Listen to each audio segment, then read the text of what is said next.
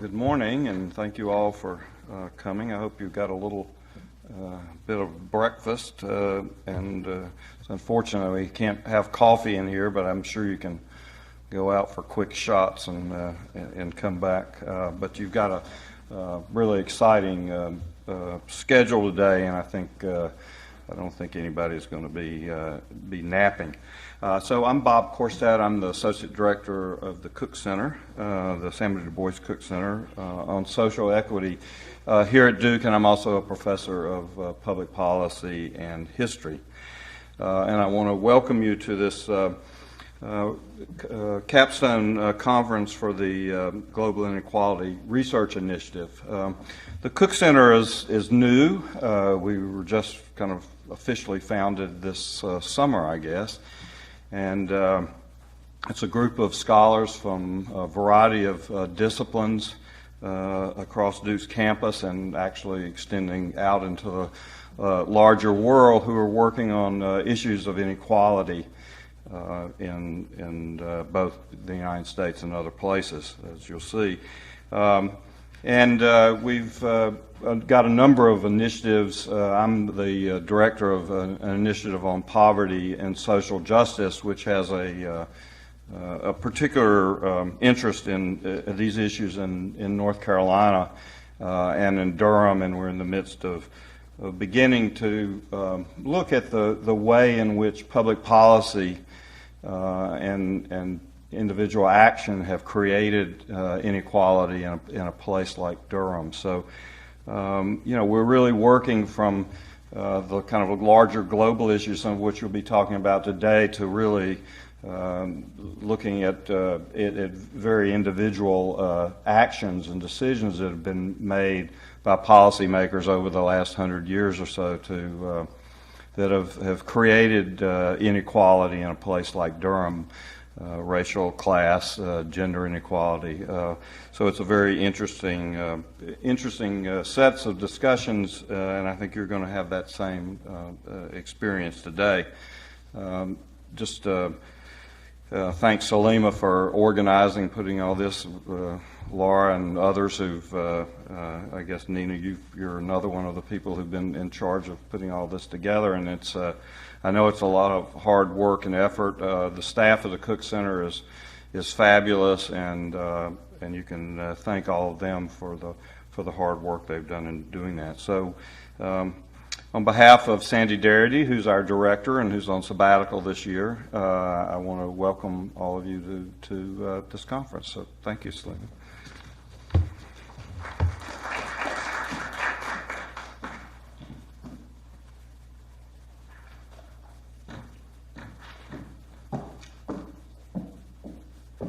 Okay, hi, I'm Laura Richmond, and I'm very happy to introduce our keynote speaker today, Dr. Stephanie Rowley. Dr. Rowley is a professor of psychology and education at Michigan, where she's been on the faculty there for over 15 years. And her research focuses on the influence of race and gender-related attitudes and beliefs on the development of children's academic self-concept. And her most recent project is an NSF-funded longitudinal study on African American parents' beliefs about science, technology, and engineering and math, and the relation of those beliefs to the socialization of their middle school youth. Dr. Rowley has served as an associate chair, an interim chair, and director of the diversity committee when she's been at Michigan. And she currently serves as one of 6 principal investigators at Michigan's center that's kind of analogous to what we're trying to do here at our center, the Michigan Center for the Study of Black Youth in Context. Also, I just want to add that Dr. Rowley has won numerous awards for her scholarship and service. And she is most proud of winning several awards for outstanding mentorship for graduate students. So her keynote address today is entitled Race, Gender, and School Success, the Case of Black Boys. So please help me in welcoming Dr. Rowley.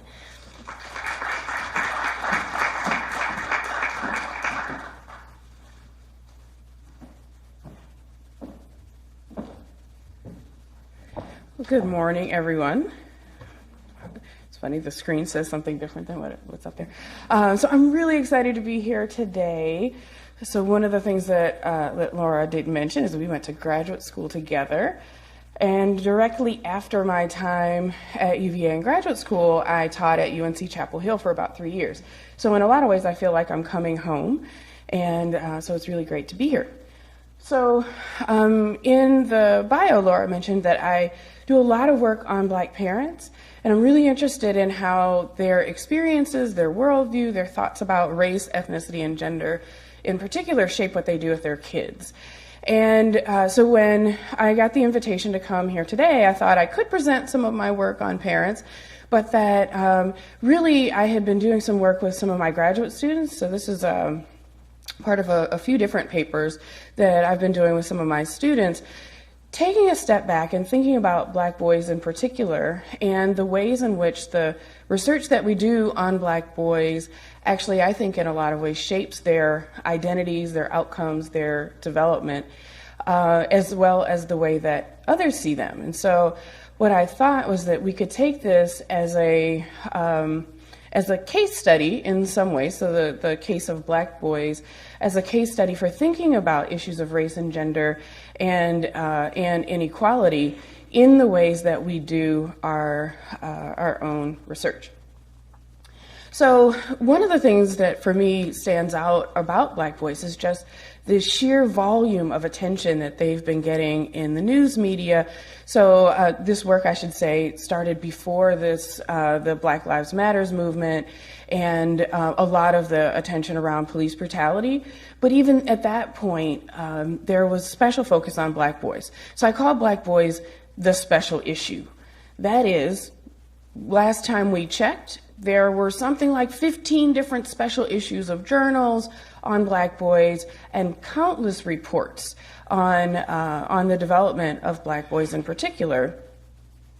The titles of these things, so this is The Urgency of Now is a report by the Schott Foundation that just came out a few years ago. So the data in it are from 2012, but it came out more recently. The Urgency of Now, Black boys, endangered, outnumbered. One of my favorite titles from actually the 1980s was No Place to Run, No Place to Hide. So there's a lot of research on Black boys that suggests that they are vulnerable and endangered. I think there's also a lot of evidence that suggests that these are true, but stepping back and thinking about how our framing of Black boys affects them and the research that we find to be interesting and important and the ways that others see Black boys and interact with them. I tried to do a similar search. So like I said, I came up with about 15 different special issues on Black boys. We have the President's Initiative, My Brother's Keeper. We have a bunch of reports by the Schott Foundation. APA came out with one of their own reports. And when I tried to search similarly for Black girls, there were actually none. So a search for Black girls special issue came up with some interesting magazine covers, but really nothing thinking about the particular issues that Black girls are facing as a coherent special issue. So my students and I began to think about how we can reframe the debate and how we can think about a fuller kind of a picture of what is facing Black boys. I should say that this framing of vulnerability of Black boys is relatively new in the long span of how we have viewed Black boys and men. So certainly there were years of Black men being viewed as just simply criminal and sort of beyond repair. There were the sort of 90s when we talked a lot about Black boys being at risk, which is similar to the vulnerability story, but with a lot of emphasis on protection, but always starting with Black boys as at risk. Then there was that little blip on the screen of at promise when we thought, oh no, Black boys are full of promise and we should focus on that. And then more recently, we've gotten back to this narrative of vulnerability, which I think sort of can sometimes overshadow a fuller narrative about what Black boys are experiencing. I should say I'm purposefully not going through all the statistics because I think we know a lot of them, and I think that's not especially helpful. So I want to talk about 3 different phenomena that we just thought were interesting and a little bit ironic. That is that they portray a different side of the story of Black boys and give us food for thought. So the first one is graduation gaps. So we'll talk about areas where Black boys are actually doing quite well. The second one is what I call the AP participation gap. That is that Black boys are under-enrolling in AP courses, and so that's sort of a source of untapped potential. And then finally, an interesting study by Catherine Riegel-Crum on early returns to participation in advanced math and the ways in which Black boys are missing out in some ways, even when they're doing quite well. So the graduation gap. So this is not surprising, I think, that about 52% of Black boys are graduating on time. That's in 4 years after the time that they start 9th grade.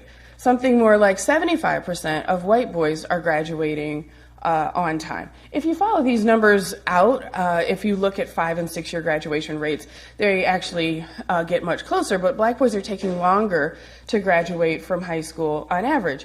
You'll notice if you imagine where we're headed if you forecast based on where we are currently, that even in the year 2050, that there will still be a gap in graduation between Black boys and white boys. Not so surprising.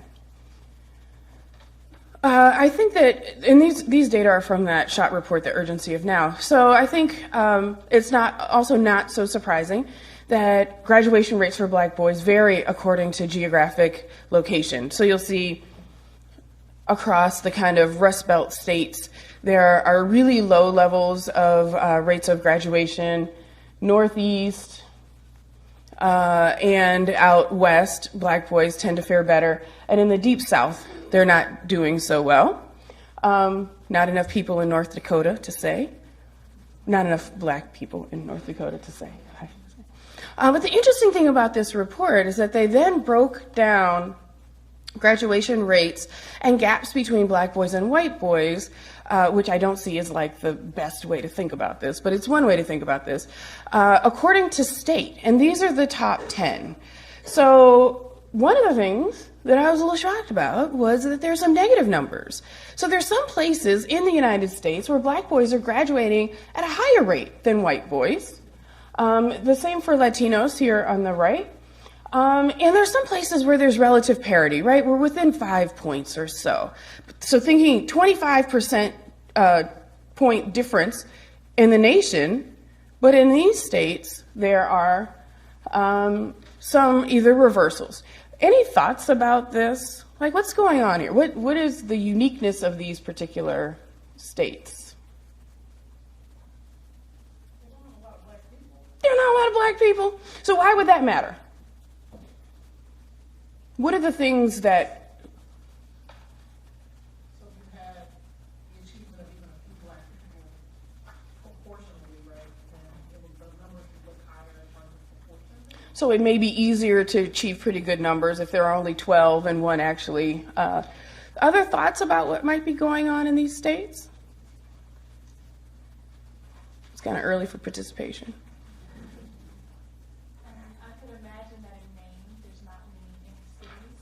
So there are not many Black people in general, but there also aren't concentrated areas of poverty and concentrated areas of Black and brown people, probably. So racial segregation is probably low in those areas. Other thoughts? So these are kind of the big things that I thought about. So a lack of concentrated poverty, a lack of racial segregation, a lack of Black people in general.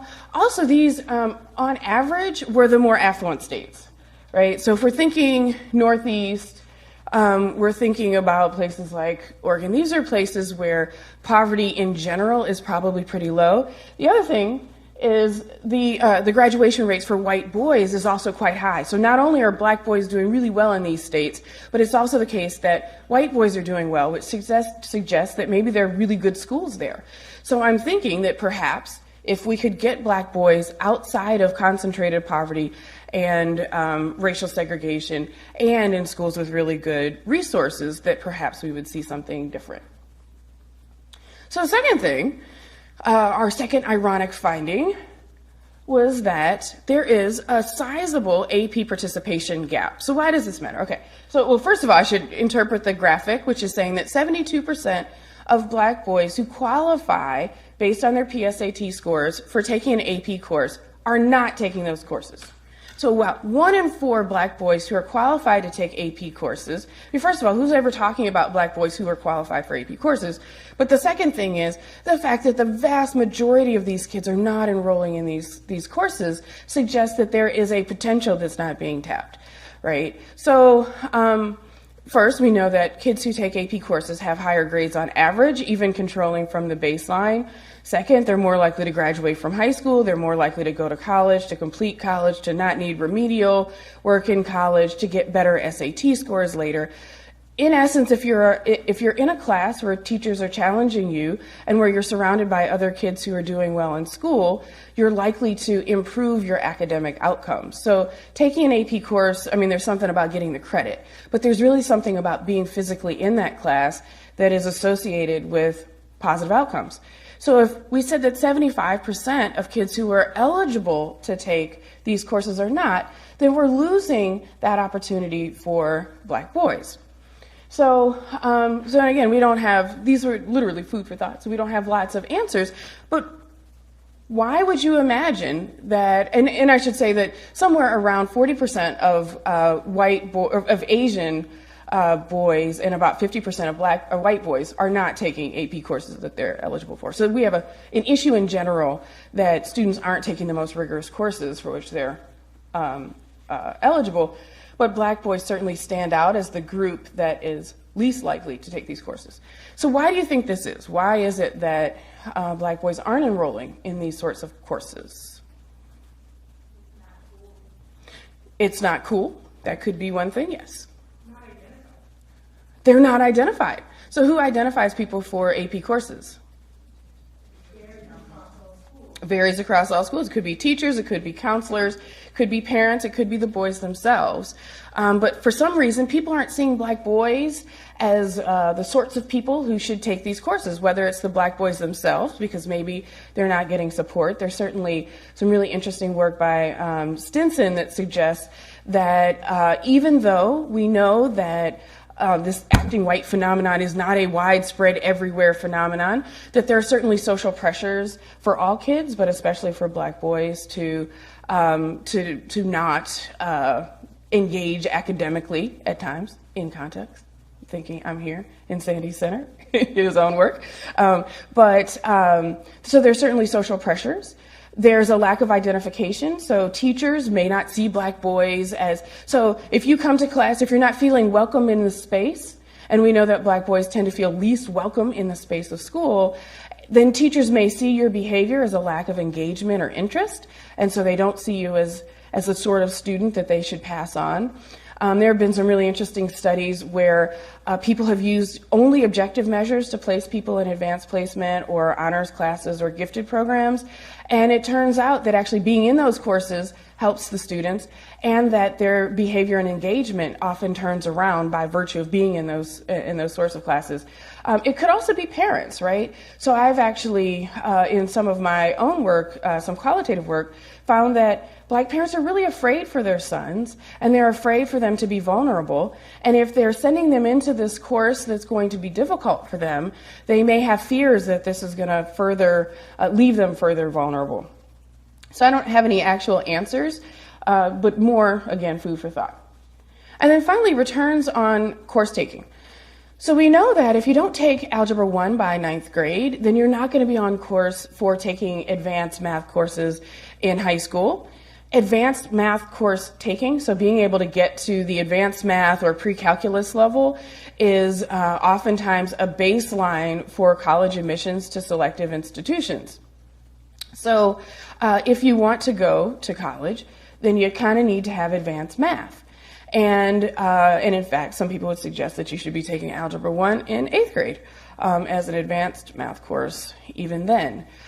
So Regal Crum in this study did an interesting analysis that said, okay, so for those kids who are starting out in 9th grade taking Algebra 1, so kids who are already on track for a college prep kind of an experience, what happens in their senior year? Where do they end up? And you can see for African American and Latino boys, they're not meeting that mark of being in an advanced math course. They're actually falling somewhere just beyond Algebra 2, which suggests that a large proportion of Black and Latino boys are not prepared to go on to selective universities without taking some remedial coursework in some cases. But the question is, why, if they're already on the track, are they falling off the track so quickly? And so you might say, well, they're performing less well. So Regal Crum came in, did the same analysis with boys who were doing A and B work in 9th grade and found the same pattern. So there's some reason that once Black boys are getting enrolled in this pathway to advanced math, that they're falling off. She didn't have any, her analysis didn't go far enough to figure this out, but thinking about the ways in which parents and teachers and the boys themselves see themselves in the school space and or see Black boys in the school space and how they are encouraging their performance, I think has a lot to do with what's happening. And again, I'll say this over and over, I think we as social scientists have a role in this if we continue to portray Black boys as vulnerable. We're putting the story out and everyone is buying it. And I think that, that teachers may be less likely to push the boys into the advanced courses, and parents may be less likely, and the boys themselves may be less likely to get involved. So in the chapter, we talk about each of these different constituent groups, the parents, the teachers, the kids. And as I sort of alluded to, we see this as what we call a perfect storm. That is that parents tend to see boys as vulnerable. They tend to see them as less capable. So these are African American parents. These are African American mothers. I should say there's almost no work on African American fathers and how they see their sons academically. The second is teachers are seeing the boys as scary and criminal, but not necessarily scared, and unteachable. And then the boys themselves are sometimes complicit with these stereotypes. So backtracking to parents. In some of my research, so I did a study with African American mothers of kids starting first grade. So these are kids who haven't even started school yet. And we asked the moms to think about or imagine what role they think race will play in their children's school experiences. And it was really very interesting to think that even before the kids had hit first grade, so before they'd even had significant school experiences, that the parents were already voicing lots of concerns. I should say lots of parents said, I think race will play a wonderful role in their lives. She's a little Black girl and she's going to go on and do great things. Or a lot of themes of multiculturalism. My kids have friends of all backgrounds and I'm really thrilled about that. My child goes to a really diverse school and the teachers are very supportive of kids of different backgrounds. So there was a lot of that. I should say that up front. But especially among the low-income parents, what we found is that the parents voiced a lot of concern about their sons. So parents said things like, I'm terrified. He's a Black boy. I know how people will see him. Again, first graders, 5-year-olds, 6-year-olds. Parents said things like, I am worried that he will be referred for special ed. That's what they do with Black boys. Some parents said, we moved him so he could go to a school with more diversity because I'm afraid that racist teachers will not be supportive of him. When they talked, again, this is primarily the low-income parents. Among the low-income parents of girls, the narrative sounded more like this. She'll be great. She's smart. She's capable. She knows all of her letters. She's reading. She has good social skills. The other big, so there were no comments about the effects or the intersection of race and gender for these parents of low-income parents of girls. Gender never came up. For boys, gender was the predominant theme. For the parents of boys, it was the predominant theme, that being a black boy leaves you vulnerable. The second thing that was interesting, especially among these low-income parents, was agency. And so a lot of the parents talked about how they would address whatever these issues were. The parents of boys were very likely to say, I'm going to be at that school every day. I'm going to make sure that teacher takes care of my son. I'm going to hold their feet to the fire. I'm going to challenge them if they want to put him in special ed. The stories for the girls sounded more like, she can handle it. She's strong. She's agentic. I don't think anybody used that word, but the point is that even in first grade, parents are seeing boys as in need of protection and girls as individuals and independent. And so you can imagine, when faced with the AP course taking question, what parents of mothers of boys will say.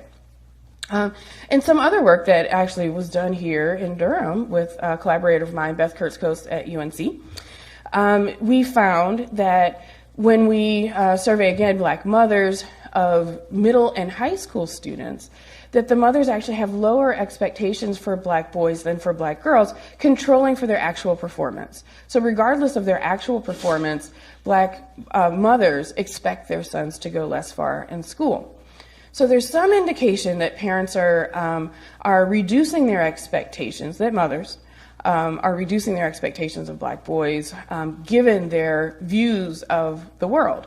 That, given what's happening out there, we know that it's a scary world. As the mother of a black boy, I can say it really is terrifying, and you really do want to scoop them up and hold them because they're being sent out into a frightening world. And the question is, what are the side effects of that inclination?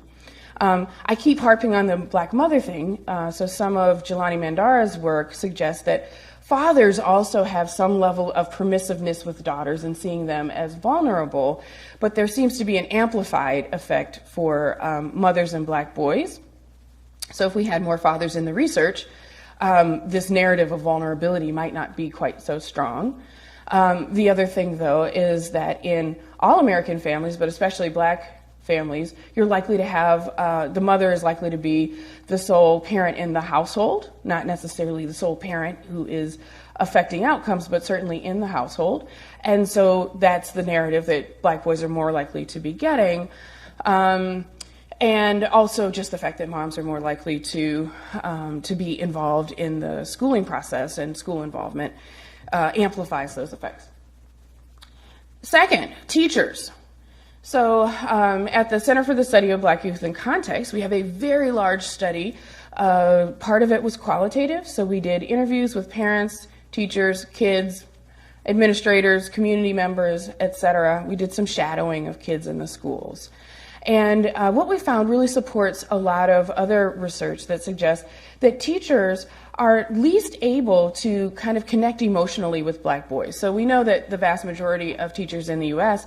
are white women. So in some ways, in terms of race and gender, they're maximally distant from black boys in the classroom. And there are a lot of teacher narratives about seeing black boys as what we call scary but never scared. That is, seeing them as threatening. So we know that teachers and others tend to see black boys as less innocent starting around the age of 9. So even when they're, to me, little bitty babies, black boys are not seen as kids. They're seen as more adult, and they're punished in ways that are more in keeping with them being adults, more likely to be arrested, to be expelled, to be suspended, etc. But if you have this sort of emphasis on negative behavior and interpreting negative behavior as more threatening than you would the same behavior from other kids, without that emotional support, it's kind of a recipe for disaster.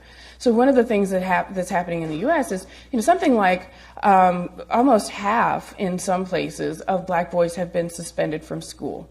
So here's what happens.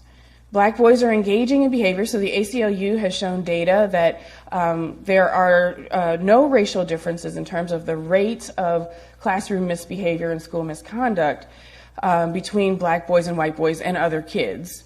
There are some differences between boys and girls, but within boys, there are no differences. But there are huge differences in rates of suspension and expulsion.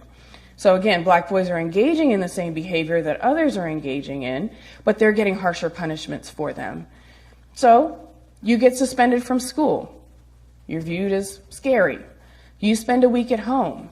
You miss instruction for a week. You miss social interaction for a week. You have a parent at home who's furious at you for a week because they may have to take time off of work or whatever. Then you return to the classroom and you walk in and there's this vision of the black boy. You know, how many times do kids get the vision of the black boy's return from suspension? And either you're congratulated for being really cool and hardcore, or you're ostracized for being the bad kid. Either way, you're losing that emotional connection to the classroom. If teachers are seeing you as scary, how are they supporting that transition back? Probably not in the most supportive way, right? If they don't feel a sense of connection and identification with you, which leads to further disruption of these processes. In my son's school, they started a restorative justice program, which, so the emphasis is on, rather than disciplining kids for bad behavior, you try to find out what's wrong. Thought that was interesting as a psychologist.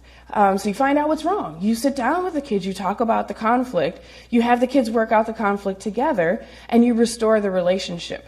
Over the course of a single year of using restorative justice practices in my son's school district, so this is Ann Arbor, 16,000 kids. His high school has 1,600 kids. There are two others just like it, just as large. And in that context, they had a 48% reduction in suspensions in the course of 1 year. Clearly, there's not a 48% reduction in misconduct, but rather it's the way that people are trained to respond to that. And so if you're seeing the kids as humans, as people that you identify as your charge and your constituents, you're less likely to send them out of the classroom and less likely to start this kind of a cycle of disengagement. The other thing is teachers often view kids as unteachable.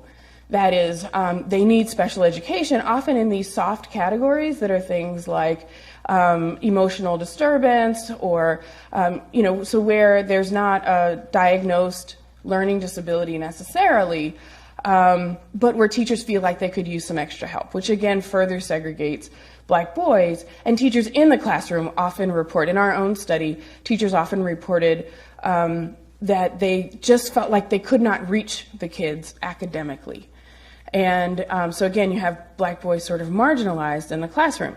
An interesting thing in our study is we interviewed black boys, they reported realizing that teachers were giving them better grades than they deserved. So oftentimes teachers are scared, and so rather than fear retribution of either the parents or the kids, they give them better grades. The boys are aware of that and are offended by that. And we also found that the boys were aware that teachers felt like they were scary and would sometimes enact behaviors that supported that view, right? So they were like, oh, she's afraid of me? Sure, I'll give her something to be afraid of, in some ways because they were offended by the portrayal. But you can see how that can be a little tricky. And so speaking of which, the work on the black boys, which again shows that there's huge variability in terms of how black boys experience school. We seem to only focus on these negative sorts of outcomes without realizing there's been some really nice work recently on counter narratives. Black boys who are doing well in school and how they manage and what that looks like. But certainly the narrative has been that black boys are under-identified with school and that they are enacting these behaviors that may undermine their own performance. So we call this a perfect storm, right? We say you have parents at home who are seeing kids as vulnerable and want to protect them. Then you send them to school where they feel completely unprotected, right? And then you send them home for misbehavior where they're again potentially protected. And so there's a lot of, certainly in our work, there's more there are more contentious relationships between parents and teachers of black boys. And you can imagine, so if you have the parent saying, I'm going to be there every day to make sure that teacher does right by my child, and you have the teacher saying, this child and this family are frightening, then it's a perfect recipe for a lot of disagreement. So in my own work, we're finding that partnerships between parents and teachers are especially fraught for parents of black boys, and especially low-income parents. So there are also middle-income parents who are, I think, better equipped to make effective partnerships with teachers. But parents are worried, teachers are afraid, and then you have the black boys themselves who are sometimes out of the classroom, sometimes less identified, and sometimes enacting these behaviors that could get them in trouble.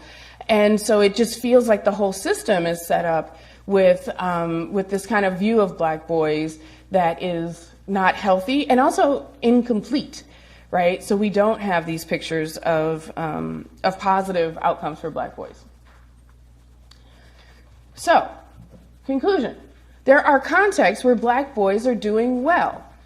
We don't often talk about them, and oftentimes when we do talk about them, they are this sort of, the counter-narrative work, where the entire narrative is about the counter-narrative, right? As opposed to having spaces where we have a fuller narrative that includes some of the vulnerability and challenge, and also areas of promise. The second thing is, I believe that our research agenda is driving a lot of this. So, as a teacher, you go to school, you want to read about black boys. What do you read about? You read the special issue that says that black boys are vulnerable. You read another paper that says black boys graduate, only 52% of them graduate from high school, and only this number graduate from college, and now this number are in jail. So we hear about these statistics all the time, and you begin to think that every child is representative of that. And so being able to see black boys as individuals, I think, requires a fuller narrative and a fuller set of research questions. Not just here they're doing well, here they're doing poorly, but really a complete narrative that focuses on more than just the vulnerability. The other thing is, I think this is an area that is ripe for intervention. So one of the things that we're working on in our group is some intergroup dialogues between parents, teachers, and the kids. So how do teachers hear what the kids are saying? How does the teacher who gives the A for a kid who doesn't deserve it feel about that and interpret that as racism, right? So she's thinking she's doing something really nice, giving him the hookup. But in fact, it's undermining his self-concept. How does she hear that? How do the parents hear the struggles that the teachers are hearing? And how do the teachers hear from the parents? And then how do the kids understand how teachers are seeing them and perhaps why? So in Michigan, for a variety of reasons, we have a lot of predominantly white districts that are now heavily African American, and teachers haven't been trained to work with these kids. And so there's a question of, if I've never been trained to do this and now I'm being asked to do this and now you're here and I'm a little nervous, if people understood that, maybe they would give the teachers a bit of a break as well. And then also parents and kids, and helping parents to understand how the narrative of vulnerability may undermine their support of their sons and their encouragement of their independence. Our understanding is severely limited. Almost all of this work on parents is with mothers. Almost all the work with teachers is on white women. Almost all the work on the boys is on low-income populations. And so we have this narrow view. So what do black teachers say about working with black boys? Or what do Asian teachers say about working with black boys? Or et cetera. And certainly the piece about the fathers is sorely missing. And one of the things that we're doing with our research center is venturing out of the inner city. And there's nothing wrong with doing research in the inner city, by the way. But we're saying, what about suburban Black youth? What does living in the suburbs, what does living in a really wealthy area look like? And how is that different than living in a low-income area? And then finally, I'm a developmentalist. And so our views of Black boys are not transactional. That is, we tend to think about how parents and teachers affect Black boys, and we never ask about how Black boys' behavior is echoed back to parents and teachers. And so how do we get in this cycle of problems, perhaps? Are there ways to disrupt this cycle? Are there things that we could do for the boys that would help them to be more agentic? So again, we're doing a lot of work with youth participatory action research, where we're getting the boys involved in social science research, and we're getting them to then be actors in their schools, so that rather than continuing this view of them as kind of sidelined or only athletes, we are getting them involved in other sorts of activities that give them agency and perhaps could disrupt some of these processes. And then just to end, I know a lot of people gave the president a lot of flack about not having an initiative on girls, and actually one of our alum from Michigan, Kim Leary, has been developing a set of things at the White House for girls of color. So that's good news. But where is the special issue on Black girls, and what would that look like? And what are the issues? I think a lot of times, because Black girls do better in school than Black boys, we're viewed as less vulnerable. But certainly there are all kinds of areas where Black girls are still struggling and need the attention as well. So to acknowledge my co-authors on the paper and my collaborators and folks I've been thinking through this with, thank you. And I don't know where we are for time, if we have question time or...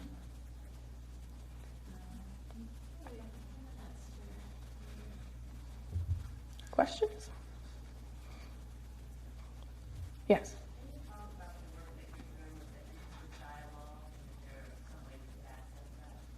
So we're just starting that work. A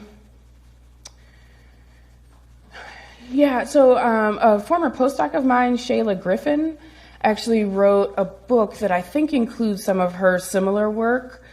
So she did an intergroup dialogue at a high school that is actually in the area where we're going to be doing our study, but she used very similar kinds of methods. I have no idea. Shayla Griffin is the author, but I don't know about the title. It just recently came out. Questions? Yeah. Thank you so much for this. I'm just thinking through one of the things, the thoughts that floats up for me too is the extent to which we should name the ways that these environments are particularly racially hostile, Yeah. right? So, so that in some ways it's not just that, boys are sort of not identified, but sometimes they're actively discouraged. Yeah. From being in these classes, and sometimes they don't want to be in spaces that are mostly white, not just because of the active white thing, but also because they might not want to spend all their time with white kids all day, right? And often they don't have the language for that, but it is, so to me, I wonder sometimes if the disaffection marks an intuitive sense that these are racially inhospitable environments. Yeah, I think so. So again, going back to my son's high school, they developed a program called Rising Scholars. So one, I think just the willingness of teachers. So part of Shayla's intergroup dialogue project was to get teachers to be able to see that school is a racially hostile environment, and to hear the students talk about the pain that they experienced in the environment was really powerful for the teachers in a lot of ways. So rather than going to them with a bunch of research, actually hearing back from their own kids.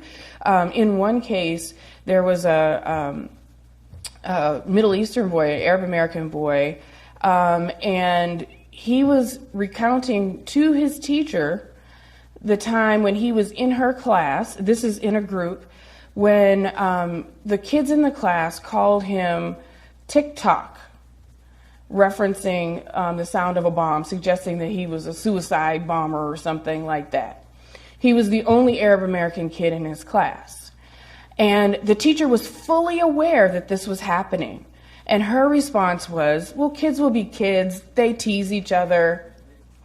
And it was interesting because in him being able to say that to her and her understanding his pain, then she could then think about how to act on that. And then the brilliance of Shayla's program was then to come back to teachers and give them the language to talk about race. So in this case, it was a school that had been 100% white, very rural. Everybody was going to be a farmer. And then all of a sudden, it's, turning into a middle class and, 30% black area, very different.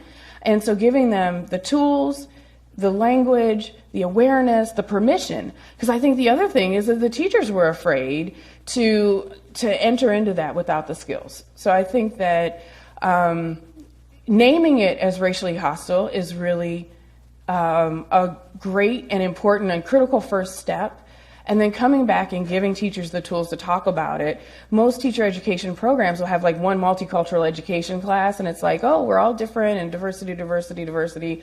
But they're not actually, how do you confront discrimination when you see it? How do you confront your own racist thoughts and inclinations and your bias? How do you learn to connect with someone who's quite different from you? These are all skills that have to be practiced in advance. So I think that that's really critical. So I was going to say in my son's school, it's right next door to the University of Michigan. People came in, they did some workshops. They said you need to do some, but they started a program in concert with the University of Michigan that would help to create a critical mass of students of color in AP courses by identifying them early, creating a class where they could identify each other and then travel through the school system, and by having a single counselor who does all of their scheduling. So the counselor would say, no, this person really needs to be in this course. So I think programs like that, I think, are really helpful, because I think, really the tools are important. I don't think teachers have bad intentions. I think they have good intentions. They want to help kids. They're frightened and unskilled in some of this stuff. Other questions? Yes. I was thinking about with some of your work and these interactions is having this both the students, the parents, and the teachers talk about what they feel is normal, especially in low-income communities. There's always this one group. So I know for me, I grew up in a working class area, and if you made it into the gifted class in third grade, those kids got funneled all the way through high school. Absolutely. And nobody else was invested in. And so, and that was considered normal for 40 kids out of the school, 3,000 high school kids, to be the ones that all the energy got invested in. And just really talking about that, about what are the other opportunities that are made available in the resources. So thinking about this broader, how would you explain that to teachers about, why are we making a Messiah out of a 9-year-old? Yeah, which is really hard too, because I think there's a natural teacher narrative that says the kids who are doing the best in school deserve the best of all resources, which to me is exactly backward, right? So no, you want to take the kids who are struggling and give them all the help and support that they can have in order to do better. But what we do is we give our best teachers to the AP classes, to the honors classes, to the gifted. You give them all this extra enrichment. Like, this is so backward. It's mind-boggling that you say, because you're gifted, we give you more. And so you get special, I was in a gifted program. We got special field trips, and we got to leave the classroom, once a week, head held high. And then the shame of the kids who were going for special ed, who were, sort of paraded out in the same way. And, what does that do to the identity of the kids? I knew I was smart because I got to go to, whatever. So I think, some of it is in policy. Some of it's hard, right? Because who is paying for, who is willing to campaign for the millage to raise funds to have a gifted program, right? Who are the people who are going to come to the school and complain if you give the better resources to? So it's got to come at a policy level. We can't expect people out of the goodness of their hearts to see this, because people are very self-interested, especially when it comes to their kids. So again, at my son's school, one of the things, the assistant principal said he literally looked through every kid and their grades and their background and their test scores, and he personally found mismatches in their course placements. This is one guy, though. It's not a school policy. It's one guy who felt like doing that. And so I think at a policy level, we've got to do something that that compels people to do, these kind of bigger things, the early tracking, and other things that we know that are not associated with better academic gains for the school overall. That's the other thing. People are convinced that if you help the really smart kids do even better, that the whole school does better. And it turns out that that's simply not true. Other questions? Yes. So in my previous research with parent involvement and student engagement, we came across this issue of parents who work second or third shifts not feeling connected to the schools. And so I was wondering if your work with the Center for Black Youth in Contact had any way of addressing this issue or had considered it in trying to facilitate the relationship between parents and teachers. So, no, in answer to your question. But I do know there have been some other programs, some really highly successful programs where people got very creative. I mean, the obvious one is just is bringing other people to be involved, but other sources of communication like sending notes home, phone calls, emails, etc., that are accommodating. So there's a low-income school in our area that has 98% parent involvement as far as conferences. They do childcare at the conferences, they do food at the conferences, and they have unusual time. So they'll have, that first very early morning conference so that parents who are getting off of that shift are able to come in right after work. But I think the principal of that school said to me, there is no parent who woke up today and said, I really don't care how my child does in school.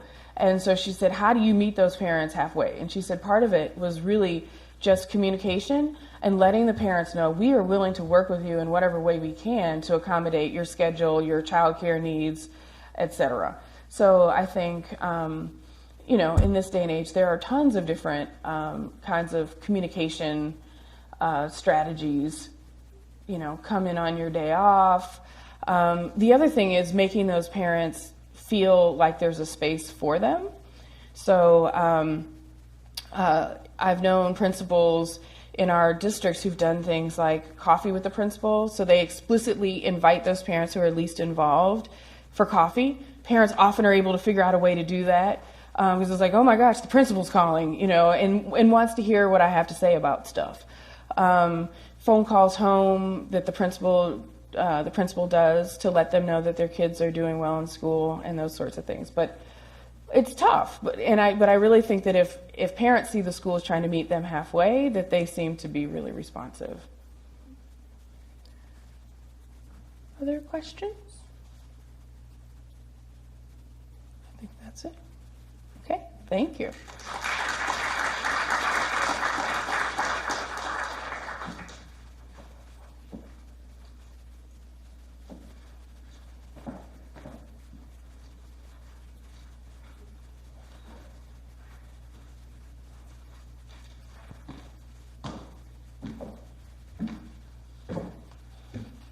Good morning. My name is Salima Elamine, and I serve as a senior research associate in the Samuel Du Bois Cook Center on Social Equity. I also serve as the program coordinator and the lecturer in our GERI series. So as many of you have seen, this is housed up under the Cook Center, but it's actually the global, GERI stands for the Global Inequality Research Initiative, and so we call it GERI for short, and that is a program within the Cook Center. And so this semester, our focus or our class was on race, class, and psychology. And so it was team taught with myself, Laura Smart Richmond, and also Nina Smith. And every semester, the title or the theme changes. We really look at intergroup disparities. We've had some previous conferences in Capstone's on global blackness, looking at measures of human well-being. In the spring, we'll be looking at the social determinants of health. next fall, we'll be looking at energy and inequality. And so we really look at global issues and global disparities, and we try to focus on that. So the theme actually changes every semester. And so you'll be hearing from some of our students later on that you actually have four student presentations that have gone through the class, and they'll be continuing to work through the remainder of the semester. And so they'll be presenting, and it's a really great theme that's going on. Some of the things that you've already heard, but our students will be presenting on Alive and Uninjured, Racial Gaps in Educational Attainment, a Global Comparison, the School to Prison Pipeline, and then also the Health Zoning Paradox. So again, I just welcome you. I send you greetings again on behalf of our director, Dr. William Darity, and also the director of the Geary program, Dr. Jay Pearson, who is away this semester as well. And so next we'll have a panel. And so if all of our panelists are here, you all can come on up, and then I'll go ahead and give our panelists introductions. Thank you again, Dr. Rowley, for that wonderful, wonderful address. We're just so excited for you to be here, that you're able to grace us with your presence this morning. And as they come up, I'll go ahead and start introducing. Thank you. I'll go ahead and start introducing our panelists as they come up. First.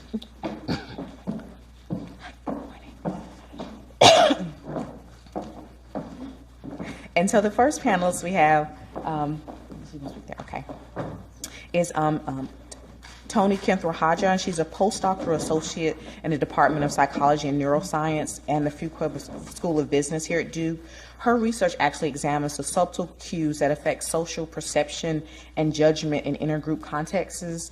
Additionally, she studies how prior record biases, criminal sentencing, employment, and hiring decisions in support of the ban the box. Her research is also in the educational domain, and so her title is, and she looks at, investigates how subtle linguistic cues that signal fixed versus growth mindset about intellectual critical feedback about students' persistence and motivation following setbacks in the educational realm. And so she'll be talking with us today about the first name bias in the classroom, workplace, and courtroom. And I'm sure after Raven Simone's comments, we're excited to hear what she has to say about that. And after that, we have Jonathan Livingston. He's our next panelist, and he's an associate professor of psychology at North Carolina Central University. His areas of interest include African American psychological well-being and the cumulative effects of racism and social inequalities on African Americans' mental health and health disparities. He's taught a range of classes in community and personality and adolescent psychology, research methodology. He also serves as a director of an outreach and export grant, a project that evaluates the effectiveness of ways to reduce health disparities and educate the African American community about alcohol and substance abuse, cancer, cardiovascular disease risk, and he currently serves as the lead research faculty for the College of Behavioral and Social Sciences. And the title of his talk today is Images of Us, a historical analysis of how American media images have influenced identity development and self-perception among African Americans. Our next speaker or panelist is Dr. Laura Richmond. She's an assistant professor of psychology and neuroscience here at Duke. She also team taught the class for this semester. Her research focuses on the ways in which people respond to criticism, social hierarchies, status and power. Her research program examines how social experiences affect health behaviors and downstream health outcomes. And so her talk today is on stigma and implications for health. And our final panelist is Dr. Makiba Wilborn. She's an assistant professor here in Duke at Duke University's Psychology and Neuroscience.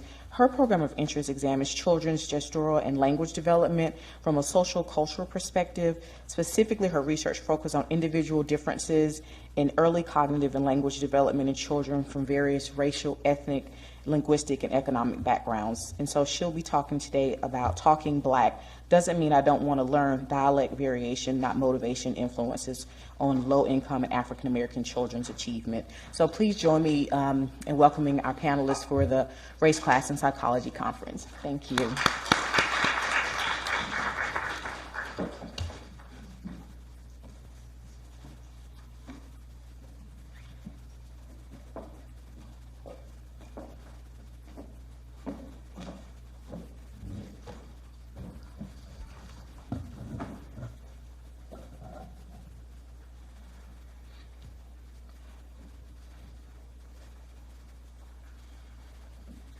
Good morning, everyone. So, names, they are pervasive and they are powerful social cues. They are central to the self and to one's identity. However, what I want to talk about today is the way in which names play a prominent role in our interactions with others and in our evaluations of others. I will present several studies showing how names have the potential to contribute to inequality by shaping important outcomes, such as who is viewed as competent, who is hired, and how long someone is sentenced to prison. Specifically, I'll present some data showing how names as a recurrent social cue biases judgments and decisions by influencing a key psychological process that we all engage in every day, and that is social perception. So to help us in our daily interactions with others, we constantly categorize people into social groups. And this allows us to use our existing scripts and knowledge about groups to help us discern how we should interact with individuals from particular groups. And so we might use cues such as race and gender, but also cues such as nonverbal cues, verbal cues, and even identity markers like hairstyle and clothing. And what's interesting is we actually go even further than putting people into groups. We try to discern what type of group member an individual is. So what type of woman is this person, or what kind of African American is this person? And these subcategorizations are actually very consequential. So studies have shown that, for example, African Americans who speak Ebonics are discriminated against much more than those who speak standard English. Now, in my work, I look at how names as a social cue of identity is used to discern what kind of group member an individual is. So specifically, I look at how Anglo versus ethnic minority names are used to infer whether an individual identifies more with the mainstream American culture or their ethnic culture. And then how does that shape how one views the individual and then their downstream judgments of that individual? So an example of this is, how is Black Jamal perceived versus Black Jake? And so does Black Jamal face more discrimination than Black Jake? And so we've hypothesized that people will apply social stereotypes more towards individuals with ethnic minority names, and as a result, these individuals will suffer more discrimination. Now, before I talk about the specific studies that we ran, why might we predict in the first place that names would affect social perception? Well, first, we know that names arise early in interactions. We immediately introduce ourselves to others by sharing our name, which means that names have the potential to impact the trajectory of an interaction by shaping our first impressions of individuals. That also means that names have the potential to shape how we view individuals down the road by affecting the way we process information later information about the individual. Names also recur repeatedly, which means they can have large compounding effects. And finally, names are more transient than other markers of identity, such as hairstyle or clothing. So it's fairly important to understand the relative stable marker of identity, such as names, and their role in social perception. Now, a second reason to understand the role of ethnic minority, to hypothesize why ethnic minority names might alter social perception is that names are very closely tied to race and culture. So much so that researchers have in the past replicated common racial bias findings just by using names. So we're all probably familiar with Greenwald, McGee, and Schwartz's IAT study that showed they were able to replicate the pro-white bias just by using stereotypical black and white names. Similarly, there's the famous audit study using resumes that came out of Harvard by Bertrand and Mullinaden that showed that Emily and Greg received more callbacks than Jamal and Keisha. And in these studies, they used names as a proxy for race. And so as a result, they inferred that their findings were an indication of racial bias. But we sort of asked, could it be that the employers were not only inferring that Jamal and Keisha were African American, but that these were particular types of African American? And what we hypothesized was that they inferred that these were individuals who who identified more with the African American culture than the mainstream American culture. And then what are the consequences of that? So we asked, are candidates who, among all African American candidates, are Jamal and Keisha discriminated against more than Greg or Emily? Now, a third reason to think that names may shape social perception is that when names are somewhat under people's control, they use them to strategically impression manage. So for example, we all know someone that uses a shorter name or a nickname to appear more approachable. So for example, William might go by Bill.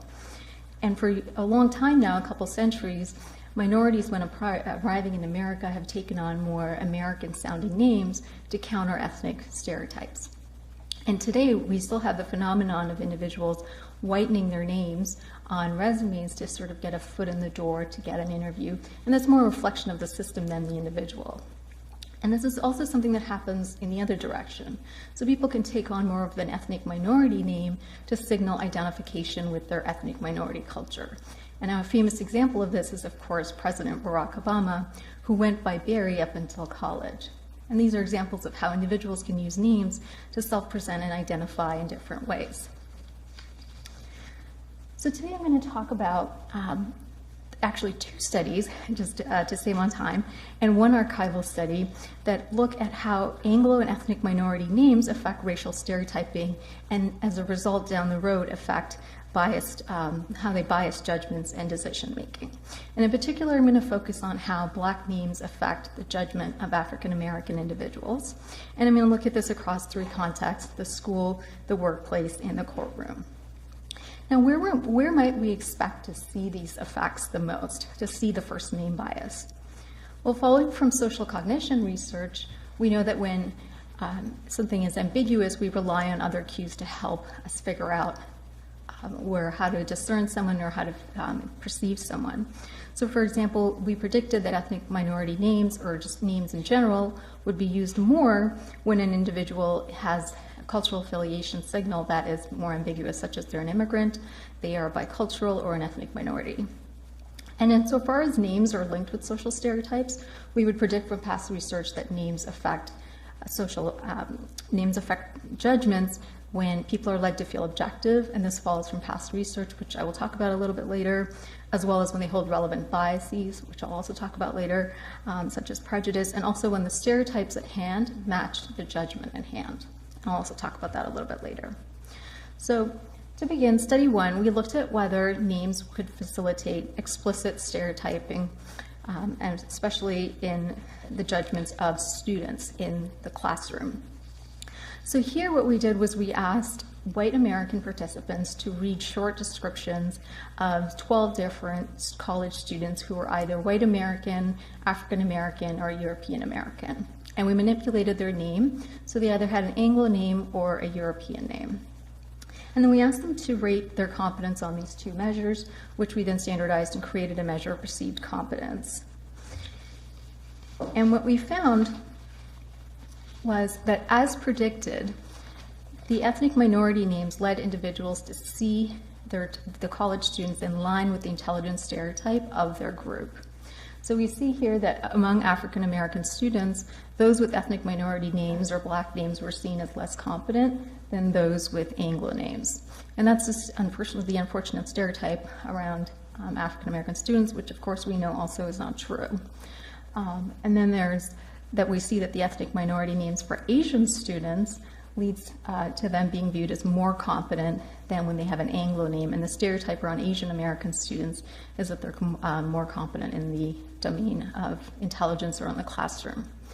And I think this study is particularly interesting because it shows that ethnic minority names don't just lead to a negative bias or negative perceptions, but perceptions that are consistent with the stereotype. So this is a phenomenon that's dependent on the context. So here this is being driven by the domain of intelligence and by the stereotypes in that area. And we see here there's an example of positive stereotyping. So next we wanted to examine whether name-based racial stereotyping has downstream consequences for hiring decisions. So if African American students are viewed as less competent when they have a Black name, are African American candidates also less likely to be hired when they have a Black name? And so in this study, what we did was we had, again, white American participants read about one applicant about whom we provided extensive information, and we had them think through with great consideration whether they would hire this person for a study. Now, we know from past research that when individuals are given a lot of information about someone, stereotypes tend to be muted. So we might predict that there would be less bias, or in fact, we wouldn't see the name bias. But For our study, what we predicted, in fact, was based on past research that when people are led to feel objective, we would actually see this name bias. And this follows from past work showing that when people are led to feel objective, they tend to rely on their introspections and their beliefs. And this is a common problem that we would imagine for people who are in positions of power or authority. So what we did was we had participants evaluate a male or female candidate, a male candidate for the role of an industrial manager and a female candidate for the role of a gender studies professor.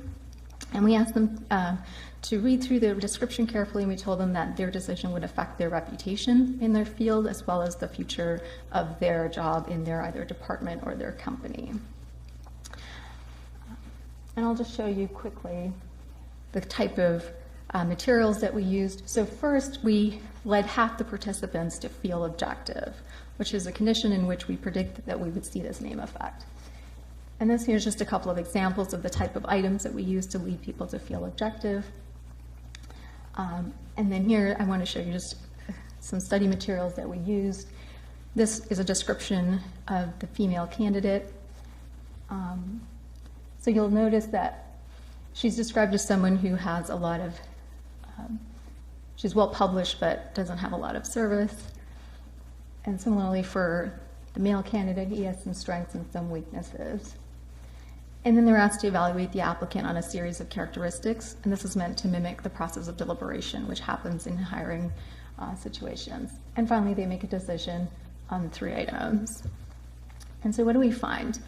So we also measured participants' prejudice using 2 items, the social dominance orientation scale and the modern racism scale, and we would predict that those who are more prejudiced would exhibit the name bias effects more. And that's actually what we see. So if you look at the graph on the far right, that represents subjects who are low in prejudice. And we see that there's no effect of name in both conditions. But if we look at the graph on the left, and you look in the control condition, there you see there's no effect of name. So participants are saying they're just as likely to hire Emily and Tyler as they are to hire Ebony and Tyrone. But when they're led to feel objective, they're more likely to hire Emily and Tyler than Ebony and Tyrone. And so the takeaway from this really is that when people are more prejudiced and led to feel objective, they're more likely to hire candidates with an Anglo name than those with an ethnic minority name. So now I just want to move quickly into the criminal justice context, and I'm going to just skip over one study here to save on time. So I want to move right into the real world study that we did. What we did was we analyzed 293 prison sentence records from the Florida Corrections database.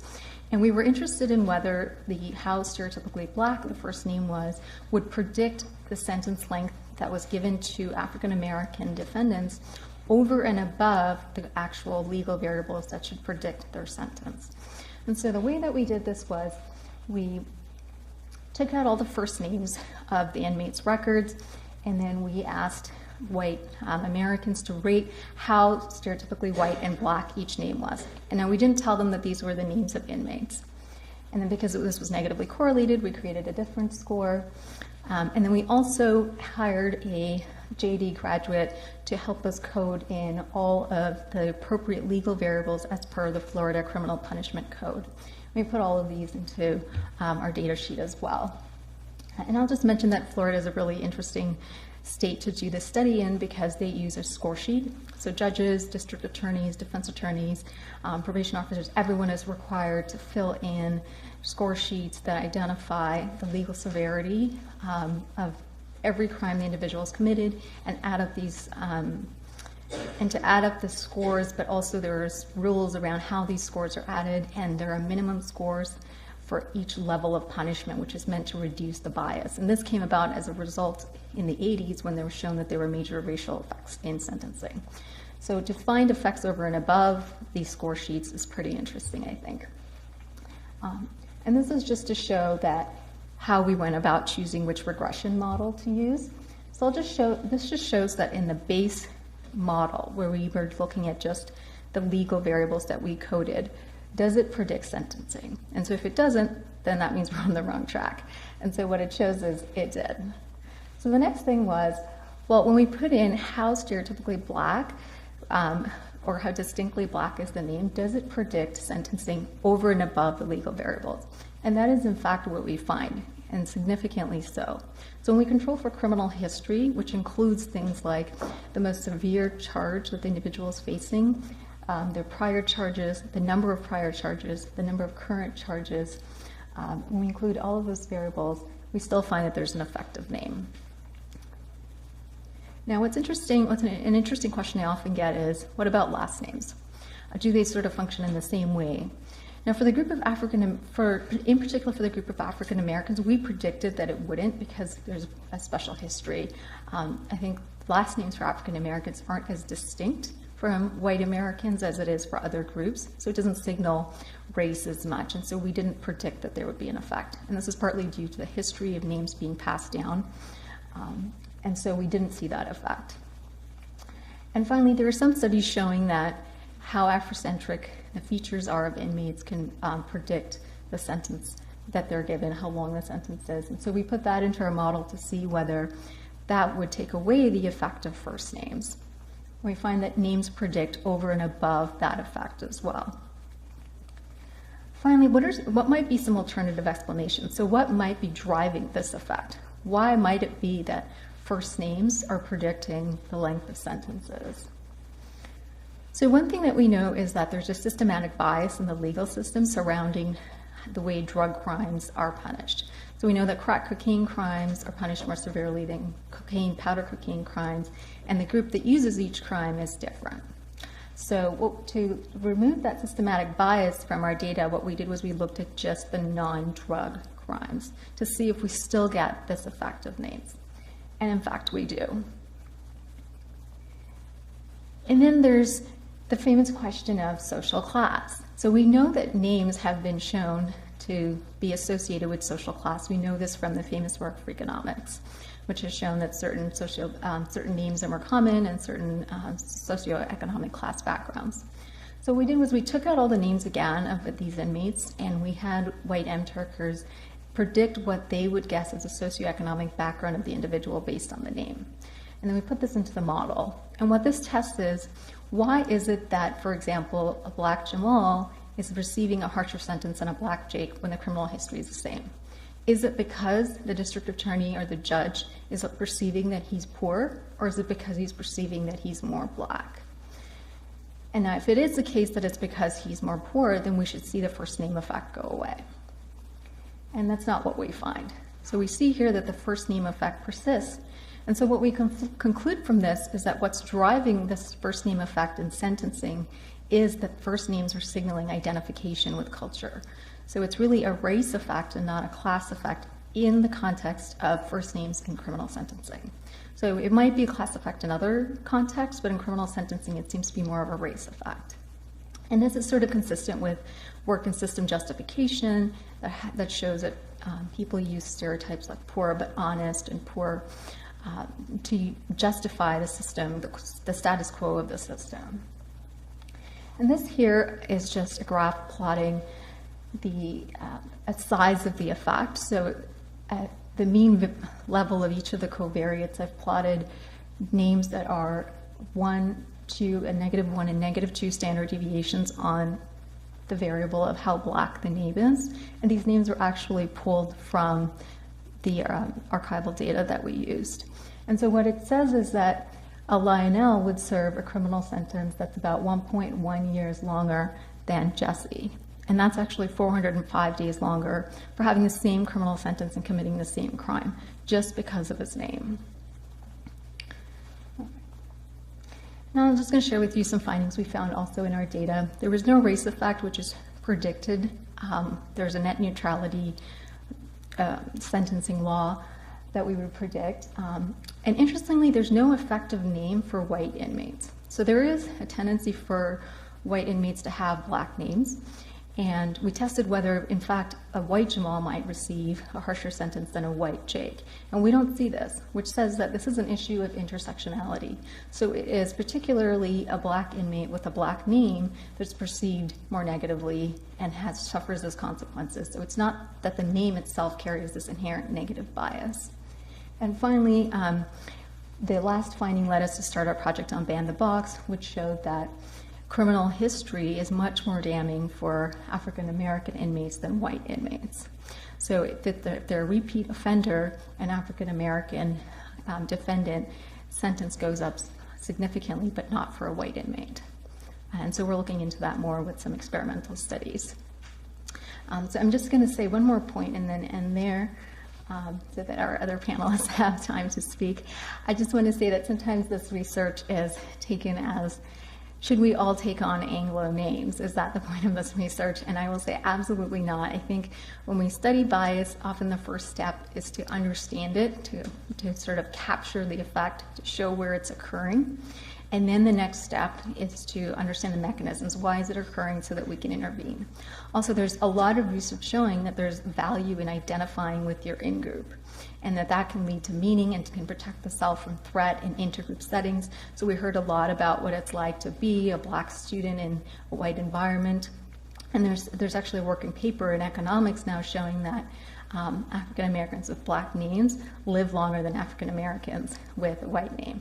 And we would predict that from a lot of the studies on belonging and meaning. So after all of this, I want to tell you that it's not to say that we all need to take on Anglo names. It's just to show these sort of slices of moments in which there is bias. But and so as to the question of what is it that we can do, of course there's, we can redact the names, but we know that that might not be enough because, we can redact race and gender, but we know that might not be enough because names carry biases themselves. And one thing might be to use ID numbers, but that risks dehumanizing individuals, especially in the criminal justice context. So what I would recommend is making people simply aware of the first name bias. And Benajji and Greenwald have lots of work showing that just making people aware of a bias can help attenuate that bias. And I think that would be particularly effective for the first name bias because it has a component of an irony to it. I'll just say a little bit about that. I think the first name bias is interesting because people assume that it's a marker that carries just an individual identity, and therefore it's okay to rely on a name to make a decision. But really, it carries both an individual marker and a group marker. And so by relying on the name, it drags in these sort of associations or ethnic associations related with group markers, which is what's leading to these group-based shifts or these biases and discriminations. So I think making people aware of the name bias in itself can do a lot and take us a far way in just eliminating or attenuating this bias. So I'll end there and take some questions. Thanks. Right after, okay, great.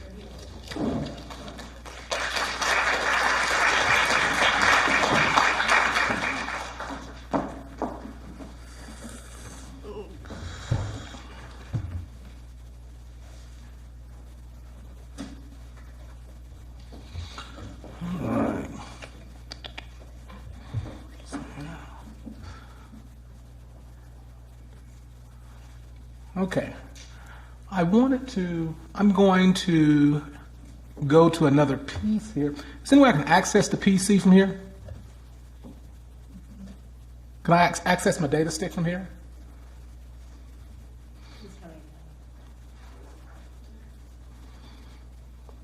And I thank you for giving me this opportunity to come here and speak. And moreover, I'm excited that there's another African American male here. This is my third presentation on issues that impact African American males, and there's so few of us at each of these meetings. And given that nature, I wanted to shift just a little bit, if that's okay, and I won't take up as much time. Because I wanted to provide some context. I just want to open up this data statement. You want to leave that one open with this? Go here to the computer. To a data stick. USB stick is here. Oh, put it there. No, here. Okay. If you need to load something else. Yes. but I wanted to provide some context. As Dr. Rowley indicated, there's a different story, there's a different narrative, and I've been trying to figure this narrative out for years as it relates to African American males. I, like her in the 1970s, well, she wasn't back in the 1970s, but I experienced something a bit different from most African American males, in that I was pushed to be successful. I was put into AP courses, or we called it AG at that time, and no one picked at me for being intelligent. I didn't experience those issues. So in coming back to North Carolina Central, I had to try to make sense of this. And coming back to North Carolina, I had to make sense of this because when I left North Carolina, it was expected for me as a black male to succeed. It was expected for me as an African American male to be uncompromisingly honest and be of good character and good ethics. So when I come back to North Carolina, I struggled a bit in trying to understand what had happened. Oh, and I'm struggling to open this. Do you see the document up there? Yeah, so we took to close that dialogue box. Okay. All right. I think it's going to work. I think you have to close the box. All right. I wanted to start here because I think context is tremendously important. And I wanted to start here before we begin to talk about this issue of identity. There's some unique challenges that are faced in the African American community, and I think we have to begin to talk about them. And they kind of inspired me to want to do the kind of research that I do. And I could put up a number of studies that my students and I have done on HIV/AIDS, diabetes, health, and identity. You can read them in some of the papers that they've been publishing.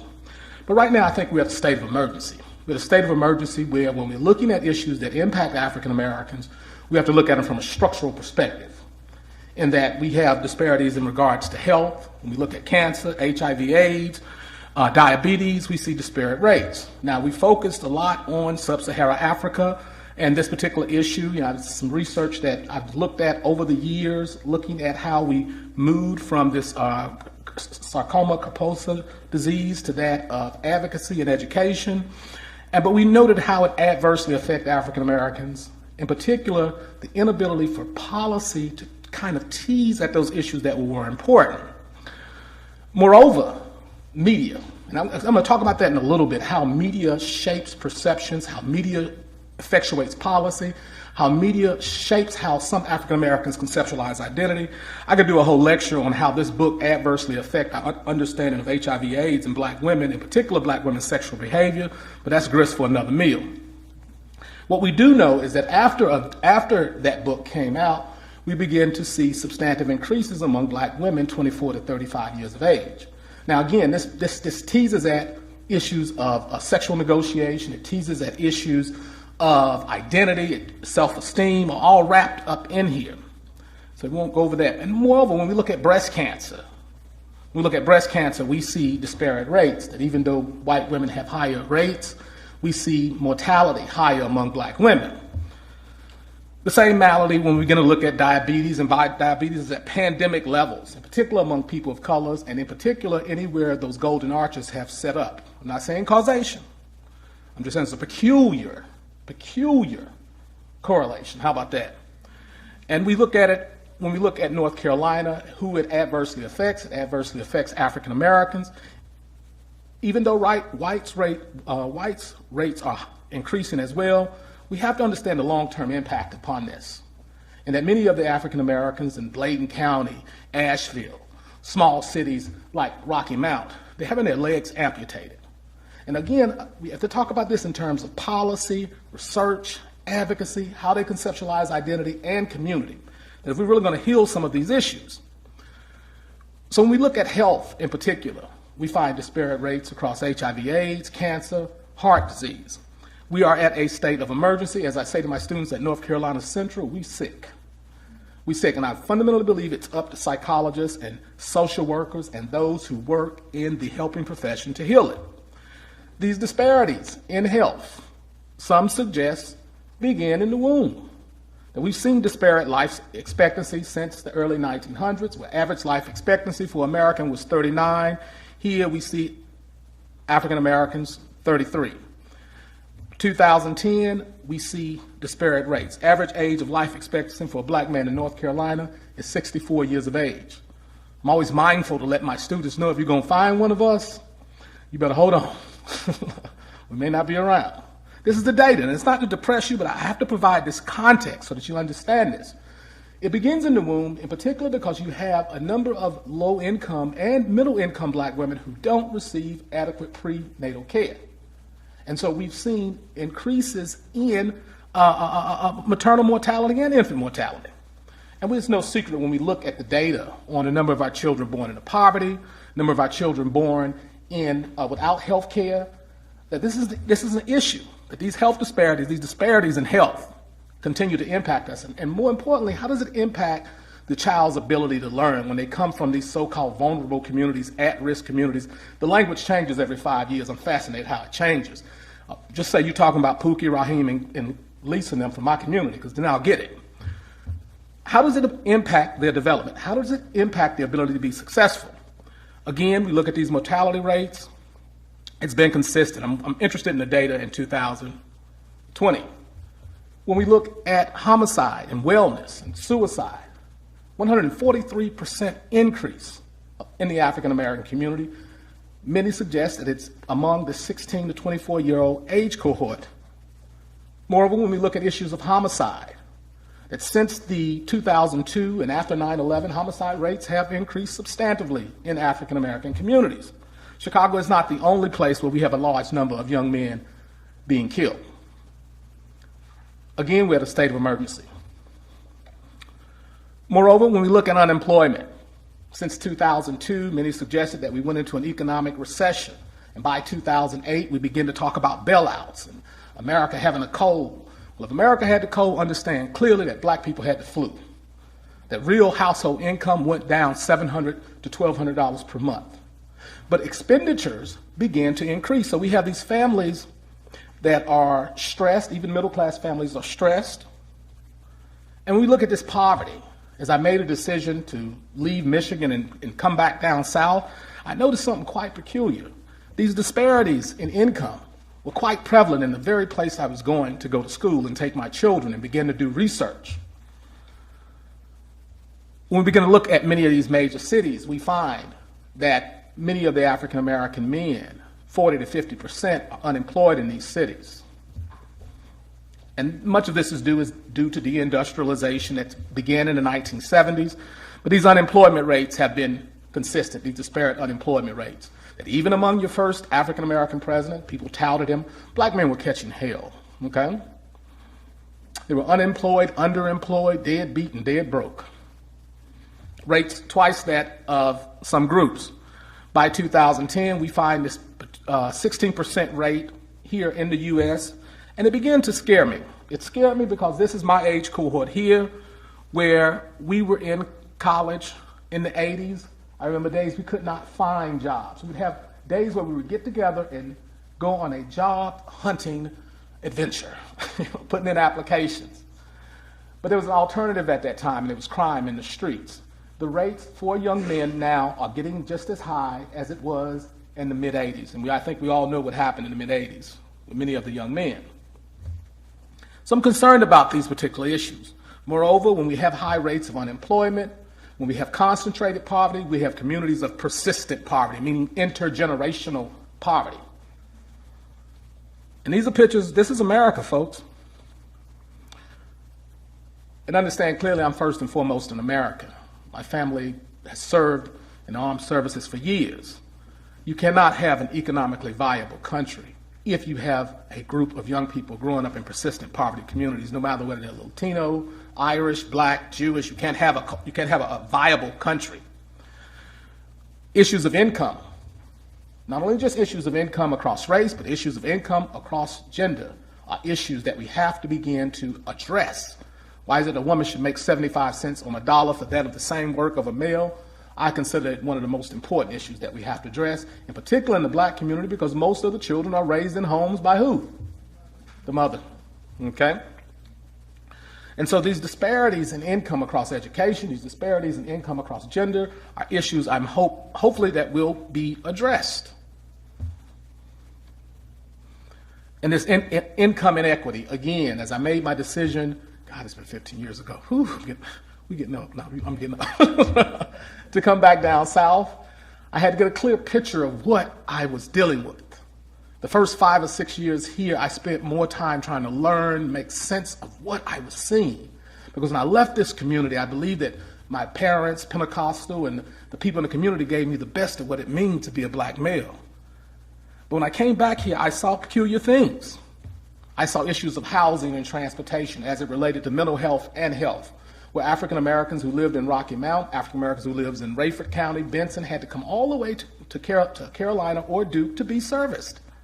They had to drive 2 hours. Even if they had an acute condition, whether it be mental health or health, they did not have a medical health care facility there.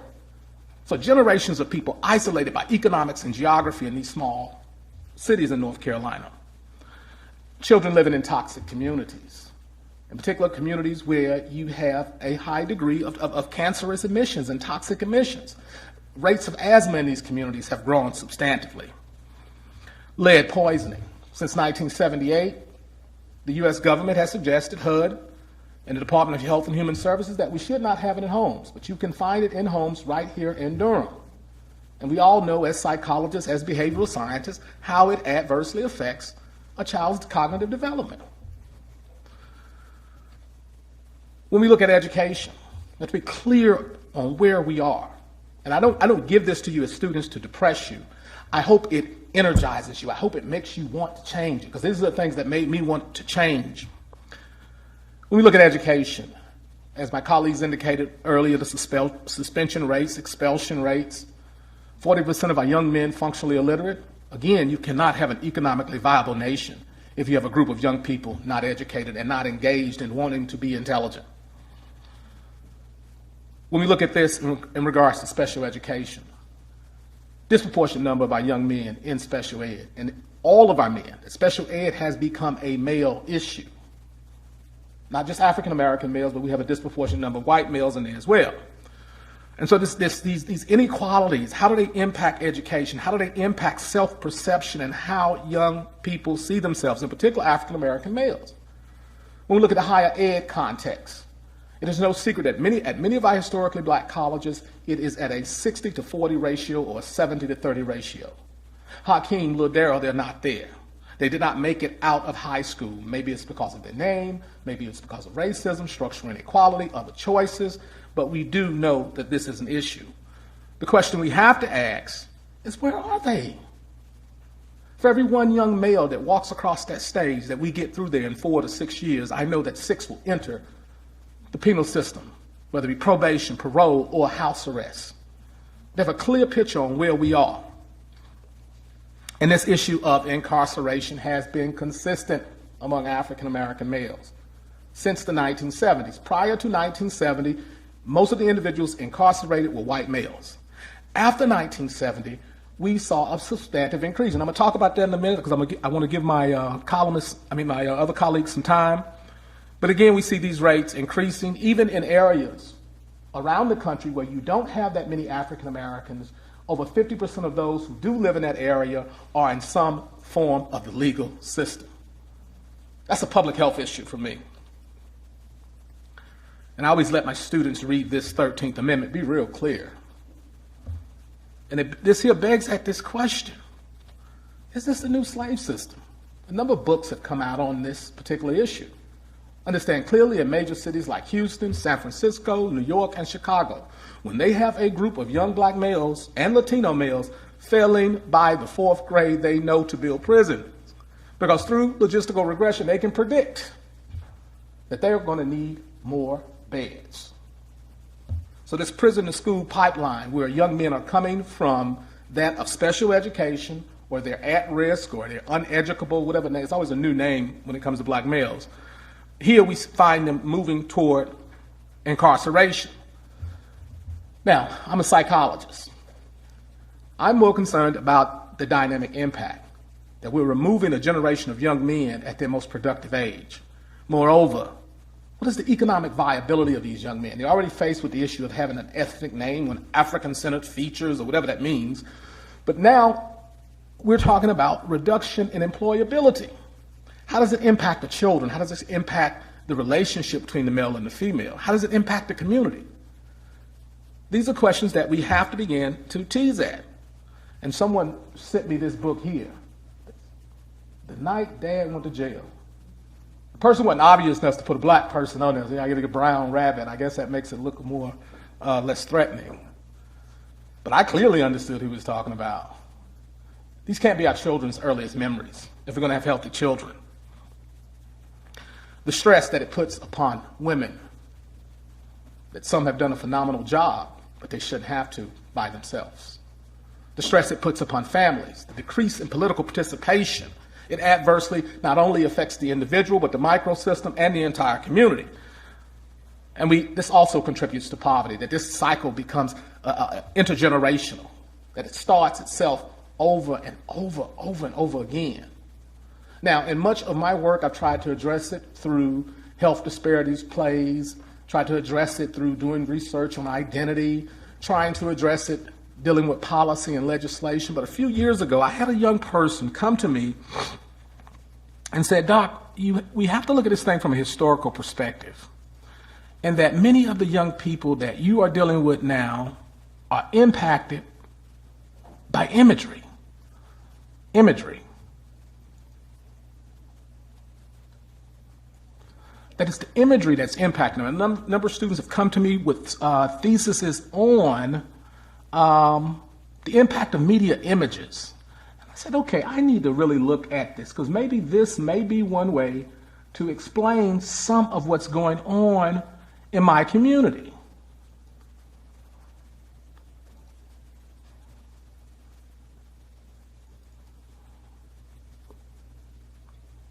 And I began to look at images, how African Americans are viewed in the dominant culture.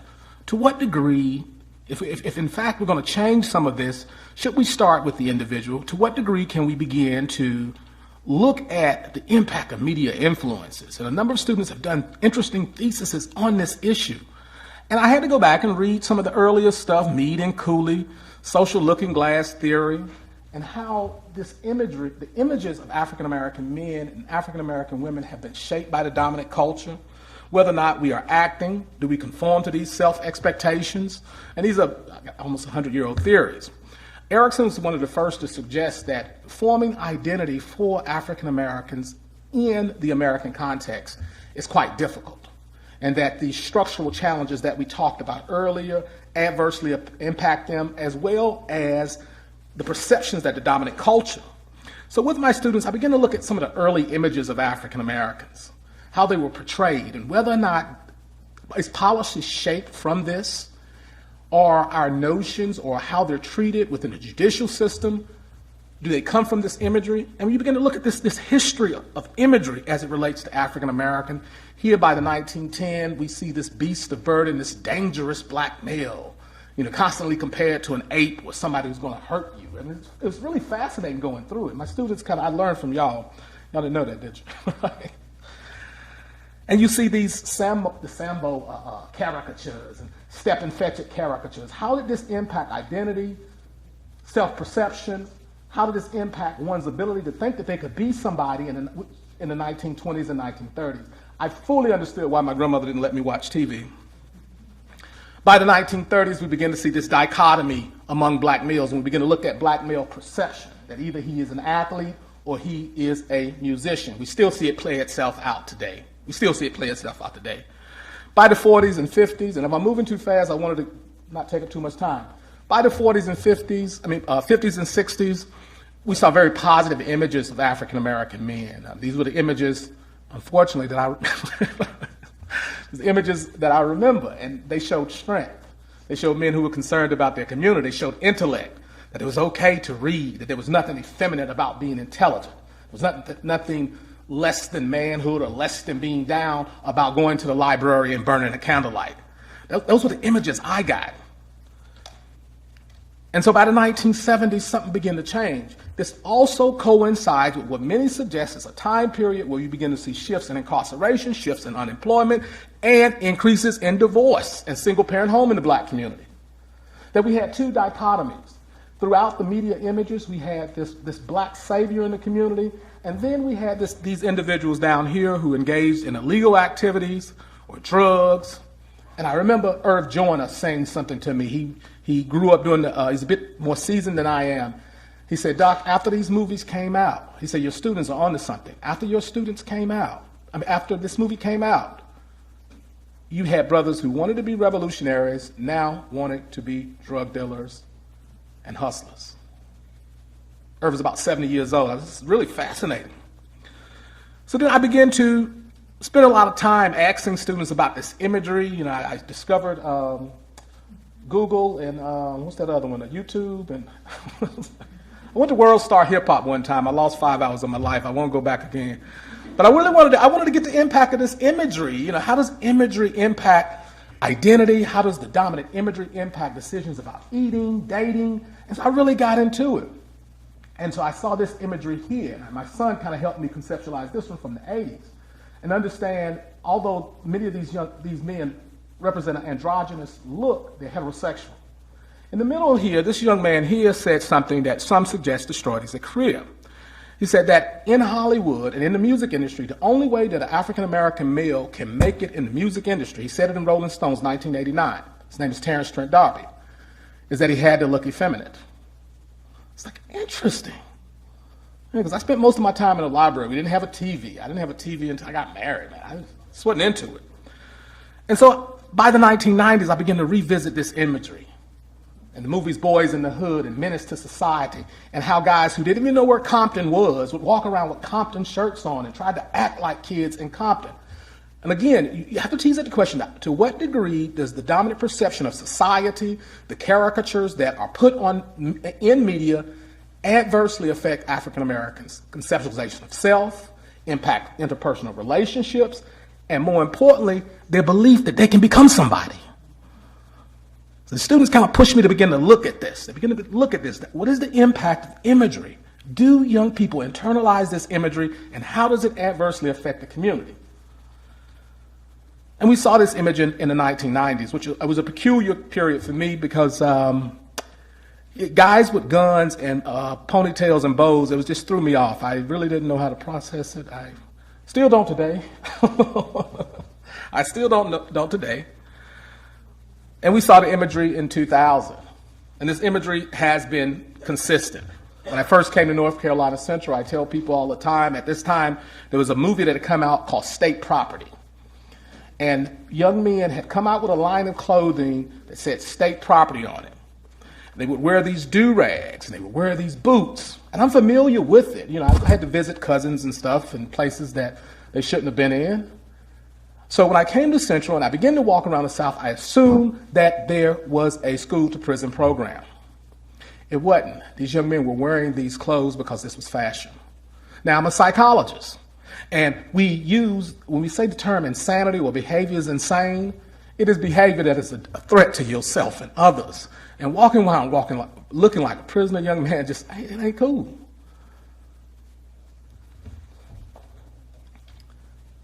And so the imagery of these young men is what I was really concerned about. And we saw the same with that of women when the young people began to get me to go back and look at the imagery. What's the impact of media images and how the dominant culture sees young women? How does it impact the self-perception of who they are?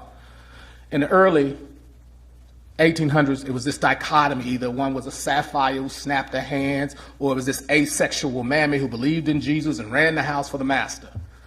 We still see this. It play itself out on TV in a number of shows. I know I don't have time. I want to get through. But this imagery, this constant imagery in the 1920s and 1930s, the maid, the bleaching creams, that it was an assumption that if I bleached my skin, I would be more attractive. You still saw them tease with the imagery. You saw them tease at black female sexuality or the perception that black females were promiscuous, and understand clearly that adversely impacts how black women conceptualize their sexuality. By the 1930s and 1950s, you begin to see more conservative images of black women. They were a little less negative. By the 60s and 70s, when Lynette McKee and Jane Kennedy and all of them came along, I fell in love. And, it was demure, it was strength. By the 1980s and 90s, the imagery, the dominant imagery, according to my students, was this girl next door thing. The cute Halle Berry. You had the Lisa Bonet. She's going to college. You had this girl next door thing. By today, I saw something different. I saw the same imagery that we saw earlier articulating the dominant media about African American women that was consistent with the 1900s. The same imagery.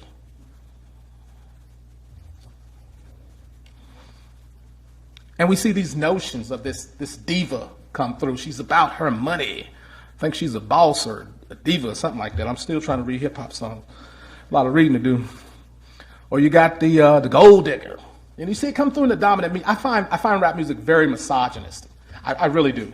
I was asked to teach a class on the psychology of hip-hop, and that's been a year ago, and I've been trying to learn, but I can't do it. These themes that come through, it baffles me. I find it interesting. Little Bootsy, who's not our Bootsy from the 70s, but Baby Mama Drama Song. Moreover, that many of the negative images, many of the negative words used to describe womanhood, you see women beginning to use them, that these terms have become terms of endearment when women articulate or express themselves to each other. It's really fascinating stuff. I'm going to stop there because I know I probably talk y'all to death. But the ultimate impact of it is this. That's right.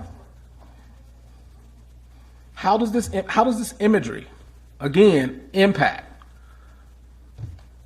black women? How does it impact black men? How is it related to these issues we talked about earlier? I'm going to end there because I know I probably took up too much time. Did I take up too much time? Any questions? Well, I guess we'll wait the questions on the end.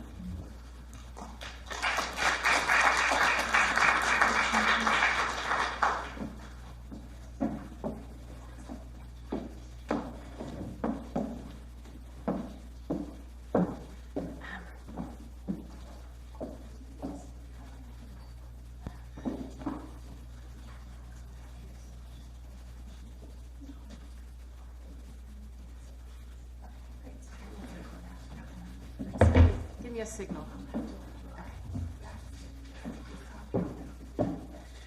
Okay. Hi, everyone. So I'm Laura Richmond, and I'm a social/health psychologist here at Duke in the Department of Psychology and Neuroscience. And today I'm going to give a little bit of an overview of some work that my colleagues and students and I have been doing over the last few years on stigma and implications for health. And I really appreciate, particularly in the first half of Dr. Livingston's talk, he gave a lot of really excellent imagery and statistics on racial health disparities. I want to just highlight a couple here. Health disparities between members of high and low status groups. So for most of the 15 leading causes of death, blacks have higher death rates than whites. And there's been a lot of work of late on health disparities for sexual minorities, particularly mental illness. Okay, so there's this growing recognition that stigma contributes to these disparities. And the way we're defining stigma is a social identity, attribute, or characteristic that is devalued in society. Okay, and there are certain characteristic features of stigma, in particular prejudice and discrimination, so the experience of unfair treatment, and that's on the interpersonal level, and then also more on the structural level. Restricted access to resources that convey status. So what, and also I'll just highlight these, awareness of stereotypes and social devaluation, and also a certain level of ambiguity and uncertainty about the cause of treatment and actions toward oneself. Okay, but what I'm going to focus on today is discrimination, so the effects of being discriminated against, and we define it this way. And what we work on a lot in our lab is the effects on health. So health outcomes, so health behaviors, and sort of precursors to health, such as elevated blood pressure and physiological stress responses. Okay, so a former student and I, she's now a assistant professor at UNC Asheville, we're interested in doing a meta-analysis of the literature.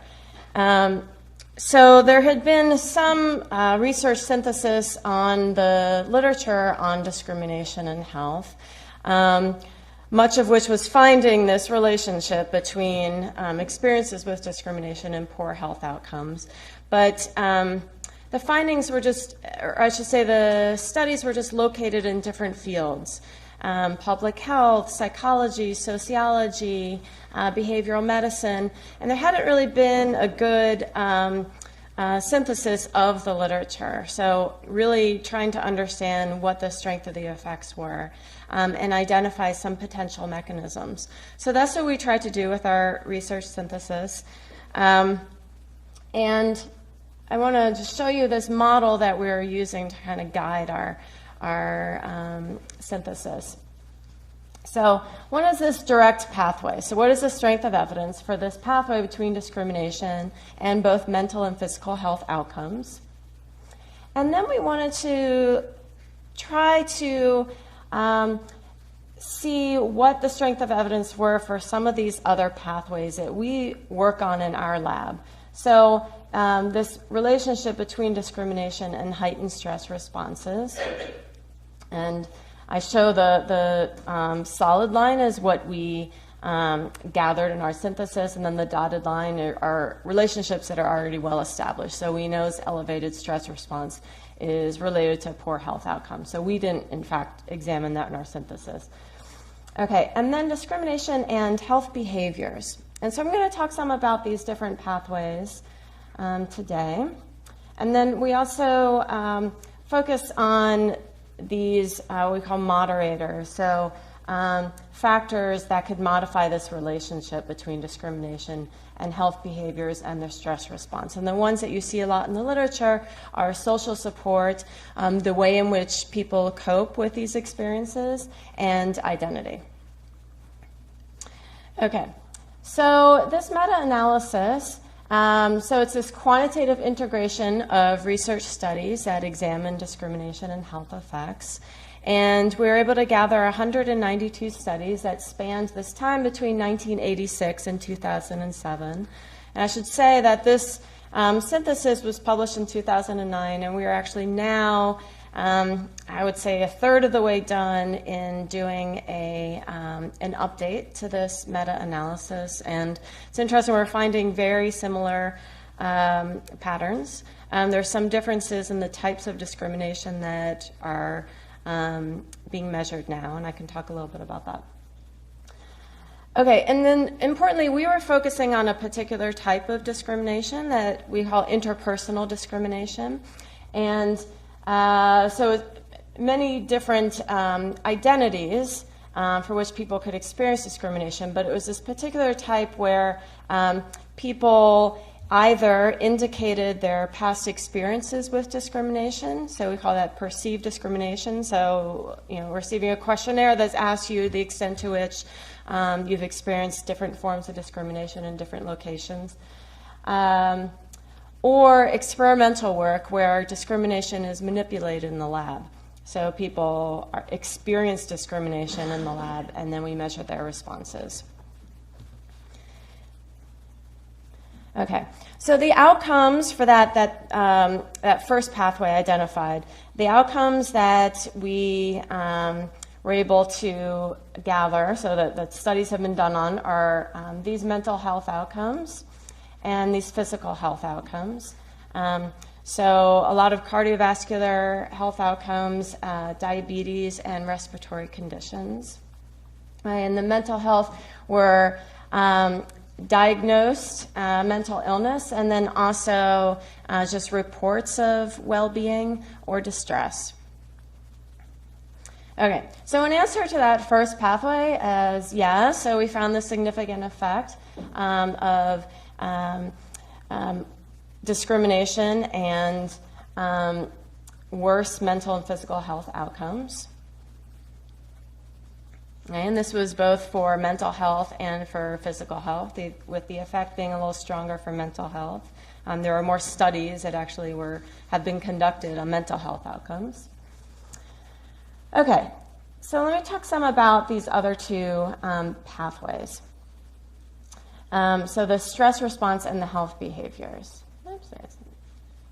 Okay, so in order to understand this stress response, I'll give a little bit of background. So discrimination has been likened to a kind of chronic stressor that can lead to wear and tear on the body. And it can dysregulate different biological systems. Okay, so we've done a lot of work on this in the lab. So I'm an experimentalist, psychologist. So in our lab, we do a lot of those manipulations where we try to create an experience of discrimination and examine how people respond to it. So these are a number of studies that we've done. But what's interesting also about this stress response is it seems that over time, people tend to have an elevated stress response to non-discrimination related stressors. Okay, so it leads to a heightened stress response to unrelated stressors. So we see this response in the lab that people, in response to discrimination, experience stress, but then we also see that over time people have more elevated blood pressure responses over the course of 24 hours. We see that people in examining their blood pressure trajectories, typically people have a dip in their blood pressure when they sleep. And for people who have elevated past experiences of discrimination, they don't have that dipping response, which is a risk factor for cardiovascular disease. Okay. So here I just wanted to pause for a moment to talk about the way in which interpersonal discrimination is measured.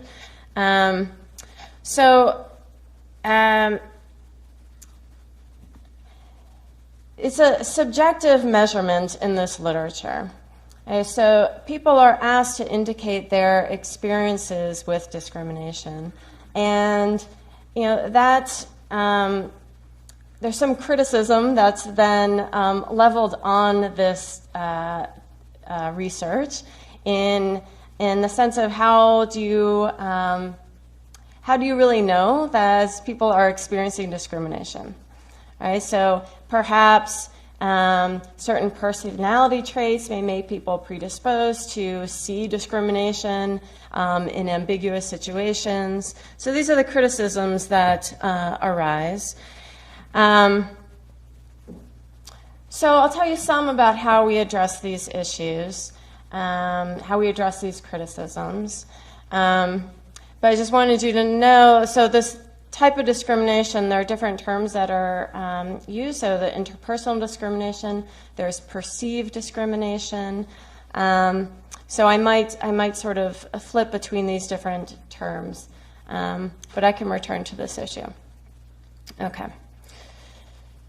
So the experimental studies that examine experiences of discrimination and how people respond to it use a variety of different types of methodologies. And that actually is one way, I should say, that we can address this criticism of how personality variables may influence people's perceptions of discrimination, is randomly assigning people to conditions in the lab. And so you would expect that personality would be sort of randomly distributed across conditions, right? Okay, so So these are different forms, different ways in which when we have participants come into the lab that they might experience discrimination that's granted it's rather contrived in a lab setting. But we try to have people reflect on past experiences or imagine themselves in different situations or actually, in fact, experience unfair treatment in the lab. And then we examine how they respond. We do this, and then a lot of other researchers do this, and this is some of what we summarize in our meta-analysis. So we found evidence for this effect as well, that when people experience discrimination in this experimental context, they have heightened stress responses, so subjective experiences, so they indicate, yes, I felt more stressed out as compared to a control group. And then also we see physiological responses that indicate stress. Okay, so what we've been examining a lot in the lab of late is this connection between discrimination and health behaviors. So I wanted to highlight some of that work. So for the meta-analysis, these were the array of studies that we were able to examine that have focused on different sorts of health behaviors that we know have an impact on downstream health effects. A lot of substance use, eating behaviors, sleeping habits, medication adherence, even doctor's visits. And what we found in the meta-analysis is that there was this association that experiences with discrimination are related to health behaviors that can have downstream negative health effects. But as you saw for these health behaviors, these are really difficult to examine in the lab. Right? So there are no experimental studies on health behaviors that we included in the meta-analysis. So these were all self-reported measures. So what we've been examining is we've been trying to get at ways in which we might be able to examine health behaviors experimentally. Okay. Because what we want to try to understand is what the mechanisms are. Okay, so why are we finding this association between discrimination and I'll call them negative health behaviors because they have a negative effect on health? Are they evidence of decreased self-regulation? So when people experience discrimination, are they sort of less able to regulate their behavior? That's one hypothesis. Is it a temporal discounting? Do people sort of think differently about their current situation as compared to a future outcome? Is it a coping strategy? Is it a way that people can temporarily feel better about this negative experience? And is there potentially this synergistic effect with stress? Okay, so I want to show you an example of some experimental work that we did. So this is a two-part, this is a paper that had two studies in it. So one was a large-scale, nationally representative sample of Black and Latino adults. And there were several hundred people in the study, and we found this relationship with discrimination and increased risk for a diagnosis of alcohol abuse and dependence. Okay, and that was that relationship was strongest for people who had low racial identity. Okay, so then we wanted to try to see if we could look at this and examine causal processes. So in this study that actually I thank again Dr. Livingston for being very supportive of me conducting this research at NCCU. We had 55 Black undergraduates from NCCU. And what we did is we had people come to the lab, and we were interested in examining whether or not people would have an attentional bias toward alcohol-related words. Okay, so if people would have, if alcohol would be more salient, alcohol-related thoughts would be more salient for people who experience discrimination versus a control condition. Okay.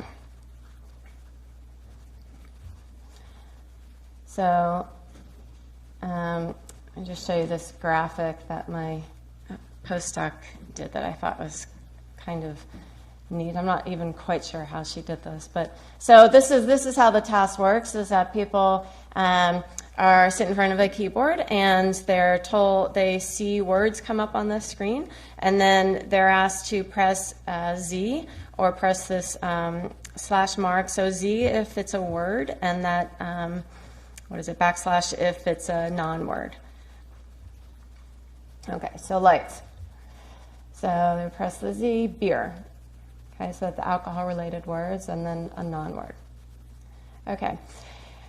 And what we found is that participants in this discrimination condition did have a faster reaction time to alcohol-related concepts as compared to a control group. And again, this was especially for people who were low in racial identity.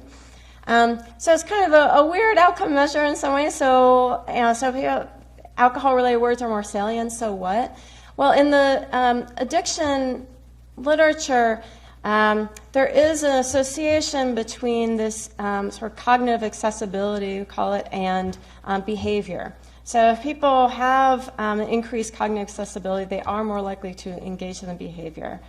So this is one way to try to get at causal processes in the lab, in particular for health behaviors. And we've been doing a lot of work of late also on eating behaviors. So if people experience discrimination, are they more likely to eat unhealthy foods, to make unhealthy food choices in the lab? Okay, so just in conclusion, across a number of different kinds of experimental designs, we find that stigma negatively impacts health. And more work is really needed on these mechanisms that can help explain this health compromising behavior in response to discrimination. So we need to know more about what factors increase risk, and then also what factors increase resilience. Okay, I just wanted to thank my collaborators. Thank you all.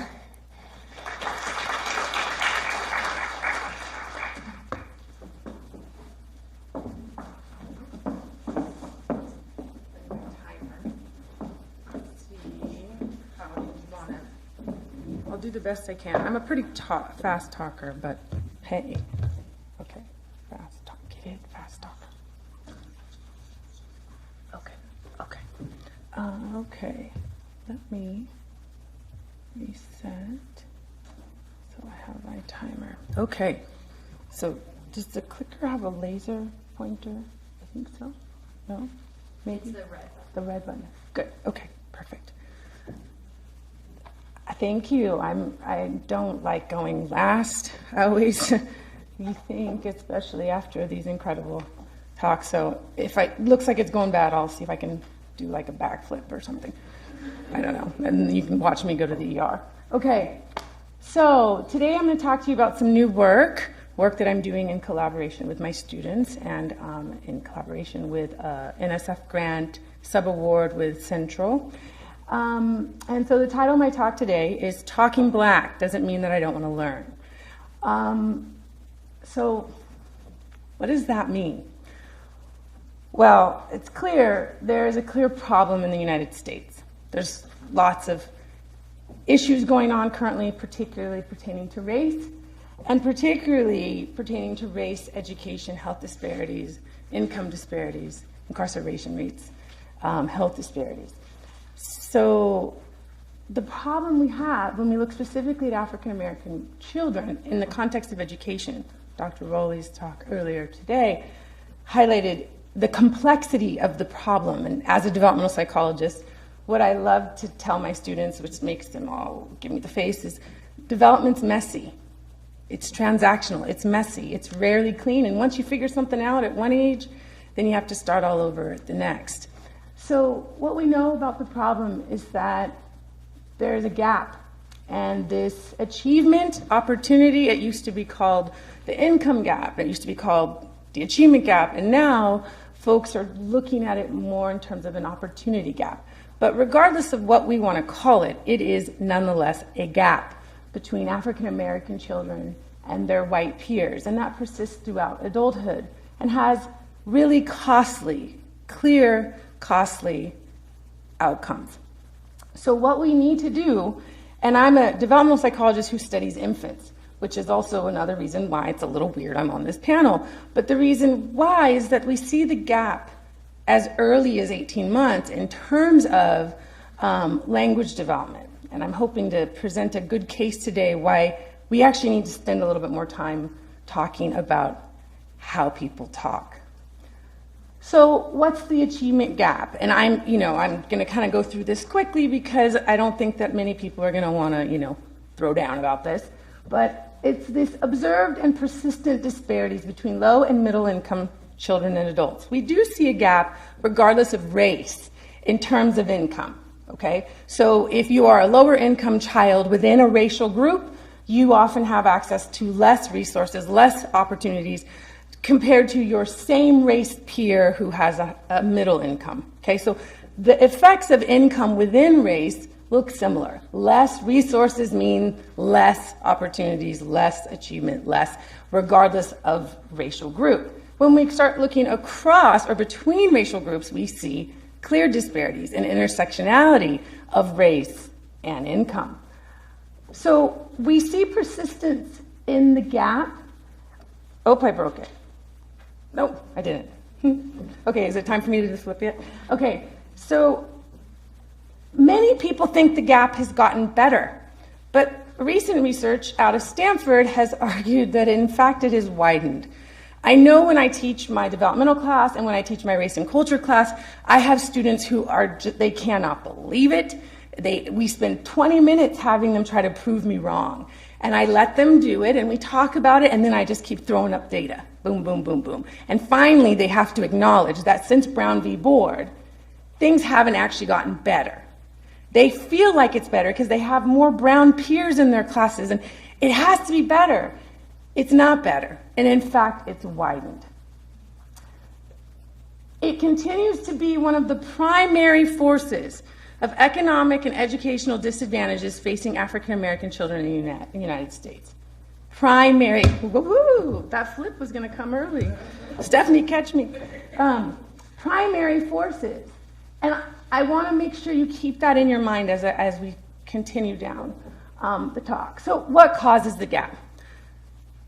As you know, since Brown v. Board, we've spent millions and millions of dollars trying to figure this out. There's tons of blame, stereotype threat, and discrimination, and bias testing, and I will say that all of them play a huge, huge part, and Dr. Rowley's talk clearly highlights this really complex, interactive force that keeps this gap alive.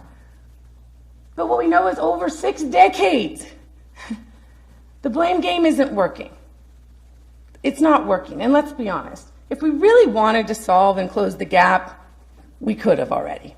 We're one of the greatest, most amazing countries, and we still are perplexed by this. Like, I don't know really if we're that perplexed. So today I'm going to talk to you about 3 factors that have been often, this one in particular has been talked about a lot in terms of quote-unquote underachievement of African American children in the education system. But I'm also going to talk about 2 factors that don't get talked about at all that I also think are playing a role. So are Black children unmotivated? And we've talked a little bit today about Ogbu's theory, and I want to just briefly brush over that the notion that intrinsic motivation to learn.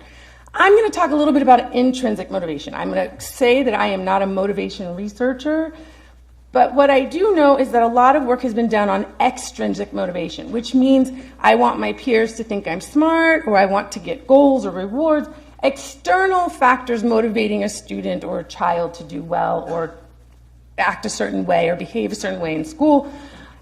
I'm more focused on intrinsic motivation. Because a lot of research has shown that if I really love to read and I enjoy reading, then that is highly predictive of how well I do in reading, right? And when we think about Black children in particular, when we want to think about how Black children are perceived, earlier our keynote made very clear, not wanting to look, sort of white, or being in a class full of white people might make them look soft, right? Well, the dominant theory, you can have no concept of psychology, but you will know about the burden of acting white. And any of you have heard Angel Harris talk, this is a narrative that dominates our culture, that Black children are underachieving because of what is called oppositional cultural identity. I'll be really brief. What that theory, Ogbu's theory, is stating is that generations pass down, 2 generations in the United States based on voluntary versus involuntary immigrant status. I won't go into those details. This notion that school is for white people, and that if you do well or you act white, you are inherently not being true to your culture and identity. And the notion about this oppositional culture identity is basically saying that we came and we are oppressed, and the more you identify or acculturate with the oppressor, you are leaving your race. This has then been translated to Black kids don't want to learn in school, in the famous Fordham and Ogbu paper, which I won't go into because even the kids in the paper don't actually say that acting white means they don't want to do school. They talk about acting white behaviors like music and clothes, but they actually don't make the explicit link that because I don't want to look or act white, I don't like school. I purposely am not doing well. They actually never in that paper say it, but yet that has dominated the narrative. The reason why many people who study Black children, and particularly Black children in schools, this has been our Achilles heel.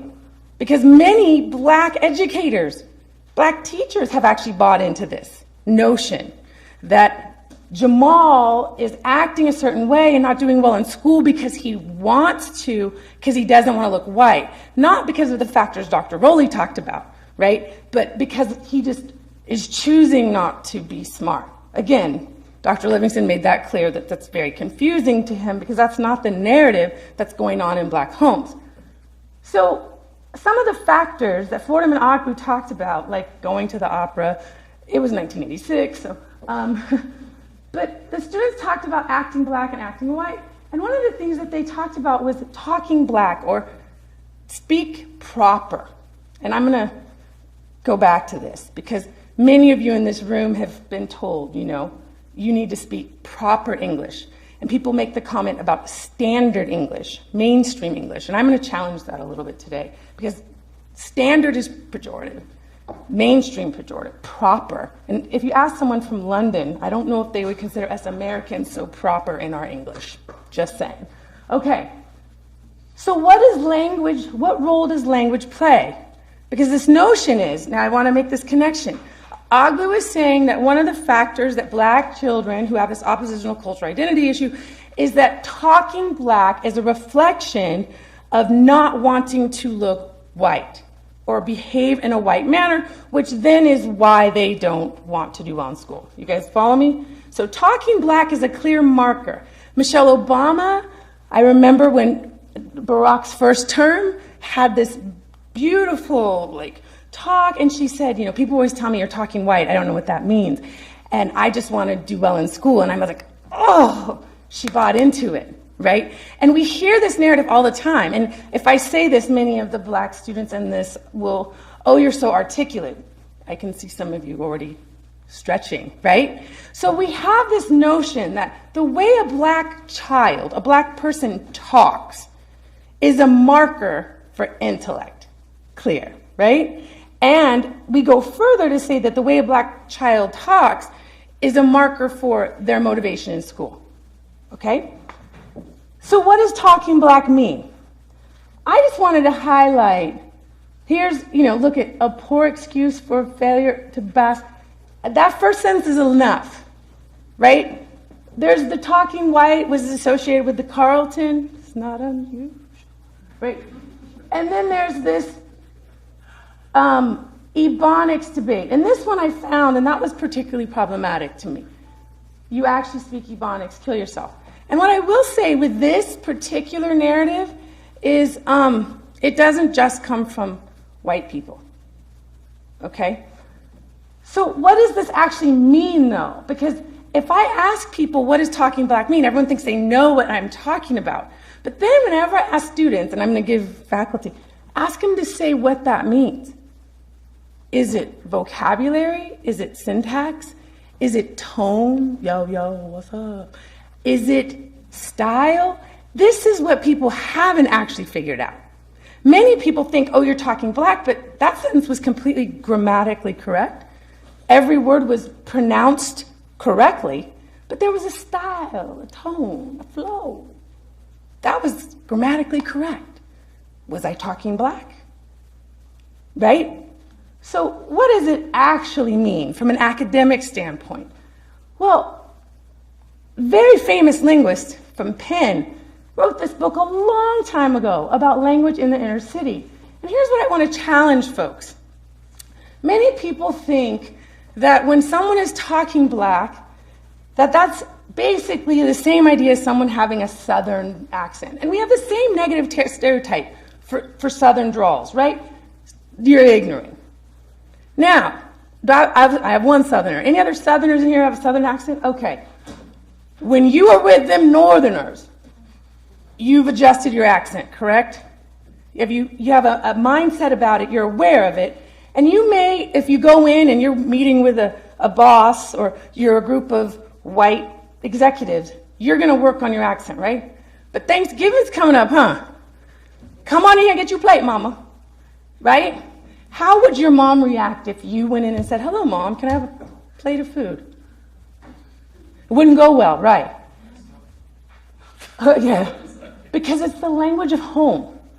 It's the language of connection. It's the language of love, right? So when Southerners go home, I don't care, white Southerners do it too. Their accent gets much more twangy because that's the language of home. But they modify it when they're at work or if they're talking to someone because they're aware that there's a stereotype. So what I want to argue is that what's going on with black children who are talking black, and by the way, it's not just low income, and many of my middle income, amazing Duke students think that they don't talk black, and I have to correct them often. The truth is, it's not the same as Southern English. It is actually linguistically rich and conforms to rules like academic English. It is often perceived as a language deficit as opposed to a language difference. If people want to call it a dialect, a language, I don't really care what you want to call it. I just want to talk about it, okay? The linguist can take me to town. I'm not going to fight over whether it's a language or a dialect. That's something that linguists can go crazy about, but the truth is it's real, and it's having an effect on black children. There are systematic, and I'm not going to go in tons of details, but for example, the coffee be cold, the cough be cold. It is systematic in that it depends on temporal, whether the irregular B is put there. Also, she be sick there later. You ain't sick as you. Then, there are common grammatical features. And the reason why it's systematic is, one example I often give with black children that I've worked with is the apostrophe. Where are you going? I'm going to grandma house. My grandma house. They drop the apostrophe. But if you say, whose house is that? They'll say, my grandma's. They only drop the apostrophe if it's qualifying. They don't drop it when it's at the end. Meaning, it's not that they don't know that apostrophes are supposed to go there. It's systematic where it's deleted. Okay? Now, I'm not going to spend too much time on that because I feel like we can go to that in Q&A. All right, so this third thing.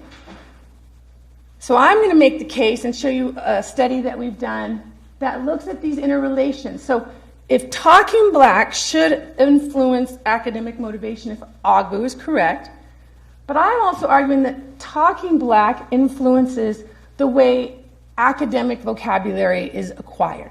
Why am I even talking about vocabulary? It's because I'm a baby researcher. So let's first talk about what building an academic vocabulary means. The reason why I'm using the word academic, I use the phrase language of home and language of school instead of proper English, standard English, black English. The reason why is language of home, language of school gives an equivalent weight. Standard English, mainstream English. What is when you speak something other than mainstream, what is your language then? Not mainstream, right? If you're not speaking standard, you're speaking substandard, right? So language of home, language of school. I want to talk today about an academic vocabulary, the academic language of school. Because you and I both know we all have a different vocabulary at home with our friends, and right? Some of those vocabulary words we would never say in front of a grown-up, right? So what we do know is there is a stark decline in vocabulary of college-bound high school seniors. And this national governing board actually said that we need a separate vocabulary assessment in high school, above and beyond reading. Okay, I want you guys to take a minute to think about if I threw you over to a country where you knew not one vocabulary word, and then I told you to learn how to read. How well would that go? What is the first thing you do when you're going to go travel to Germany? You get a book, and you learn a few words. You're not so worried about grammar yet. You just know you got to get the words. So it's virtually impossible to learn without having a vocabulary. I just want you guys to think about, if you don't know what a word means, you can use the sentence in the context, but you have to know what those other words mean. What if you don't know what any of the words in the sentence mean? You have to have meaning. And what we know is that more learning equals more words, and more words equals more learning. It's a continual and lifelong process. Many of you are going to be taking the GRE. Y'all going to be getting back into vocabulary, little Rolodex or whatever. Now it's phones, right? Vocabulary, we never stop learning. And now we learn through reading often, right? You can't have meaningful comprehension in any subject. I don't care what subject you're talking, even PE, if I don't understand the lexicon. It is profoundly and fundamentally dependent. Our learning and our outcomes are based on our ability to have a common lexicon, to understand. We talk a lot right now about emotion vocab, right? People are talking much more. Well, this is even why it's more important when we talk about the importance of vocabulary, is that we see that the gap in early reading language skills starts and is the most pronounced in early vocabulary and reading. This vocabulary gap appears before children enter kindergarten, widens during the school years, and persists through adulthood. African American kids are about 1 year behind when they enter school. In fact, we see the gap in between middle and low income. There is an intersectionality there as early as 18 months. We do know it's one of the most reliable predictors, not only of early cognitive and attentional control, but also emotion regulation. It has been argued to be the linchpin of all learning. And in fact, I want to highlight this statistic. Vocabulary at age 3 predicts reading skills in first grade. Reading skills in first grade predict 11th grade reading achievement. Dr. Livingston talked about the number of beds that are built for prisons. Third grade reading also gives some insights into how many prisons you're going to need. And by fourth grade, many black boys have already given up. This is, if we could eliminate the vocabulary gap at age 3, do you see what the cascade effect could be? Okay, so what's the theory? I like testing theories out. My crew and I said, okay, if Ogbu's right in this oppositional cultural identity thing, then African American English, okay, I'm going to call it that, should play a role in the relationship between achievement and motivation, right? So more African American English use, again, the assumption is by choice. We'll talk about, is it really by choice? Should influence motivation negatively, which should then influence achievement. But the Wild Lab is arguing, wait a minute, It doesn't even have to do with, and then we're talking about elementary school kids. I know folks who have created the MIBI, and I keep asking them, when are we going to look at racial identity in little ones? We don't know. I'm not going to do that yet. So these are elementary school kids talking black, of course, by choice. But this is an argument about racial identity, right? They have to already have an identity that they're black and they don't want to be white. I don't know if many people would think that a second grader is already there. And I have to ask Dr. Rowley and Dr. Sellers if they think in the MIBI that you have a second grader with lots of centrality. I don't know. So we wanted to test this part. What is this relationship from a more cognitive and language development standpoint, as opposed to a more social identity standpoint? So we went to a school in Durham, 258 kids, 97% free reduced lunch. So this school is a very high, it is the poorest elementary school in Durham. And the majority of the kids, 95%, are black. So when people want to say that there's no such thing as segregated schooling, I always think, where do you find that? Okay, just quick, this is the distributions across. To test academic vocabulary, we did a receptive vocab task. Computerized, put headphones on, touch screen. Feather, which one is feather, and they touched it. We did what's called the delve. This is a dialect variation. The reason why the delve is really important is the delve gives you two measures on a black child. The degree to which they vary from language of school, so dialect variation, but also their risk for language disorder. And this is very important because many African American children who talk black are labeled disordered. The inverse is also true, that if we broad stroke African American English in a large population, we're actually not picking up the kids who actually have language disorder. So this is why the DeVillers, long ago, created this scale. Basically, it is a 1 through 3, strong to no variation. Kids see a picture and you point. This boy likes to play basketball. And you point again to the girl and you shake your head. But this girl, and then we just mark down their responses. One is American or academic language, and the other is more adhering to African American English. Okay? The language risk is a different question, such as little Johnny called his dad to ask him what to put on his sandwich or what he could put on his sandwich, and then the experimenter says, who did Johnny ask for what? That's language disorder risk, because they couldn't process, and many of them couldn't even answer, he called his dad, right? That's different than a conjugation of verbs, okay? So this measure beautifully separates this out, allows us to look at disorder risk in addition to variation from academic language. We looked at an intrinsic motivation questionnaire. Internally, I really enjoy learning new things. How often do I like to have challenges? Those sorts of questions. And then in measuring achievement, we looked at their end of grades exams, or EOGs, in math and reading. Okay, here's what we found. Data. National norms for the PPVT is 100 with a standard deviation of 15. For low-income children, it's about a standard deviation below. So our site is right on what we would expect for national averages of low-income children, okay? Look at the range. That's what a 97% free or reduced lunch school does, okay? Now look, there's a couple kids that scored almost 2 standard deviations above the mean. And here's the distribution across the grades.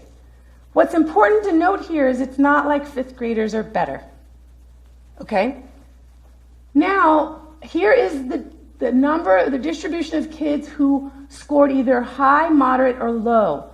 What I want you to notice is with this school, 61% of students were labeled or classified on our inventory as high variation.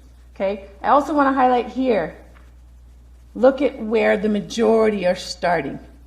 39 of our kindergartners out of this many are in the high group. But by 5th grade, that number lowers. But we still have a good amount of fifth graders who are still highly varying from academic language, okay? Look at our risk. This is actually 24% of all the whole sample, but the risk can only be measured up to third grade. So fourth and fifth grade, fifth grade, there was a couple fourth graders who were young enough, but this is actually 34% of the population is language disordered when you just take the kids that could or were possible of being tested. Okay, and what I will say is there is a gender difference. 70% of the boys are high in academic English variation, and 40% are high for language risk. So I want to orient you to this graph.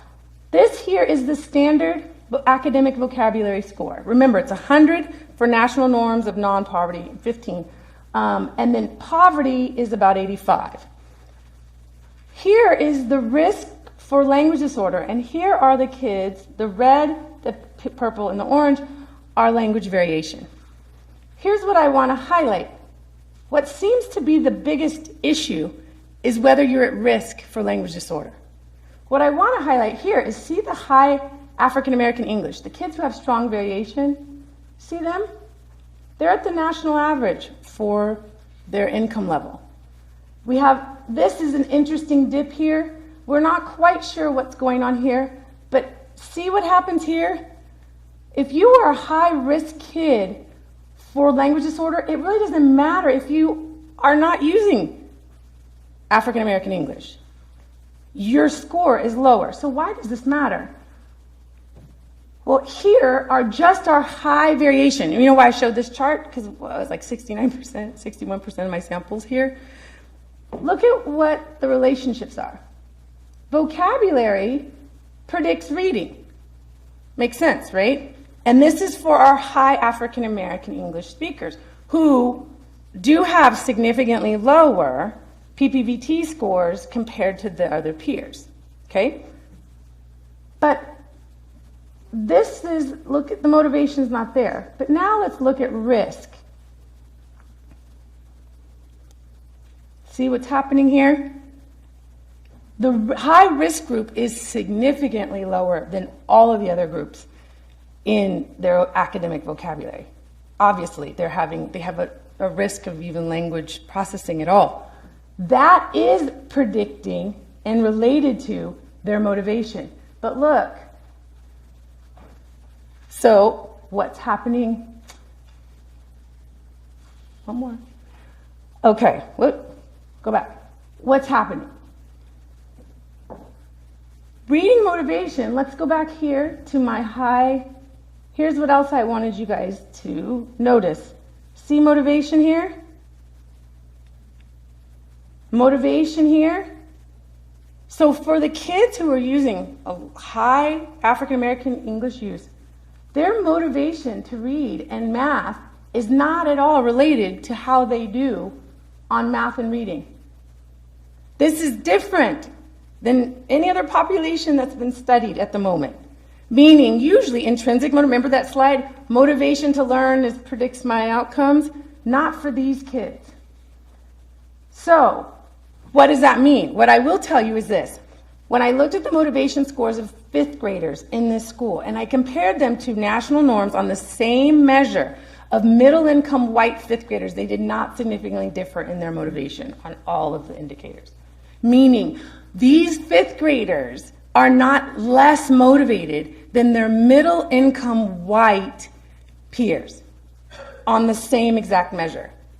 Does that make sense, everyone? So it's not like, oh, they just are less motivated, that's why it's not predicting. No, their motivation looks very similar to their white middle-class peers. The difference is it's not predicting how they're doing in their achievement, but it's also not predicting their academic vocabulary. For the group that we would suspect, it should be, according to Ogbu, the most predicted, right? So what does that mean? Ogbu's wrong.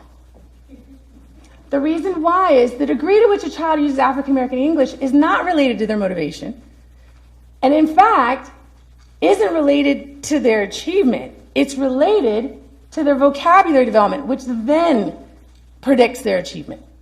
Why does this make me happy inside? man, we know what we can do.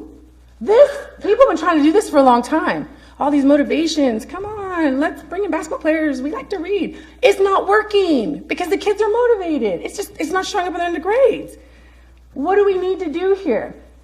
There's a school that's largely like this school. You know what I advocate for? An African American English program, learning about code switching. And I have videos, if anyone's excited later, to show you how these work.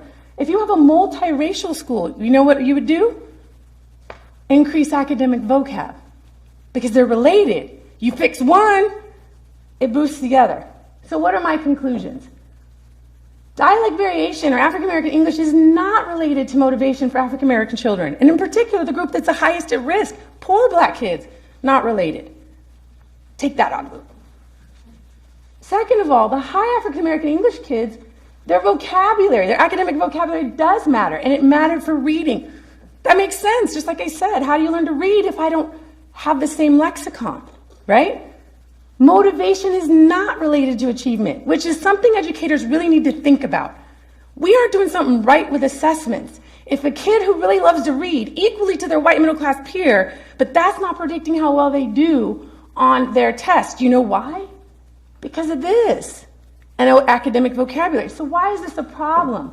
Because language disorder risk is related to intrinsic motivation. If I'm having trouble understanding you, I'm struggling, I'm not as motivated in school. It's hard, and I'm getting bad grades, I'm not doing well. But it's not because I want to act black, it's because I'm not understanding you. These kids have higher behavioral issues, processing. What'd you do? Johnny said what to who? He didn't get that. They have higher risk. They had lower motivation. Lower academic motivation was related to lower vocabulary, which means lower achievement. Now, the problem is schools not only don't have a way of assessing this between African American English and language disorder. Remember, I told you, most of the time they get lumped together for black children because African American English is a deficit. It's a disorder in and of itself. Schools don't even have a way of accessing academic vocabulary. I can't even tell you how many schools have asked me and my crew to come in and give them this computerized task because they have no way. You know how they assess vocabulary? They show the word cat and say, which one is cat? That's not vocab. You show a picture of a cat, right? That's reading. I can tell you what, a Spanish word is when I can sound it out with the letters. I don't know what it means. So the biggest issue here is that even just looking at academic vocabulary, none of the schools in North Carolina, I was blessed to be part of the North Carolina K-2 assessment team in North Carolina that rolled out how to do formative assessments on K-2. And the thing I kept fighting for, and I tell you it was fight, was vocab. And the mentality was this: if we have to show pictures, isn't that remediation? I said, only if you have the assumption that all kindergartners are coming in having spent $1,500 a month at one of the best child cares. And we know with even Head Start here, the majority of our North Carolina poor black children can't even get into it. The majority of poor black children, or children in general, are not in pre-K or child care. So the notion that a kindergartner is going to come in with the same size vocabulary as a middle-income kid who was at, a $2,000 a month child care center, that's why you think remediation if I have to test with pictures, because the assumption is that the white middle-class kid is the standard by which. But that kid has actually been stimulated and has been augmented in a way that the majority of this state has not. The other problem is we don't even have culturally sensitive language measures to be able to pull apart. I'll tell you this, I had to fight black teachers and black administrators because they didn't even want me to do this assessment because it was garbage talk. I mean, my crew's like shaking their head. I had to fight because they felt that I was exploiting their children by trying to actually assess Ebonics. And I had to fight with them to understand that you guys don't even have a way of assessing language disorder versus, because what you do with Jamal, who talks black, is very different than Hakeem, who's not understanding what you're saying. Speech and language pathologists are like, are you kidding me? I would either be treating both of them, and Jamal doesn't need it, or I'm not getting Hakeem because he's just another black English speaker. My last point is, this is not about motivation. It's about courage. The courage to talk about talking black. And that comes from every shade. Having the courage to say that there's nothing wrong with black children who talk the way their grandmas talk. And when they go home for Thanksgiving, come on in here, get you a plate, mama. There's nothing wrong with a kid who has the language of love for home.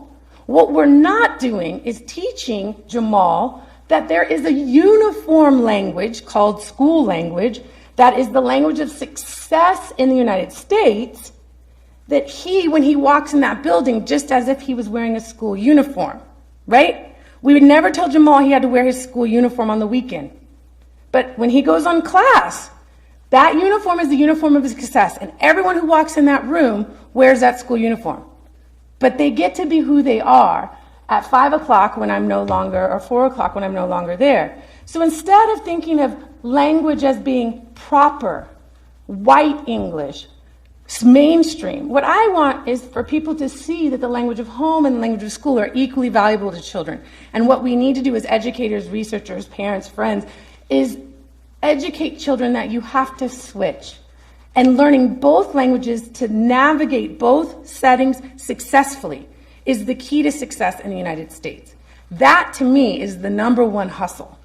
So if you want to get black boys excited about school, talk to them about the hustle and using whatever language, whatever dialect, whatever feature is the most advantageous for the context that he or she is in. Thank you. Woo! Okay. So if you have questions, please go ahead and stand up. Please ask your questions so Catherine can please go ahead and stand up.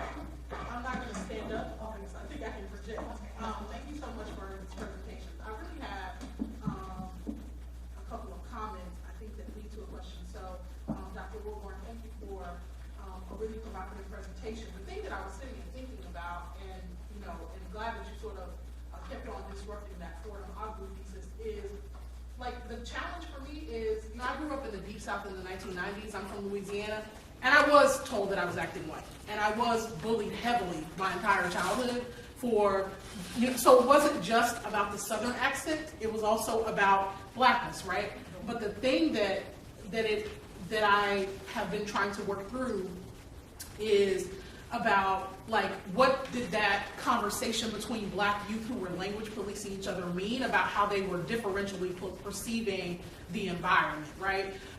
So part of the work, though, that I do think, particularly like when I get kids in my class who tell me that they don't want to be black or they don't want to identify as black, and I begin to talk to them, a lot of it is because of this sort of similar teasing. And so I do think that we have to think about the traumas of that, right? That on the one hand, the kids who are saying, I don't want to act white, are talking about a racially hostile environment and lack of resources, and the kids who do, quote unquote, act white also get, traumatized in those environments as well, right? Because now they're ostracized from black kids, and white kids are still being still black and all white. That's right. So I wonder about that, and so I'll just ask my second comment in the interest of time. Dr. Livingston, thank you. But I want to say that I was disturbed by a couple of moves that you make at the end of the talk. So, one, like, it was a collapsing of a whole lot of media history into a kind of very condensed narrative. And I'm not sure that I buy the narrative of decline that you offer to us about, like, that little girls are now on the pole. In part because I'm not sure, like, if we have an actual structural analysis of what it means to be a black woman in these conditions, then sex work is a viable option for the ways that sisters live and make it. And so, I wonder about the sort of move to shame or to promote what young folks call a lot now a respectability narrative, right?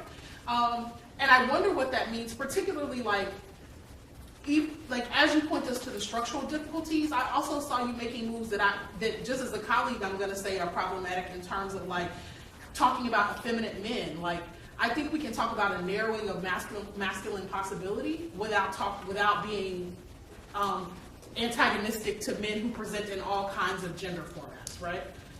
And so I wonder what your thoughts are about that. Yeah, those are my questions. Your first one, again, it comes from reflections from young people in the community. McDougall-Terrace. When I began to ask young women in particular what they wanted to be when they grew up, one responded that I wanted to be a stripper. It baffled me. It completely baffled me that a young woman's aspirations had come to that point. Now, I understand the hip hop, I understand popular media and images, and I'm not saying that's all women, but it really surprised me, and I wanted to find out where could that come from. And in talking to my students, they said, Doc, look at the imagery, look at World Star Hip Hop, look at the television shows. There's something else going on. There's something else to explain this besides slavery. There's something else to explain this besides structural inequality. There's something else to explain this by adverse policy. Doc, we want you to look at the impact of media and how people internalize these images and how they adversely impact them. Yeah, the thing is that we have to push our kids to have a more critical literacy around that, right? Like, the issue is, like, I don't know that I'm trying to raise a daughter that I might have to aspire to be a sex worker, right? I want to be very honest about that. But I also want to be honest about the fact that you can make a more viable living stripping than you can working in McDonald's, right? And so, you know, we can talk about images in media, or we can talk about a structural analysis of access, right? And so that one narrative says that our folks are making bad choices because they have a skewed self-concept, and another narrative says our folks are making the choices they make because of the limited options they have, right? And that's the structural piece, and that's the thing that feels more compelling, because I think it's very easy to tell this narrative of decline, you know, and here's the thing, like, we tell a narrative of decline in this way. So on the one hand, there was a lot of talk in your presentation about the ways that young black men are structurally vulnerable. But the example that you point to is about how the young woman is morally questionable, right? Because she wants to be a stripper, right? And that to me feels, you know, that is a tension that I think we just need to complicate in the analysis that we're offering. When young people enter those dialogues with us, what do we as scholars offer back to them as a way to complicate the kind of flattened out things that they're talking about, which is about lack of access and about pain and about wanting to see more sets of possibility, right? Exactly. I think that's a good piece. This is very early. It's very early. Again, listening to students' narratives and focus groups is kind of helping me shape it. Now, back to your earlier question about the men in particular. Yeah. The notion that being intelligent, being articulate is feminine is a pervasive assumption among many Southern men. Again, these are focus groups that I've had with young men, and they tell me that if you read books, you're not down. You're not a real man. And I was like, where did this come from? So again, as you, and I really appreciate your comments because I want to be able to think very structured and layered about these. But again, it's so new to me hearing this because I come up out of a Southern community that is Pentecostal, hard work, and being intelligent, being articulate were very much a part of being man. Right. It was very much a part of being man. We got to challenge, and all I'm saying to you is, I know that that's what they're saying to you, and what I'm saying to you is that we have to challenge their narrative about what it means to be a real man, because what they're encoding under that, they're saying that it's misogynist, right? Saying that being a real man is everything that is far from being effeminate or a woman as you can be is deeply misogynist, and it's also deeply homophobic, right? So I get that they're being shamed about the ways that they want to perform masculinity, but I'm saying that when they are in dialogue with you sharing, don't we as scholars owe to them a critical perspective that says, well, look, the gay young man down the street who may perform in an effeminate fashion is no less of a man than you are because of his gender performance, right? And so how do you have a conversation that holds, it's a dual conversation about critical masculinity and also about achievement, right? And so they're collapsing that because they're saying my self-concept is not being affirmed in the way that I choose to perform it. And I think we can address that without then doing damage to the self-concept of queer young men in the community who may be trying to figure out how to perform their own black manhood too. Exactly. And we have those discussions with those young men as well who come to me and they ask this question too. And so it's really fascinating. It's really fascinating how our young men are dealing with this issue of identity, sexuality, and what does it mean to be a man with all of these different messages coming around. And I really appreciate your point. It's a very good point. Thank you.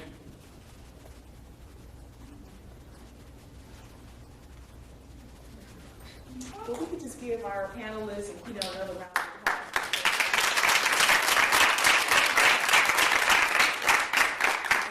Break for lunch for 30 minutes and we'll Good afternoon, everybody. I am Ajane Clemens, and I am 2.5 months into my PhD program in public policy with a concentration in political science. I'd like to thank my professors, Dr. Salima El-Amin, Dr. Nina Smith, and Dr. Laura Richmond for this opportunity to present before you today. I look forward to your questions at the end of my presentation, and I would be remiss in not highlighting a couple of points about my professional background since it motivated this research topic. So in 2005, I was hired by the City and County of Denver to help establish a new government agency called the Office of the Independent Monitor. We were an objective and neutral civilian agency designed to increase transparency and accountability regarding allegations of police and sheriff misconduct. And our job was to make sure that investigations completed by the Internal Affairs divisions were fair, thorough, quality, and timely. I was a liaison between the police and the community, and so I learned a great deal about both perspectives. 5 years later, in 2010, I left for Washington, D.C. to become policy director for a national association of African American state legislators. And our mission was providing education to keep the legislators apprised of various policy trends and model legislation. Needless to say, we spent a good deal of time last year, in particular, focusing on issues of police reform. And last year at our annual legislative conference, agreed on a legislative agenda that then those legislators could push out across their respective state houses. So before we begin, I'm going to ask a volunteer to come up from the audience. And Lakia has so kindly agreed to be a good sport. Please join me in thanking her, the brave soul. Just kidding. All right, she'll just take a moment here to get situated. If you haven't noticed, the relationship between the police and the community is a little strained, or shall I say, more strained than normal. So I pulled about 20 academic journal articles, reports, newspaper articles representing community and police best arguments on the national stage to a 90-second debate. And when I use the word community, I'm referring to grassroots as well as civil rights and the academic community who share a coherent viewpoint. And then when I talk about the police here, what I'm really focusing on is brass, or police leadership. Okay, so again, about 20 articles or so boiled down to 90-second debate, and I'm going to play the part of the police, and Alakia here is going to play the part of the community. All right. We should care about community-police relations to avoid another Ferguson. Again, I'm the police. Yes, there are a few cops who are the occasional bad apples, but mostly your grievances are perceived. Still, your perception is a problem, because we don't want another Ferguson, so we must do something. It's not just our perception. Look at these data that prove disparate treatment.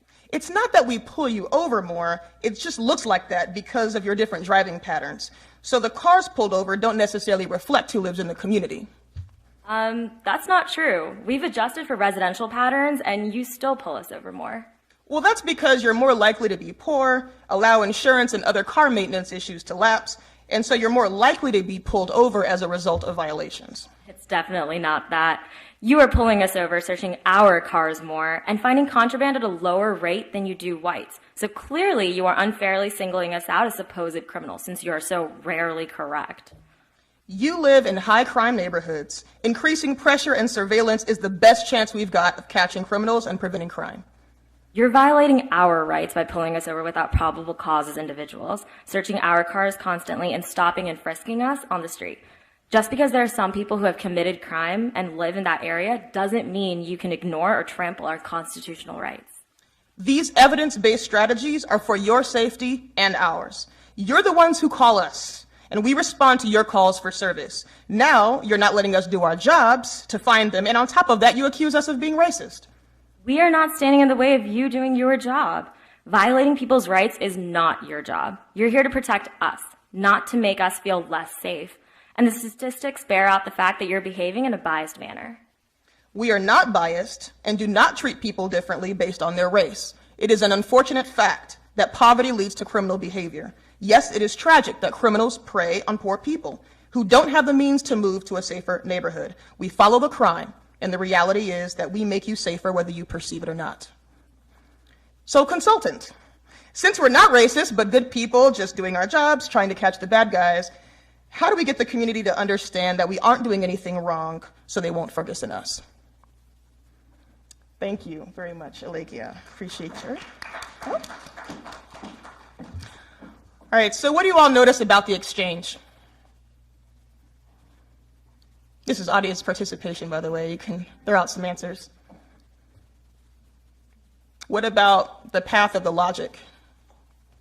Does it feel linear? Calculated? Okay, thank you. Does it seem like it's progressing? You did like this. Feel circular to you? Bingo. Something like this? Or like that? I'd like to, I agree that they're circular. I want to, before I go into why I believe that this exchange is a trap, want to note a couple of points. One is that you see that the police and the community are talking past one another. This is because the police have framed bias as an individual matter, okay? And while the community has identified it as structural. So you can see in the language that the police use, such as few bad apples, when referring to harm being done versus the language that the community uses in referring to data, systems, structures, institutions, and then officers acting within those racist institutions. Okay, so communities will often use this also to explain why officers of color can still engage in very, very similar practices as their white counterparts. The second point is that even though I've captured two coherent voices delivering their best arguments, and I talk about the relationship between the police and the community, I acknowledge that there is enormous power differential between the two parties. And so they're not equally situated, and the state clearly bears the burden here of responsibility to fix where we are today. And this is why when I get to the solutions portion of my presentation, it is for the police departments. So back to the state of our exchange. New data and new ways of proving bias will not break this cycle. Why is that? There are three socio-psychological components working together to keep both sides trapped in a negative feedback loop from which neither side can escape and because of which progress cannot be made. These three culprits comprise what I'll call the tripartite or three-part trap: racial anxiety, stereotype threat, and bias confirmation. Racial anxiety. Racial anxiety is the anxiety that comes about when we are going to interact with somebody from another race and anticipate we will be judged or rejected because of our race, ethnicity, color, or nationality. For a person of color, it typically takes the form of anticipating some microaggression. Pick a microaggression, any microaggression, which then triggers anxiety. For white folks, it tends to be a fear that they'll say the wrong thing and someone will think they are racist. It's a fear of being misjudged or misunderstood as racist. In the US, we've done such a good job convincing everyone of the horrors of racism that racist became somewhat isolated from its proper or full context, and so now it's synonymous with being a terrible person or being a horrible human being. Stereotype threat occurs when one's group is made relevant to a situation that is confirmable and then is activated by some trigger. the individual becomes so consumed with the possibility of fulfilling the stereotype and negatively representing their group that mental energy is stolen from the task at hand, and the person actually ends up performing worse. Even though stereotype threat was initially demonstrated in a racial context, it is not at all limited to the racial domain. And for example, we've seen this with women in negotiation, women in driving, and gay males and childcare. Confirmation bias. Confirmation bias is a multimodal mechanism that our brains use to protect our beliefs or biases. So it zooms in on information that confirms the belief or ignores information to the contrary. The brain literally doesn't notice all of the examples that don't conform to the belief, stereotype, or bias that one has. It sees examples to the contrary. This is another thing that happens. It does see those examples, but then it relegates them to exceptions or minimizes their importance. Another thing that happens is that it does initially notice the examples to the contrary, but then later forgets them. And so later on, even if you once knew of information that didn't confirm your belief, it can't be recalled later, as can instances that do conform to the belief, bias, or stereotype. And then for something that's ambiguous, our brain can infer meaning consistent with our bias even when it's not there. Another phenomenon that happens along these lines is that in recalling an incident later, our brains literally cannot tell the difference between what actually occurred and what should have occurred based on our worldview or belief system. So in tying it all together, here's why we can see where data, no matter how compelling, do not necessarily change people's positions, particularly when there is a lot of entrenched and emotional anchoring of ideas that has occurred.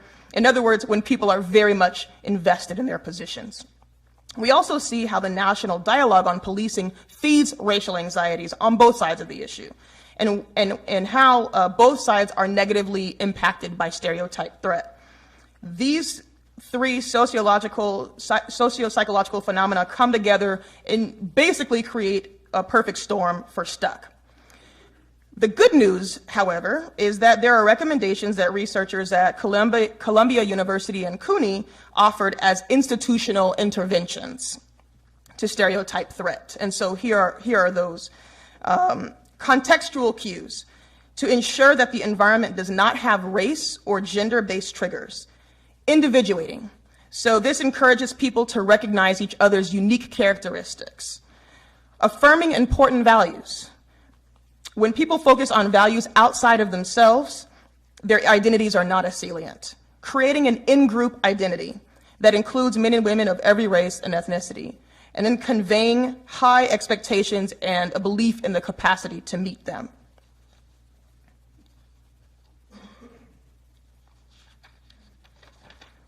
Given that, I would like to explore,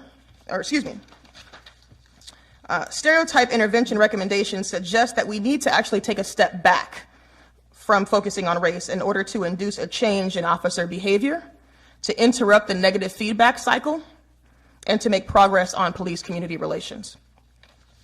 Given that, I would like to explore crisis intervention team training as a possible avenue for improving safety outcomes of Black Americans in their encounters with law enforcement, thus improving the relationship between police and community. And I'm going to explain what crisis intervention team training, or CIT training, is, and why I believe CIT training has potential to improve safety outcomes for Blacks. So a little bit about the history. CIT training began in Memphis, Tennessee in 1988 in the wake of a controversial shooting of a mentally ill man wielding a knife. And the Memphis Police Department then partnered with the Memphis chapter of the National Alliance for the Mentally Ill, NAMI, mental health providers in the area, and two local universities, which were University of Memphis and University of Tennessee, in organizing, training, and implementing a specialized police unit. The idea was to develop a more intelligent, clear, and safe approach to mental crisis events. The Memphis model has gained prominence nationally, with about 2,700 law enforcement agencies creating their own CIT programs. Internationally, countries as diverse as Canada, Liberia, and Australia have begun adopting the model. It is a 40-hour, week-long instruction, and the purpose is to help officers recognize someone in crisis, identify the source of the crisis, and manage the crisis through de-escalation and safe resolution for everyone involved. The model holds that officers should have volunteered and then received some additional vetting by superiors based on their work history and attributes. Successful completion of the program results in a certificate, and then officers are designated by their departments as CIT trained and added to a roster. For most departments, the goal is to have enough CIT officers trained that at any given time, anywhere in the district, a CIT officer can be dispatched to a call. For this reason, dispatchers, 911 agents, dispatchers, are also recommended to be trained as well, although that's much more touch and go. The goal is jail diversion by reducing unnecessary arrests and getting people the appropriate care. So what do officers learn in this training? The curriculum provides an overview of mental illnesses, developmental disabilities, and addictive diseases. There are site visits to local emergency facilities and inpatient psychiatric units. Officers hear personal stories from those who suffer from mental illness and or their family members. Finally, officers learn de-escalation techniques and crisis intervention skills through role-playing. And de-escalating situations means that officers must remain calm. This takes verbal communication, such as introducing yourself, letting the person know you are there to help them, listening carefully to what's going on, etc., letting them know that you care. And it takes the proper body language. So walking up to a situation with your hand on your gun, for example, is likely to further agitate a person in crisis. The training helps officers understand how their behaviors can either escalate a situation or de-escalate that situation.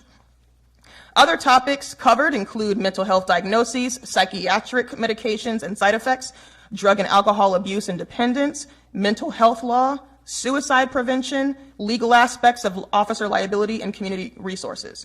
And officers are also trained on how to transfer individuals from police custody to appropriate care. So what are the results?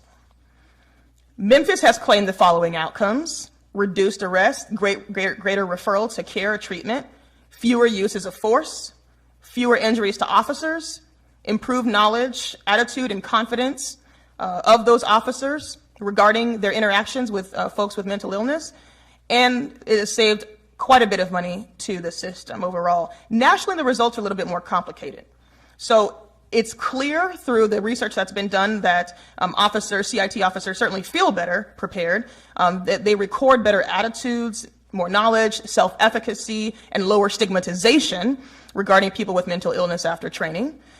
They do, in fact, reduce involuntary transports to mental health facilities, and they do increase mental health services or access to mental health services.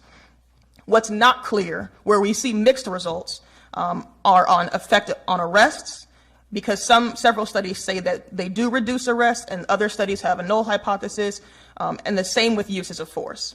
But the direction of the relationships overall is very promising. The challenge is that there is really a dearth of research on this topic. Memphis advertised their results, and many other departments adopted it on the strength of that model. But there are fewer than 3 studies on CIT, and most of them are studying very different topics, very different effects and outcomes. The methods vary widely. Departments do a very poor job on collecting data that needs to be evaluated. And there are significant challenges to CIT implementation as well. Despite all of these challenges, however, we know that CIT training enhances knowledge of signs and symptoms as well as causes of mental illness. And this contributes to greater ability to recognize and respond to crisis, reduced stigma and stereotyping, greater empathy, patience, and more redirection toward treatment. Evidence has also revealed better police interactions. This stems from putting the consumer at ease and remaining calm, reducing the unpredictability of crisis, and reducing the risk of injury for the consumer and the officer. And it is because of the success here, de-escalation, reduced stereotypes and stigma, empathy, patience, slowing situations down, a focus on helping the parties, an orientation toward peaceful solution, that I see potential for safer outcomes for Blacks in their interactions with law enforcement. My argument is that these contributing factors to peaceful resolutions between officers and people suffering from mental illness have the potential to transcend a mental illness context and applied to a broader context of interactions between officers and blacks, whether they suffer from mental illness or not. CIT training, even though it was never designed for this purpose, should improve safety outcomes for Black Americans through fewer officer-involved fatalities and, more commonly, fewer injuries.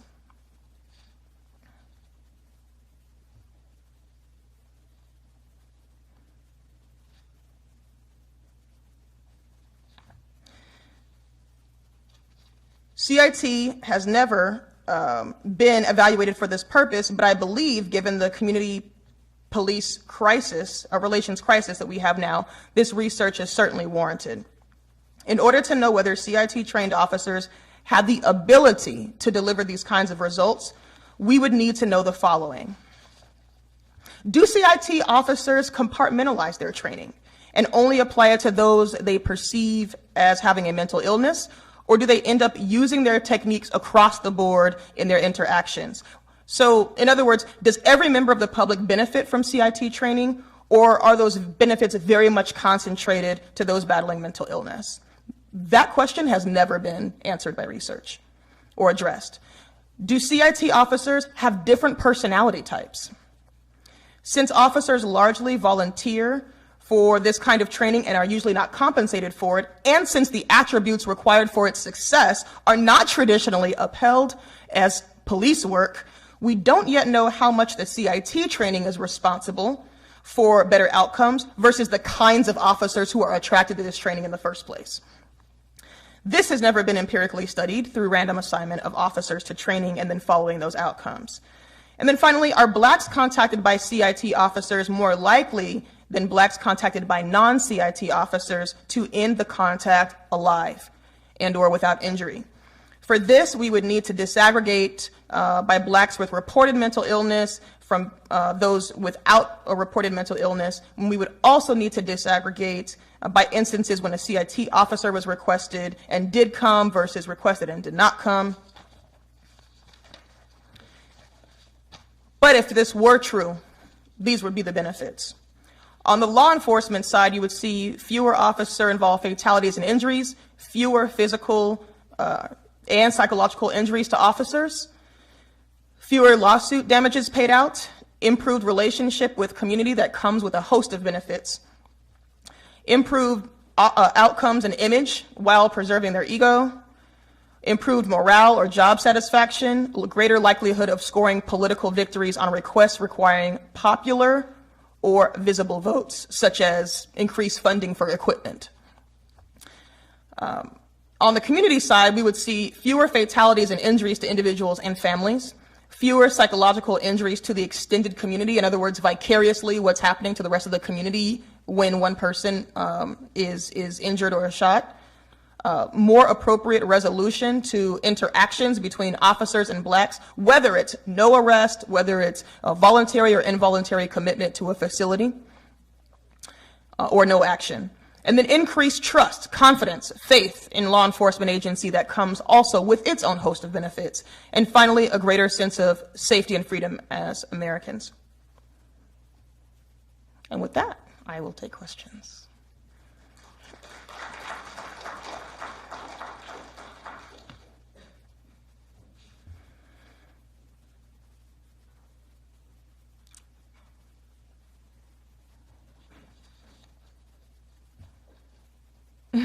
No questions? Yes, ma'am. So I'm thinking about this Memphis model, because I'm thinking about, like, there was a kid that was killed there earlier this year, like a teenager, an unarmed teen, that the community has been up in arms about because they have not charged this officer. And so I have some friends in Memphis who are, you know, sort of part of Black Lives Matter. And so they would not have this narrative about the Memphis police force being a model police force in any regard, right? And so I wonder, like, how do you sit in the tension between the need to, like, reform police versus, like, a complete overhaul? Because, you know, in this moment, like, I really love the debate that you staged at the beginning. I thought that was awesome.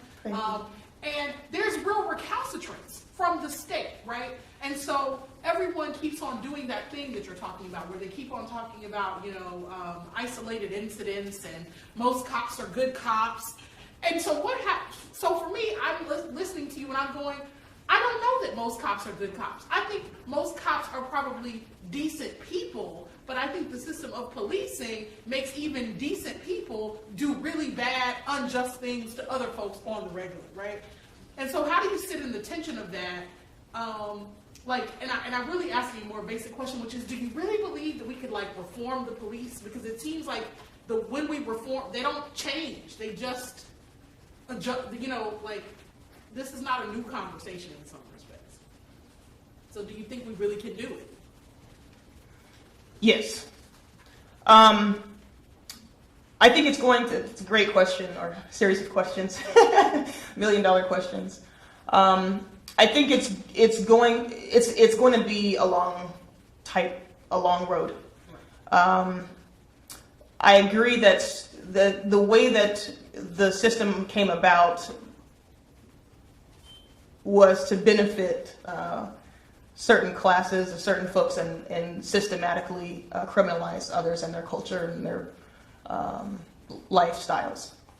So to the extent that that our reforms can change some of the goals of policing, I think that's where we're going to see real change.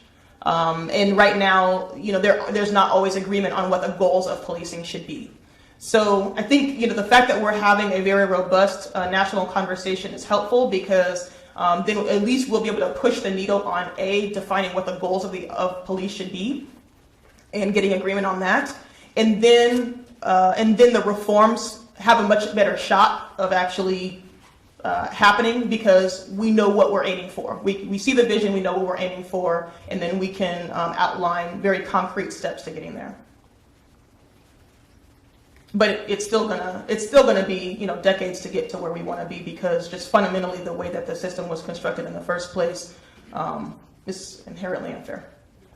And it's not just the police; it's interacting with other systems as well. So on the other hand, yes. I think that crisis intervention training would help in the sense that those officers that would volunteer to undergo the training, there are examples within the department, even if it's a little bit at a time, of changing people's culture and how they look at things. Being involved with a family member that has a mental illness, and the officers that came out that had that particular training are more sensitive. They do try to de-escalate. And no matter what type of issue I have with you, whether it's a mental health or we arguing over property, if we can de-escalate and hear each other's side to come out to a good solution, or that nobody is hurt, I think it does benefit the community. I don't think it's one answer that's going to help reform or get the community and police and law enforcement on one page. I think it's going to take a number of methods to help us resolve that. Absolutely. I think that crisis intervention thing could be a starting point, especially in rural areas when you know more people and everybody tends to know each other. Yes, I mentioned in the beginning that I had the opportunity as a liaison between the police and the community to learn perspectives on both sides, and part of that was because I went to police meetings. I went to C training in the police academy, and including crisis intervention team training. So I sat in on it and observed it unfold. I do think by and large, agencies have different ways that they implement CIT. For the most part, it's very voluntary. Some officers are encouraged, by their superiors or things like that, because they feel like they'll be good for it. But it is largely voluntary. But, sometimes districts are trying to hit numbers. And so they do sweep up folks who wouldn't normally volunteer on their own. So there is this question of, I think, yes, in general, from just even my personal experience, but also from what the research is bearing out when they are asking officers when they're doing surveys and when they're doing focus groups, that it appears that there's a difference. There's a personality difference between those officers who are doing CIT training and those who are not. And similarly, officers who are volunteering as school resource officers, sometimes that happens there as well. But that there is some ability, if officers are not totally, hard-headed, if there's some openness there, that there's an ability for CIT training to still move them. So it's just something that, because the departments implement it so differently, they're not doing it with like control groups and randomized assignments, that the research hasn't borne out yet, but it's something that needs to be addressed. Also, because oftentimes these characteristics, these traits like empathy or patience, communication skills, not being quick to express dominance or control over a situation, because these are not as respected, I will say, in the culture of a lot of the police departments. That is also a benefit of the CIT training, is that it sort of lifts up these attributes as legitimate, police work. And so that in and of itself, affirming these kinds of values within the department is very valuable. One of the things that Memphis encourages people to do, as well as NAMI, the National Alliance of the Mentally Ill, is having awards, really recognizing them. And so they become part of that sort of hero narrative as well, and really talking about those victories when they save lives and talk people down and things like that. And so the confidence also that those officers gain is really important, because their attributes are affirmed. The department is backing them up in the culture and lifting those up as things that should be emulated. And so there's some value there. People don't really talk about it, but there's some value there as well. So it's not literally just the training. It's the sort of cultural, how well does the department identify this as something culturally it wants to see throughout. I thought I saw another hand. Can I say something? Please. I'm a retired detective in the New York City Police Department. I had 30 years law enforcement. In respect to your comment over there, I have seen the police department change from the 80s, 90s, and 2000, where in the 80s it was strong on everything, use force on everything. It has calmed down, but I will tell you, I did work in the Internal Affairs Bureau in the police department for about 7 years, and out of 40,000 police officers, maybe 200 are bad. But unfortunately, one bad apple, as we know, makes everybody else look bad. And if you've noticed on the websites, all the media websites now, as much as they talk about the cops that do the bad stuff, there's been a lot of emphasis on the police officers that are doing good things. The officer that bought that homeless person shoes. The officer that sat down and had a sandwich with a homeless person. So unfortunately, the news media kind of jumps on the bad stuff because that makes news, and the good stuff really doesn't sell newspapers and doesn't sell good stuff. So the police department has changed. It still needs a lot of work. I did go to CIT training while I've been with Duke. It's a great training. I wish every department in the world was going. I do training with Chief Dolan, who's the retired chief from the Rowley Police Department. We do de-escalation training, service excellence training. So there is a big emphasis on changing the thought pattern of the police department. It's just a very difficult thing to do, because when you interview these people when they come into the police department to be police officers, they start out as one thing and they turn into another thing. And it's possibly because of the badge and the gun that gives them a little bit more muscles. So the departments are trying to change. It's just a long haul. They're not changing fast enough. And I think that the thing that I'm saying too, and I say this respectfully, look, like, I grew up in a poor community. I needed police officers to come and protect my mother because I grew up in a house where we had domestic violence. So I understand the sort of precarity of how folks are positioned in communities and having needed officer services. I have a detective assigned to me now on the campus where I work because I receive death threats for the things that I write on a regular basis. So I understand that officers do a critical service. But I have personally been mistreated by police officers, not just white officers, black officers as well. I have had officers to threaten me for parking in the fire lane of a Walmart because a friend left her wallet in the store, which I'm going to talk about in my talk, right? Like, and that wasn't in the 80s or 90s, that was in the 2000s, right? That was in the 21st century. And I'm a professor, right? And I have 4 degrees, and I still have officers mistreat me. So it's not even about a sort of respectability narrative, right? So what I would caution officers to do is to begin to listen, that these communities are not, it isn't a story of bad apples, it's a story of communities of color telling us that when they encounter police, that police power trip, that they escalate quickly, that they make folks feel afraid. And so these sort of independent acts of service that many officers do does not change the fact that because you guys are given state power with a gun and a badge, and you have the state-sanctioned ability to use lethal force, that you're held to a much higher standard than the common citizen, right?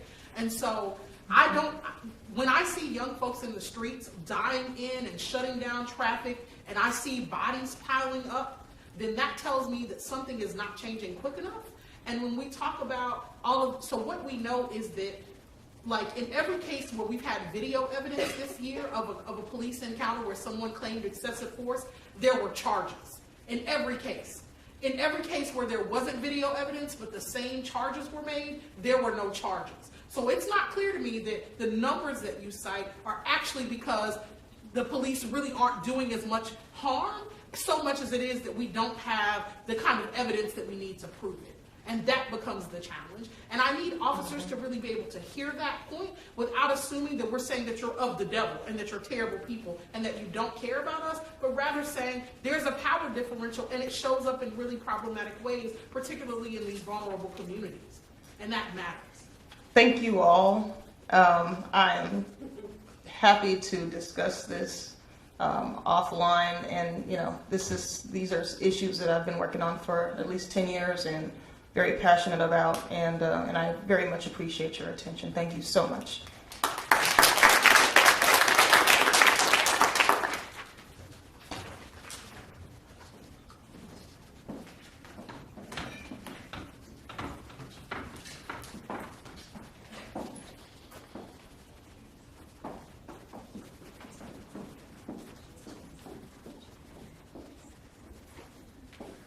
All right, good afternoon. My name is Arthi Asrani. I'm a senior at Duke University. I'm majoring in political science and minoring in economics and women's studies. Hello, I am Fope Do. I'm a senior and majoring in public policy and minoring in psychology. And I'm Malika Short, I was the previous volunteer. I'm a senior, I'm majoring in economics with finance and global health.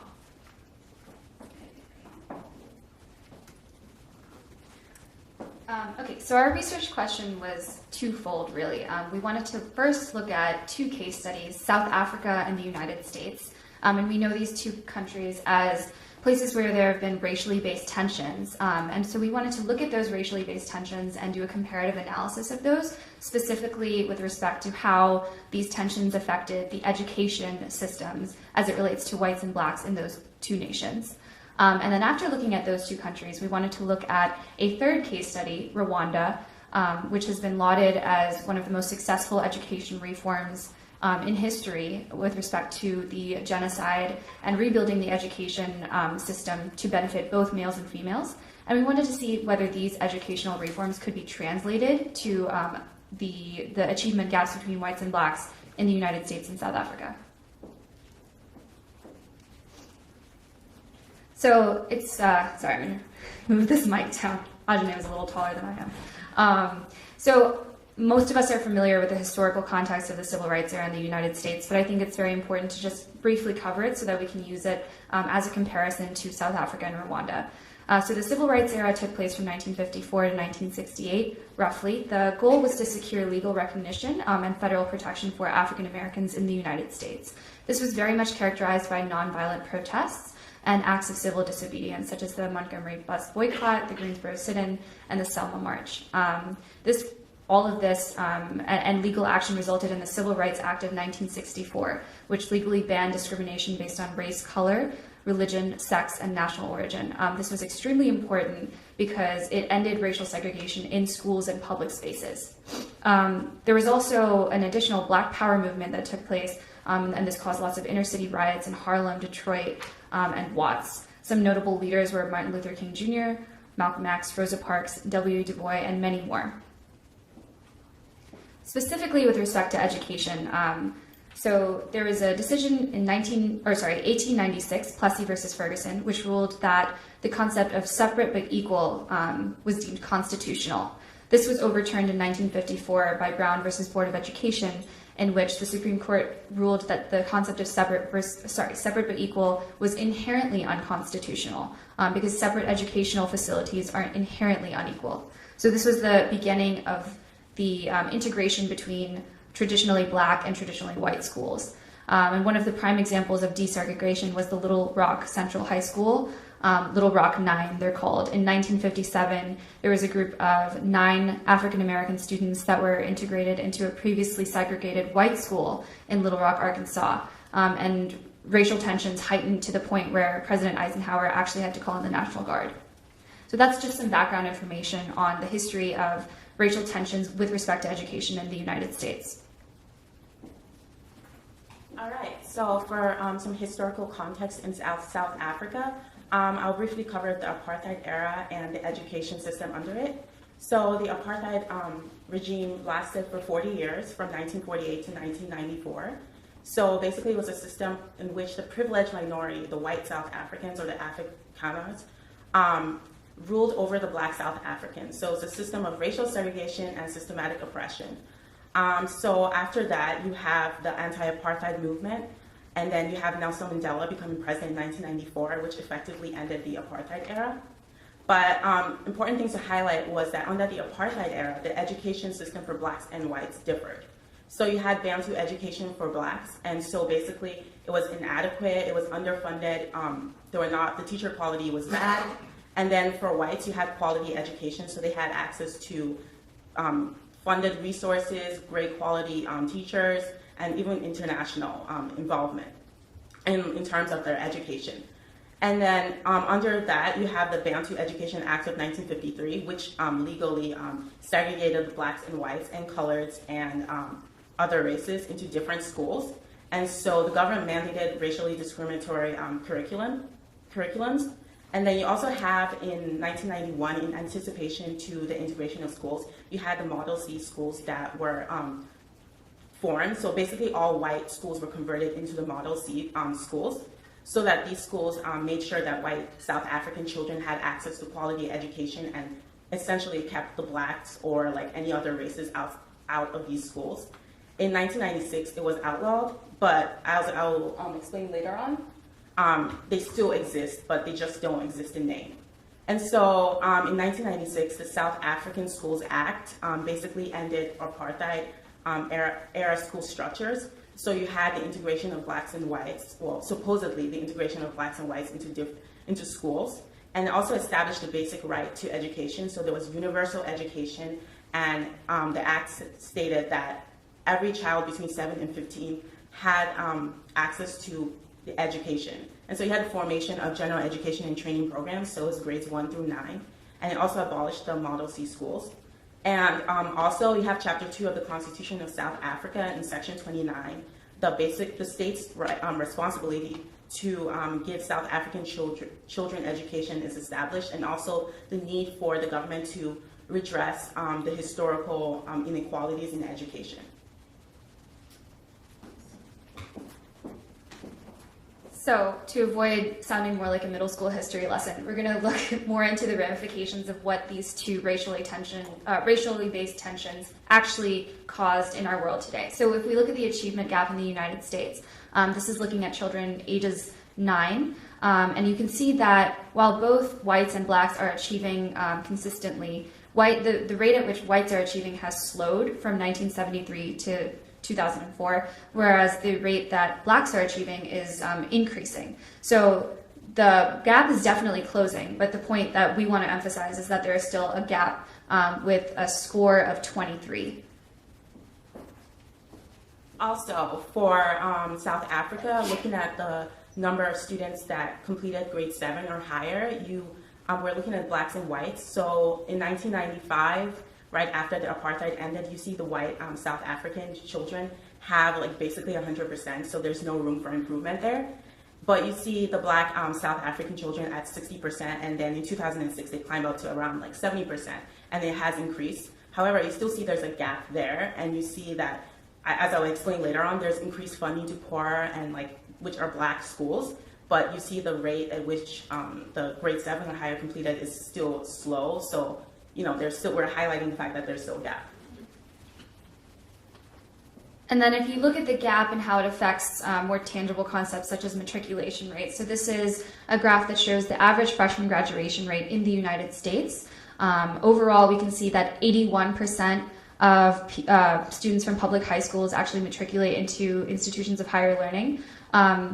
85% of whites matriculate, 93% of Asians matriculate, and this is compared to 68% of black students that matriculate to universities and colleges. So there's clearly a tangible gap when you see high school students going to college. Sorry. Okay, so I will be looking at race and provinces. So basically for race, you see that the black students for matriculation rates is much lower. So it's about 43% for the mean, and it's about 95% for the white South African students.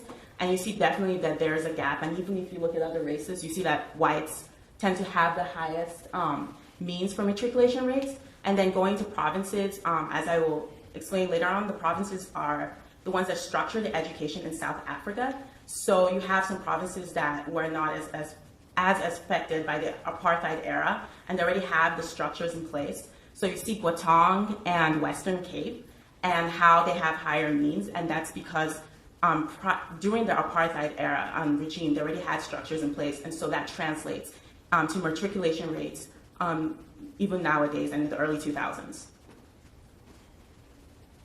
So why does this gap truly exist? We decided to first look at funding. In the United States, the Constitution deems it the responsibility of each individual state to provide K-12 public education funding. But because there's 50 states, this results in a lot of variation in how states decide to allocate funding for provinces within the state. So this results in underfunded communities that are largely made up of minority populations. And just to give you a little bit of context, in the fiscal year 2014, the United States spent a collective $141 billion on education, which sounds like a lot, but when you look at the entire federal budget for that year, it was really only 4% of the budget, which is not that much. And the more concerning part is that higher income parents, who are more likely to be white, have the option of sending their children to private schools, so they can completely opt out of the public school system itself. Looking at South Africa, they spend 20% of their national budget on education, which is like the highest chunk of a sector that they have. They spend on for allocating grants and funding. However, you see that despite more funding for the poor, there's like a gap in matriculation rates, as we've seen earlier. And so even though the government determines the amount of funds they give based on the poverty level of the area, there's still a gap there. And then the Department of Education for each province finances schools directly. So depending on the functionality of the province and how they decide to structure the financial system for the schools in their area affects the quality of education. And so, and also for the former Model C schools, you have a different budget system. So basically, the Model C schools are already in predominantly white areas, and then they depend on school fees and donations as opposed to the government subsidies or grants. They can top up with government subsidies and grants, but they mainly get their income, mainly get their funding from higher income parents. And so if you have like already higher income, like white South African parents donating or giving fees to these schools, you already have better quality of education established for these like former Model C schools, which translates to white South African children. So the general consensus is that more funds are needed to address the huge backlogs due to 40 years of apartheid education. So secondly, we wanted to look at the quality of teaching. So the United States started doing something called Improving Teacher Quality Grants, and this provided approximately $3 billion to each state for professional teacher development. But as we just saw, that's really nothing compared to the entire federal budget. That's a very small percent of even the 4% that we spend on education as a whole. This happens through the U.S. Department of Education. And because especially in North Carolina, actually, teacher salaries are scarily low, and this pushes a lot of competent people out of the job market itself into other fields. But there are programs such as Teach for America that serve as incentives for qualified teachers to work with underserved populations. But there's something inherently problematic about programs such as this as well, because it encourages sort of this white savior complex of encouraging people who have received a traditionally privileged education to come in and help underserved communities. For South Africa, as I previously explained, the national budget has funding allocated for teacher training. So it's called the Teachers Education, Human Resources, and Institutional Development. And so the funding, part of this funding is to address the quality of teachers. One of the main problems in South African education is that the teachers were trained under Bantu education, which was inadequate and underfunded. And so you see teacher shortages in subjects such as math, science, technology, and language arts. And so you have funding to currently train the teachers that are there and to even train a new generation of teachers incoming into the South African educational system. And also you have financial aid resources. So you have college students who are studying to be teachers, and the government gives them more grants and financial aid to be able to go to college and to receive the proper adequate training. And they also have the initiative by the government to reopen teacher training colleges. Okay, last one, we promise. So now we're going to look at a few of the mitigation efforts that have been taken to try to close these achievement gaps. So in the United States, we've had many successful charter school programs, such as the Harlem Success Academy and KIPP, which is a network of, I think, over 180 schools all over the country. But the issue with charter school programs is that while they are great for the kids who are in those programs, in order to maintain like a really healthy teacher-to-student ratio, those seats can only offer up to 200 kids a spot in those schools. And then we worry about what happens to the other thousands of kids who don't get that type of education.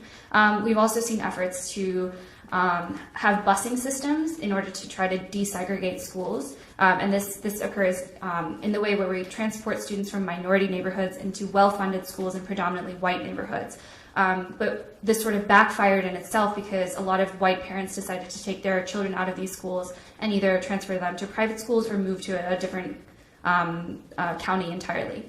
And then lastly, the infamous No Child Left Behind Act was intended to try to provide more funding for public education, but this also backfired because it was heavily criticized for its emphasis on achievement on standardized tests. So instead of really encouraging students to focus on concepts and learning and curriculum, it really pushed teachers to teach to the test in order to have sort of a means to an end teaching strategy.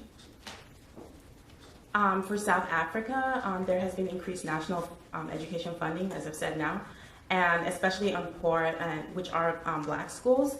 And so you see that this has had a positive impact on the quality of schools and the amount of people matriculating. However, the rates at which it has had an impact is still not greatly accepted by scholars or even the government, because when you look at the funding that has been allocated to these schools, you would expect more results. So there's I guess, in many ways, there has been a positive impact, but it has not been fast enough. And so you also have government school grants, which also goes along with the national education funding. They also have the no-fee school policy, in which school fees for primary children in the poorest areas have been abolished, because even though there's a universal education and you have to take your child to school between the ages of 7 and 15, there's still school fees, and so that could be a hindrance for poor children to go into schools. But so that's why that has been abolished. But a common criticism of this has been that you expect the government to provide the abolishment of school fees for grades 10 through 12, but in order to get a matriculation rate, However, the government does not provide funding. So if you have poor students, they would probably just complete up to 9th grade and then drop out if they cannot afford to pay the school fees, or their parents cannot afford to pay the school fees. And they also have teacher training programs and grants, which has had a positive impact. You see that the quality of teachers has greatly increased, but you still see the student ratio to teachers is still not at the numbers that the government would like to see. All right, so now we're going to switch gears a little bit. You've heard about the US and South Africa for the last 10 minutes, so we're going to talk a little more about Rwanda, which is our comparison case study. In order to talk about Rwanda, I want to establish 3 basic concepts, and I'm sure you all are more than familiar with all 3 of these, but we're just going to reiterate them so you understand where we're approaching these 3 specific phrases from. So the first is race, right? The second is ethnicity, and the third is racialization. Rwanda really brings up an interesting point of how racialization can occur from an ethnic standpoint. We're going to start with the concept of ethnicity as something that's derived as an intrinsic difference in behavior based on cultural norms, based on geographic diversity, and based on traditional practices. So this is something that's very intrinsically motivated, right? The second, we're going to look, if you look at race, we're going to consider race something where an opposing party or a superior race or a superior group comes in and establishes a social hierarchy that then denotes one group as physically different and therefore structurally less privileged. The last is racialization, the process of taking an ethnicity and translating it into something that inherently so-called, determines someone's lack of privilege or lack of ability to maintain a certain level of education, of power, of political stability. All right, so now that we've established those 3, we're going to talk about Rwanda, like I mentioned before. So Rwanda, there's a couple different things that I want to highlight. First, let's start off with pre-independence. So Rwanda was originally colonized by German and Belgian explorers, and the Germans brought in their desire to, so this is post Charles Darwin's theory of evolution and Darwin's categorization of the finches. And so if you want to really extrapolate that and say that that's one of the reasons when the German population invaded Rwanda, they actually took those philosophies and decided, hey, there's these 2 ethnic populations here, the Hutus and the Tutsis. They're now 2 different races because we like racially categorizing people, and that's just what the world does now. So you have the Hutus and the Tutsis, and within the colonial period, Tutsis were given preference. They were lighter skinned, they were taller, they were more attractive, and so their education rates soared. They were given more privilege as in a structural sense. So this essentially created not only an ethnic and racialization process, but also a class difference. This class difference then created an overlooked majority population. The Hutu population is the majority population, but they are the underprivileged majority, which greatly differs from most countries, or greatly differs especially from the US in particular. The second period I want to focus on is post-independence. So if you're looking at 1959 to 1984, we have an imposition of affirmative action style legislation where not only did the Hutu population assist in ousting the colonial leaders of the time and establishing Rwandan political power, but now we have an internalization of ethnicity. We don't just have two ethnic groups that had race imposed on them and then decided to dissolve that concept of race once those colonial powers were removed. We have a Hutu population who then internalized their fact that they were, substandard to the Tutsi population. The third phase is what happens right before the Rwandan genocide. So we have a conflict in political power, a majority Hutu population, but also a struggle between Hutu and Tutsi political leaders. On April 6th of 1994, we have the bombing of a plane that was carrying the current Hutu president, and it was attributed to Tutsi rebel forces. So that's what is traditionally considered as the starting point of the genocide, but it's important to acknowledge that there is so much racialized tension that existed before this fact. So the genocide occurred from April 1994 to July of 1994, and the biggest point that I'd really like you to take away and not really discuss a lot more of the political changes that happened during it is that we had a huge demographic shift. So of all those killed, 70% were Tutsis and 20% were Hutus. The genocide was basically waged against the Tutsi minority, but keep in mind that the Tutsis were also the privileged minority group. So this establishes a very interesting contrast from most racial conflicts we've seen around the world. And the 20% Hutu population that were killed are considered Hutu moderates. And I want you to keep that in mind because we're going to talk about why all of a sudden in recent history, Hutu moderates have kind of disappeared from the history books of Rwanda. Over 800,000 lives were lost, and war action was perpetrated by 200,000 people. And we're going to relate this to education because schools were actually the site of majority of these mass shootings, because this was a place where Hutu and Tutsi children would come together and teachers were coming together. And it was a great place, unfortunately, for anyone who had these ethnic conflicts or racialized conflicts building inside of them to perpetrate war action. All right, so if we look at education reform, post-independence, if we step back and think about what happened before the genocide, there was actually a quota system that was imposed to limit Tutsi education. So if you remember before, I said that Hutus were the majority population, right? So now we're looking at a school system where 90% of all seats for secondary schools are being allocated towards the Hutus, and only 5% are being allowed to be occupied by Tutsi populations. The Tutsi-Hutu segregation also occurred within the classroom, where there are narratives of classrooms that had lines literally drawn between both populations. Students knew who fell into which ethnic group. Teachers made sure that students recognized their own ethnicity. And if a teacher was Tutsi, they established that privilege in the classroom as well. The third thing is that the curriculum was heavily biased against the Tutsi population. So the curriculum was created by the Hutu population at the time. And so you're seeing a lot of facts about Tutsi privilege being left out and why Tutsis are considered more privileged from a colonial standpoint, being excluded from the curriculum as well. All right, so then we have the genocide. Post-genocide, the Rwandan Ministry of Education is lauded for its ability to jump back and really establish that education is going to be the site of reform for the country. With respect to that, there were a couple different needs that they addressed. The first is looking at teacher shortages. We needed primary and secondary school teachers, but then most importantly, there's a lack of trust in the school structure and the concept of going to school altogether, because that is where the genocide was mostly perpetrated. Why on earth would you send your child to somewhere where they could die the next day, right? You don't want to do that, even if you know the genocide is technically over. The third is, do we need to implement a peace education program? Is there something that the government needs to implement in order to establish a baseline for these racial tensions now? The fourth is, what about funding shortages? We're just coming out of a genocide where a majority of our labor population is also depleted. The economy as a whole is suffering. How do we then fund an education program that's supposed to bring in all of the children of the country?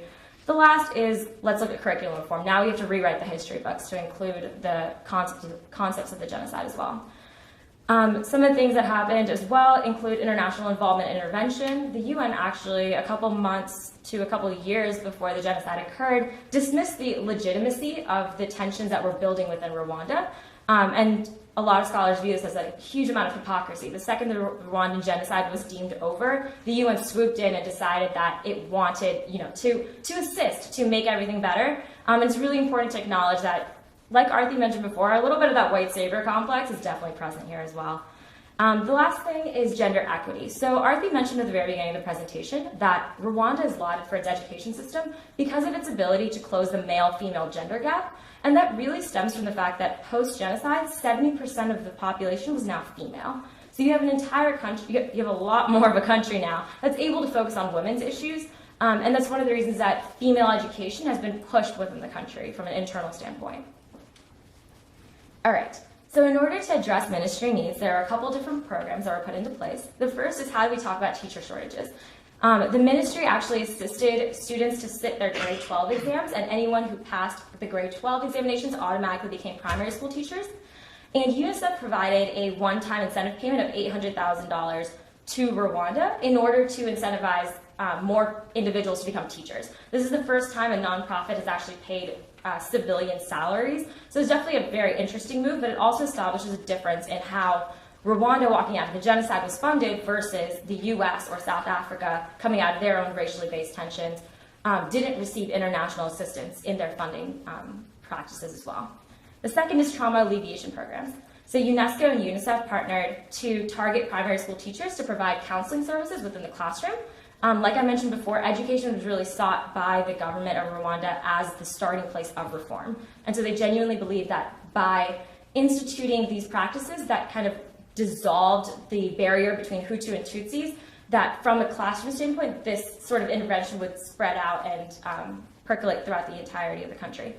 The third is UNICEF incentivization of peace education, so kind of what I talked about before, an emphasis placed on equity and inclusion, and it really viewing the school and the playground as a starting point for all sorts of change. The fourth is something that I think is really interesting, is re-education camps. So anyone who was a former fighter who fled the country or was still within Rwanda post-genocide was actually put through a re-education camp to not only, one, give them skills to become, better productive members of the labor force, so that sounds great, but then the second part to these re-education camps was to dissolve any idea of ethnicity or race. So individuals walk into these camps and they're taught that Rwandans have no ethnicity. Hutus and Tutsis don't exist. We're all one people. And although that sounds great in theory, from just the dialogue we know, colorblindness doesn't necessarily lead to a lot of change. It makes it a lot harder to talk about things. And that's one of the things we really want to reiterate, is that this policy of colorblindness, in this case, it's obviously a very loosely applied term because it's not necessarily color-based, but that concept is really what stems the rest of our conversation of whether or not this is a policy we can implement in the US or South Africa. I also already mentioned international funding that was allocated towards Rwanda, but the Rwandan Ministry for Education reallocated these funds towards primary schools and placed the emphasis on early education programs instead. So real quickly, I will go through 6 factors that we thought were important and integral in analyzing Rwanda, the US, and South Africa, and how the conflict was involved in education attainment.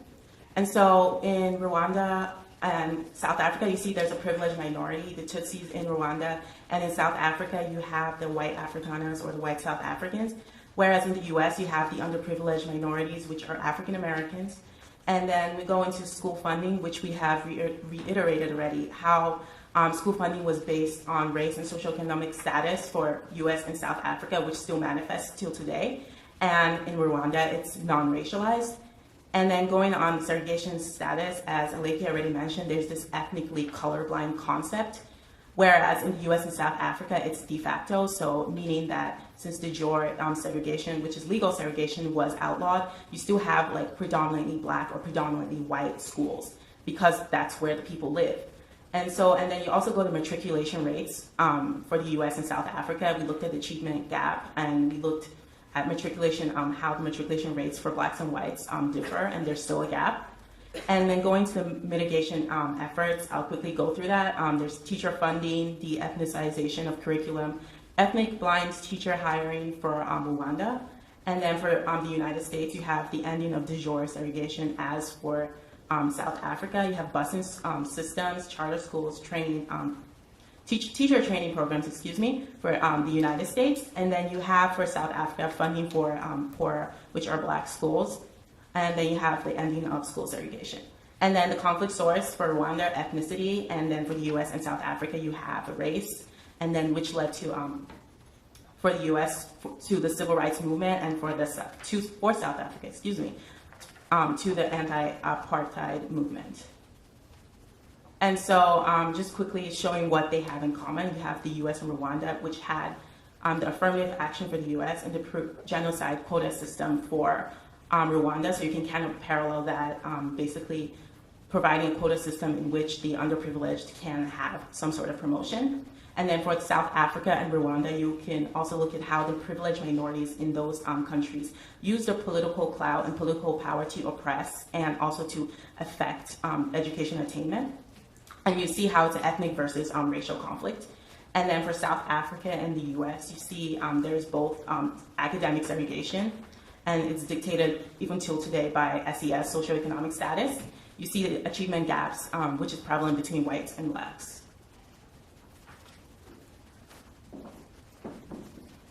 So what's really important to talk about when we're considering education is the social psychology behind it. So self-fulfilling prophecy, we heard about this in the previous presentation. It really affects the influence of race dialogue within the classroom. So when you walk into the classroom, what are the expectations that are set for you based on how you look? And how does that influence how you actually perform within the classroom? So this affects teaching practices and curriculum biases, as we heard in the case of Rwanda. But the most important thing in terms of self-fulfilling prophecies is that you want to give students the ability to really think, question, and challenge curriculum at all points in time. So with respect to Rwanda.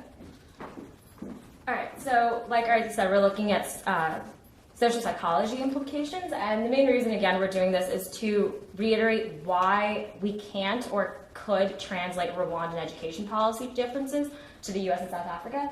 And so one of the major things we have to consider with self-fulfilling prophecies is hindrances to development and whether or not individuals are allowed to even progress from primary to secondary school. In Rwanda, the quota system pretty much hinders that process for the Tutsi minority. But more importantly, it minimizes merit. So students are automatically being told, hey, it doesn't matter what you score on a test, you may or may not get into secondary school. It just is a chance of luck at this point.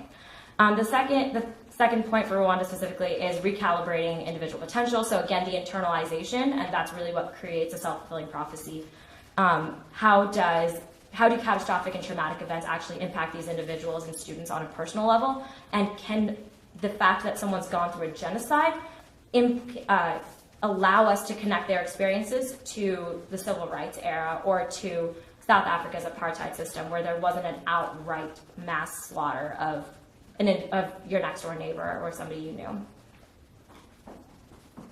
Then we're going to look at implicit biases, which are also covered in the last presentation. But this also happens not only on an individual scale, but also a structural scale. So when we look at differences in funding, we want to look at the fact that, for example, in the United States, the funding of education happens on the state level, and how do they make those decisions to fund certain schools in certain provinces at a lower rate than other predominantly white neighborhoods? And this also happens in South Africa, which proves the difference in matriculation rates, as we saw. All right, and then the last two things for implicit biases are looking at matriculation empowerment. If teachers continuously disregard students that are in the minority population from working harder, they're really just going to believe that they're destined for failure. And then the last is the curriculum. So I talked a little bit about how Tutsis have been kind of written out of the curriculum in Rwanda, but there's also dismissal of Hutu moderate deaths. When you have a true narrative that implicitly creates behavioral justification of certain rebel forces and of certain ethnicities for their actions as well, which can implicate how students actually interact with other races or other ethnicities in the classroom, even if they are ethnically colorblind. All right, to look at some of the limitations. So our overall conclusion is you can't translate these situations. There are so many limitations to this. The first is racialization of Rwanda's genocide. When you have a racialized conflict, we talked about how you not only have to deal with the conflict itself, which was a lot more, gruesome and vilified than something like apartheid or the civil rights era, but the alternative interpretations of these conflicts can also lead to criticisms of how education could approach the situation afterwards.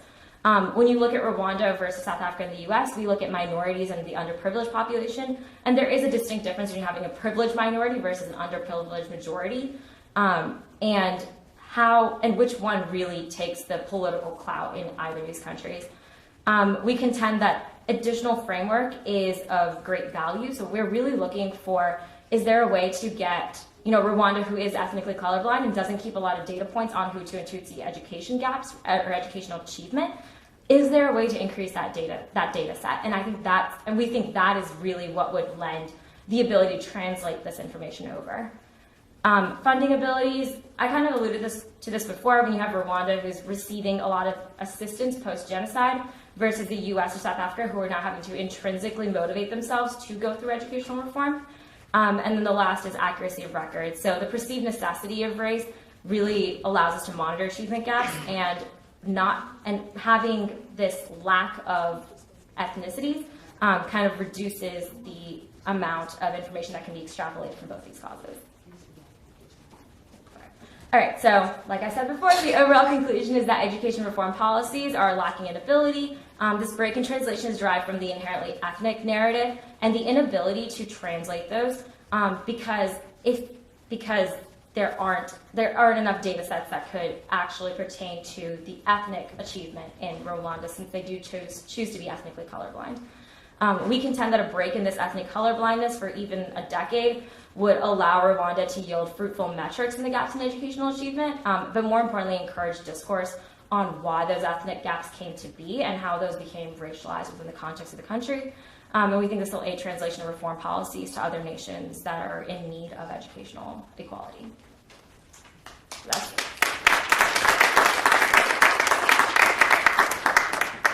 So we're a little behind. We're going to hold questions. So if you have any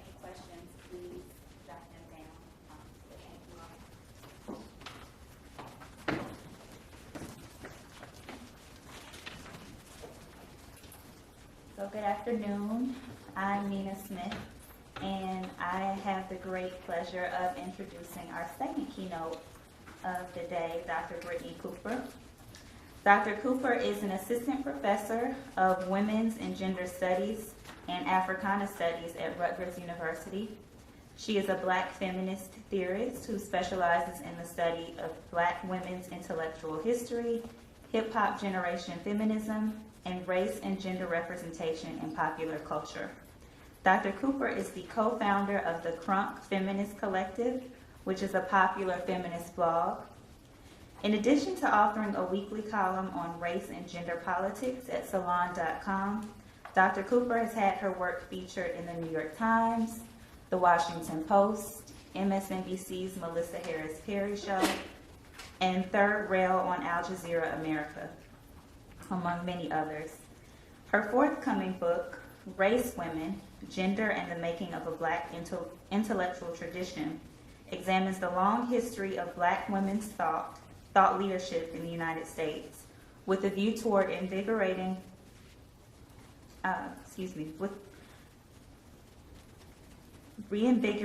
contemporary scholarly and popular conventions about Black feminism. In 2013 and 2014, she was named to the Root.com's Root 100, which is an annual list of top Black influencers. The title of her talk today is #Say Her Name Towards a Gender Inclusive Movement for Black Lives. So if you're at all tired, I can guarantee you she is going to energize you. So please help me welcome Dr. Brittney Cooper.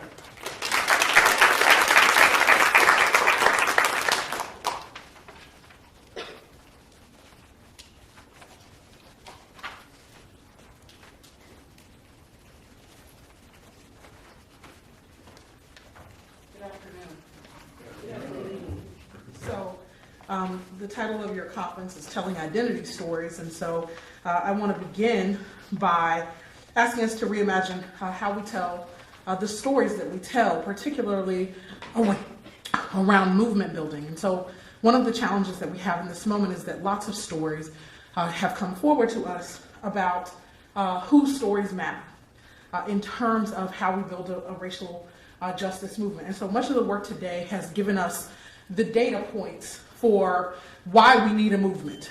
So we've been exposed to inequality in health outcomes, inequality in education, so inequality more broadly. And now what I want to do is to think about how those data points get re-articulated to us in terms of a movement for social justice, in terms of a movement for racial justice. And that's particularly important as we're seeing students on campuses across the country in the last week taking over administration buildings, giving lists of demands, demanding that institutions and administrations be responsive to the racial conditions that students are facing on campuses. So we have now moved into the next iteration of the movement for Black Lives, in that it is now moving very formally and officially onto critiquing campus cultures in a very persistent way. So the title of this talk is born out of a hashtag movement that has been part of the agenda of the movement for Black Lives, and that has been about making sure that when we tell these stories, we name the conditions of Black women and girls.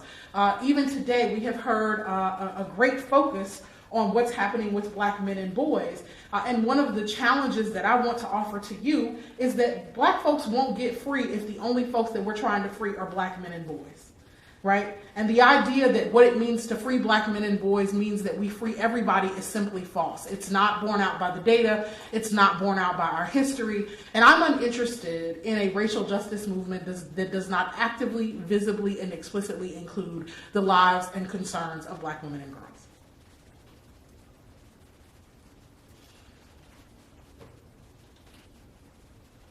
So when Rachel Jontell took the stand to testify about events that occurred the evening her friend Trayvon Martin was murdered while walking home from a Sanford, Florida convenience store, she entered into a long history of Black women bearing witness to the acute and tragic pain caused by the chronic problem of American racism. While visiting his father and future stepmother in Florida, Trayvon ran out to the corner store where he purchased a bag of Skittles and a can of iced tea. On his way back, he lingered in the rain, at times taking shelter under a mailbox station in the subdivision to talk with his good friend, Rachel, an 18-year-old classmate. On the walk home, he was accosted and killed by an overzealous, self-appointed neighborhood watchman named George Zimmerman. The prosecution's star witness, Rachel talked on the phone with Trayvon in the moments of his initial confrontation with Zimmerman and was therefore called to testify. Yet the mainstream ridicule of her forthright, pull-no-punches demeanor, her physical appearance, and her style of speaking, coupled with the eventual acquittal of Zimmerman, suggest that on strictly legal grounds, her testimony failed. Dark-skinned, plus-sized, and reluctant to be in the courtroom, Rachel carried the weight of racial representation on her shoulders. She immediately became the object of ridicule and scrutiny in social media, as Black folks shamefully lamented her broken English and derisively compared her to the likes of Lee Daniels' Precious and Tyler Perry's Medea. Because the case was so deeply polarized along racial lines, the white vitriol against Rachel and Trayvon came as no surprise. But the Black racial disdain toward Rachel betrayed deeply internalized shame around white supremacy and a continued investment in the politics of respectability as a salve to these wounds of ours. By not offering a stellar example of race womanhood, which is to say, by not being above moral reproach, both of which were characteristics necessary for Rachel to even be believed, she failed the race, or so the story goes. But there is a different story to be told, and that story is the one that Rachel came to sit upon the witness stand to tell. Hers was a story about a boy named Trayvon, her friend since grade school, her friend who never bullied her even when so many others did, her friend who lingered in the rain on a February night to talk to her before he went back inside for the All-Star game. To him, her size, her speech impediment, and her deep, dark, plum-colored skin did not constitute an indictment of her value or her ideas, did not make her unworthy of being seen, listened to, and heard. Their conversation was giving him life, even as someone else was there in the shadows coming to take his life. She came to tell the story of a Black boy who was an ally and a true friend to a Black girl in a world that hated them both. Rachel entered hostile territory to tell her story. Going to the territory, she knew that even the people who were supposed to be on her side, Trayvon's side, were really on the side of the system. They didn't pretend to respect her, and she didn't harbor any pretense about them. She molded their routine disrespect into an eloquently rageful disrespectability politic.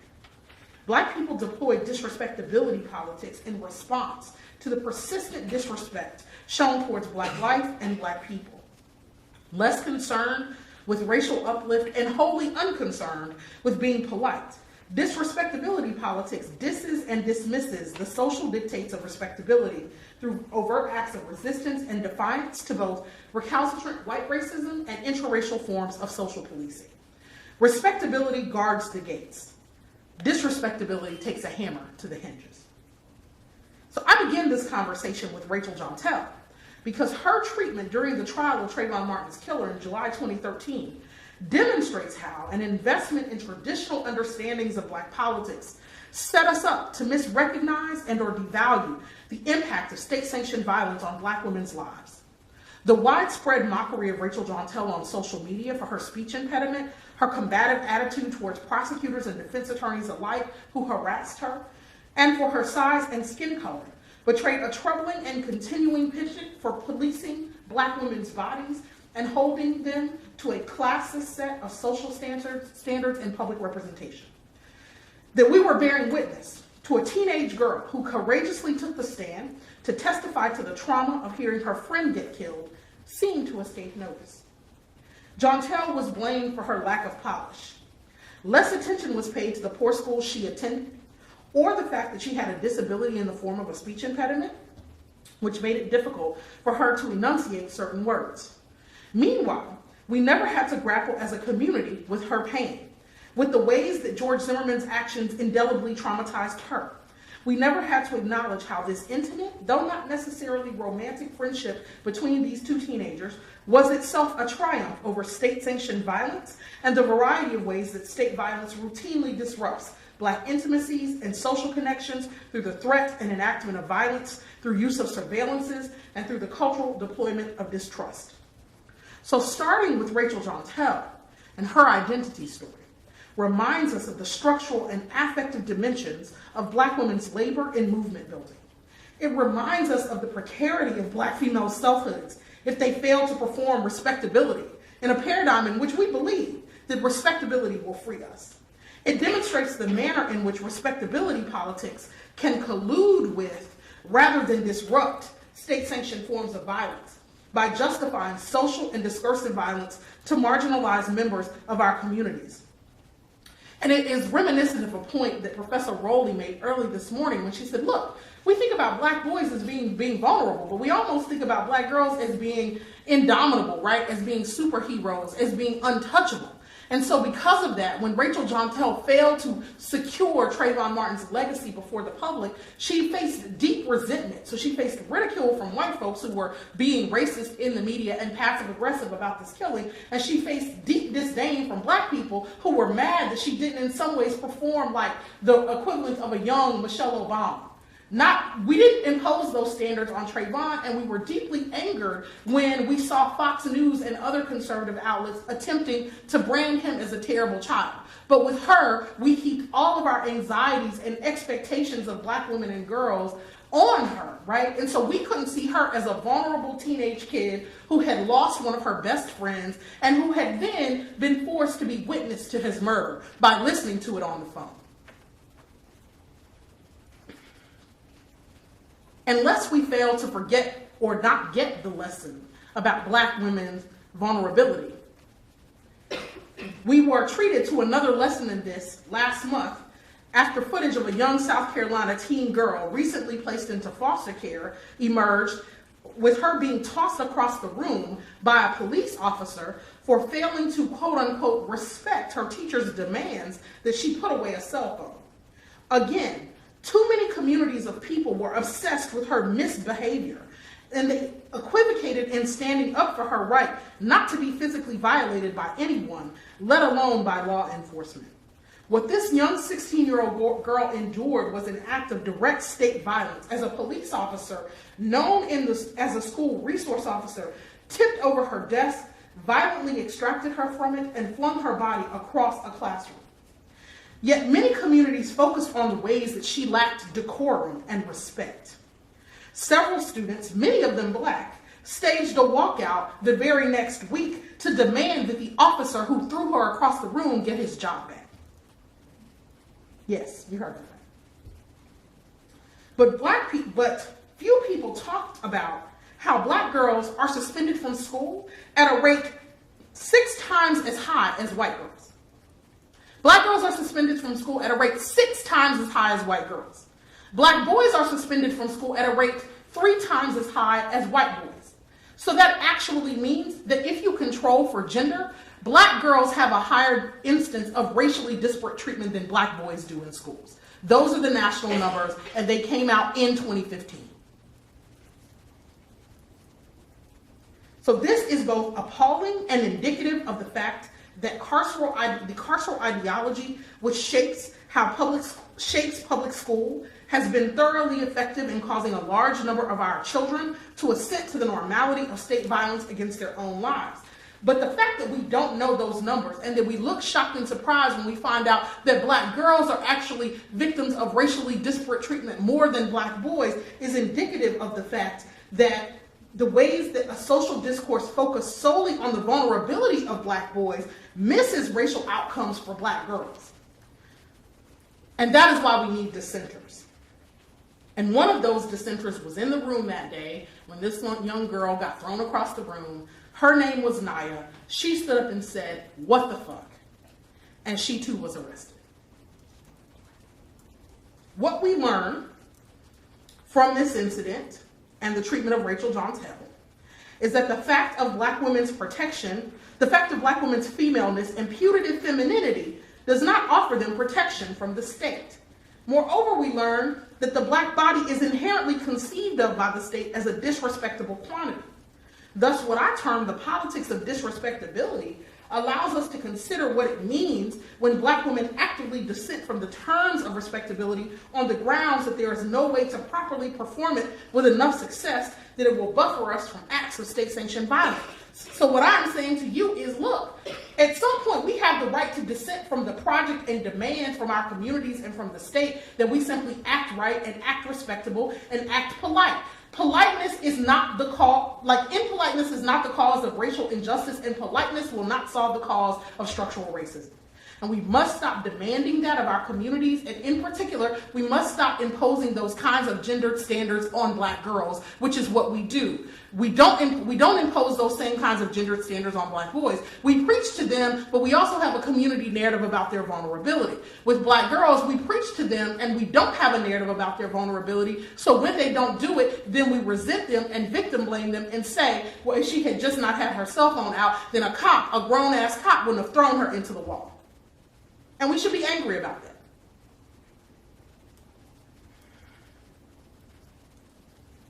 We have had a procession of highly visible and heinous killings of Black men by police and vigilantes since Trayvon Martin's death in 2012.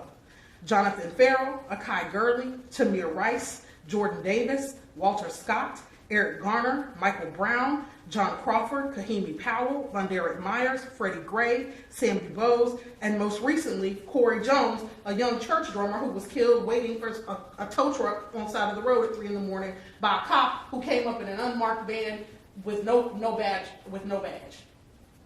and killed his kid. And so many more have died in what it felt like, and in many cases looked like, execution-style killings. These killings fit within a long narrative of police disregard for and disrespect of Black manhood. These killings feel to us like lynchings, but we forget that women and children were lynched too. So what of Miriam Carey, Shanique Proctor, Tanisha Anderson, Natasha McKenna, Maya Hall, and Sandra Bland? How do these women's deadly encounters with police and law enforcement agencies force us to revise the narrative we tell about the victims of state-sanctioned violence? In at least 5 of these cases, these women had documented histories of schizophrenia, of mental illness, including postpartum depression and schizophrenia. Yet in the case of Tanisha Anderson and Natasha McKenna, officers used excessive force to subdue these women who were clearly suffering from clinical episodes. All but 2 of the women I have named were mothers.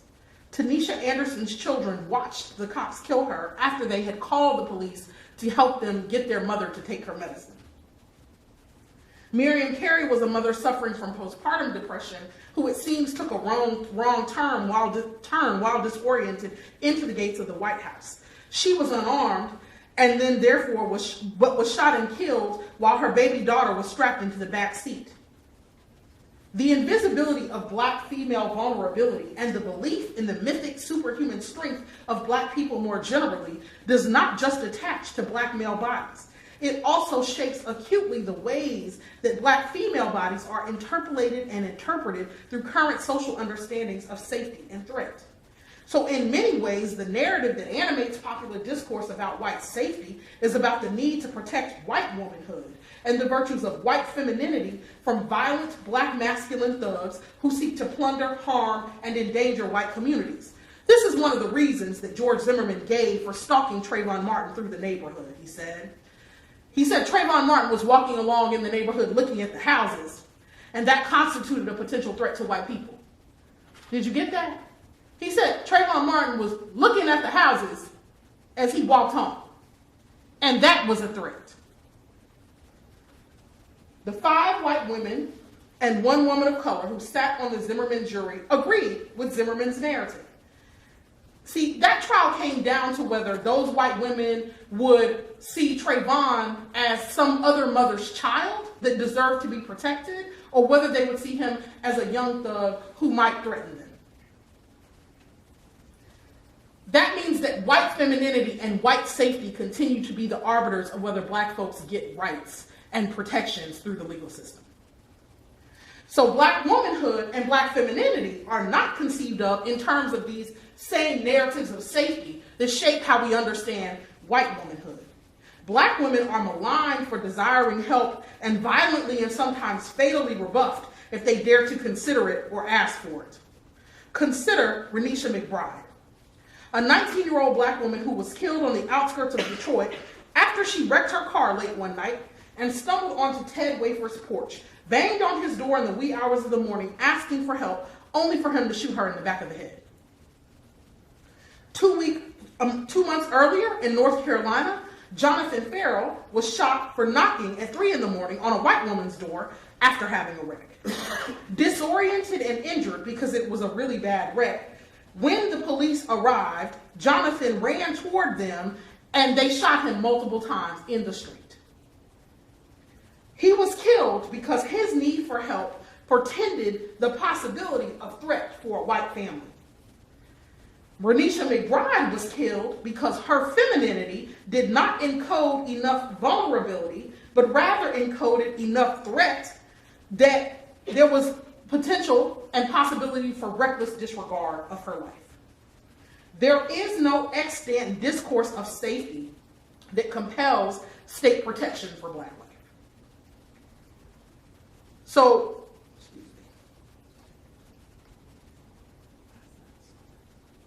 when Sandra Bland was arrested this past summer in Waller County, Texas, let me see if I have the right slide. I'm sorry.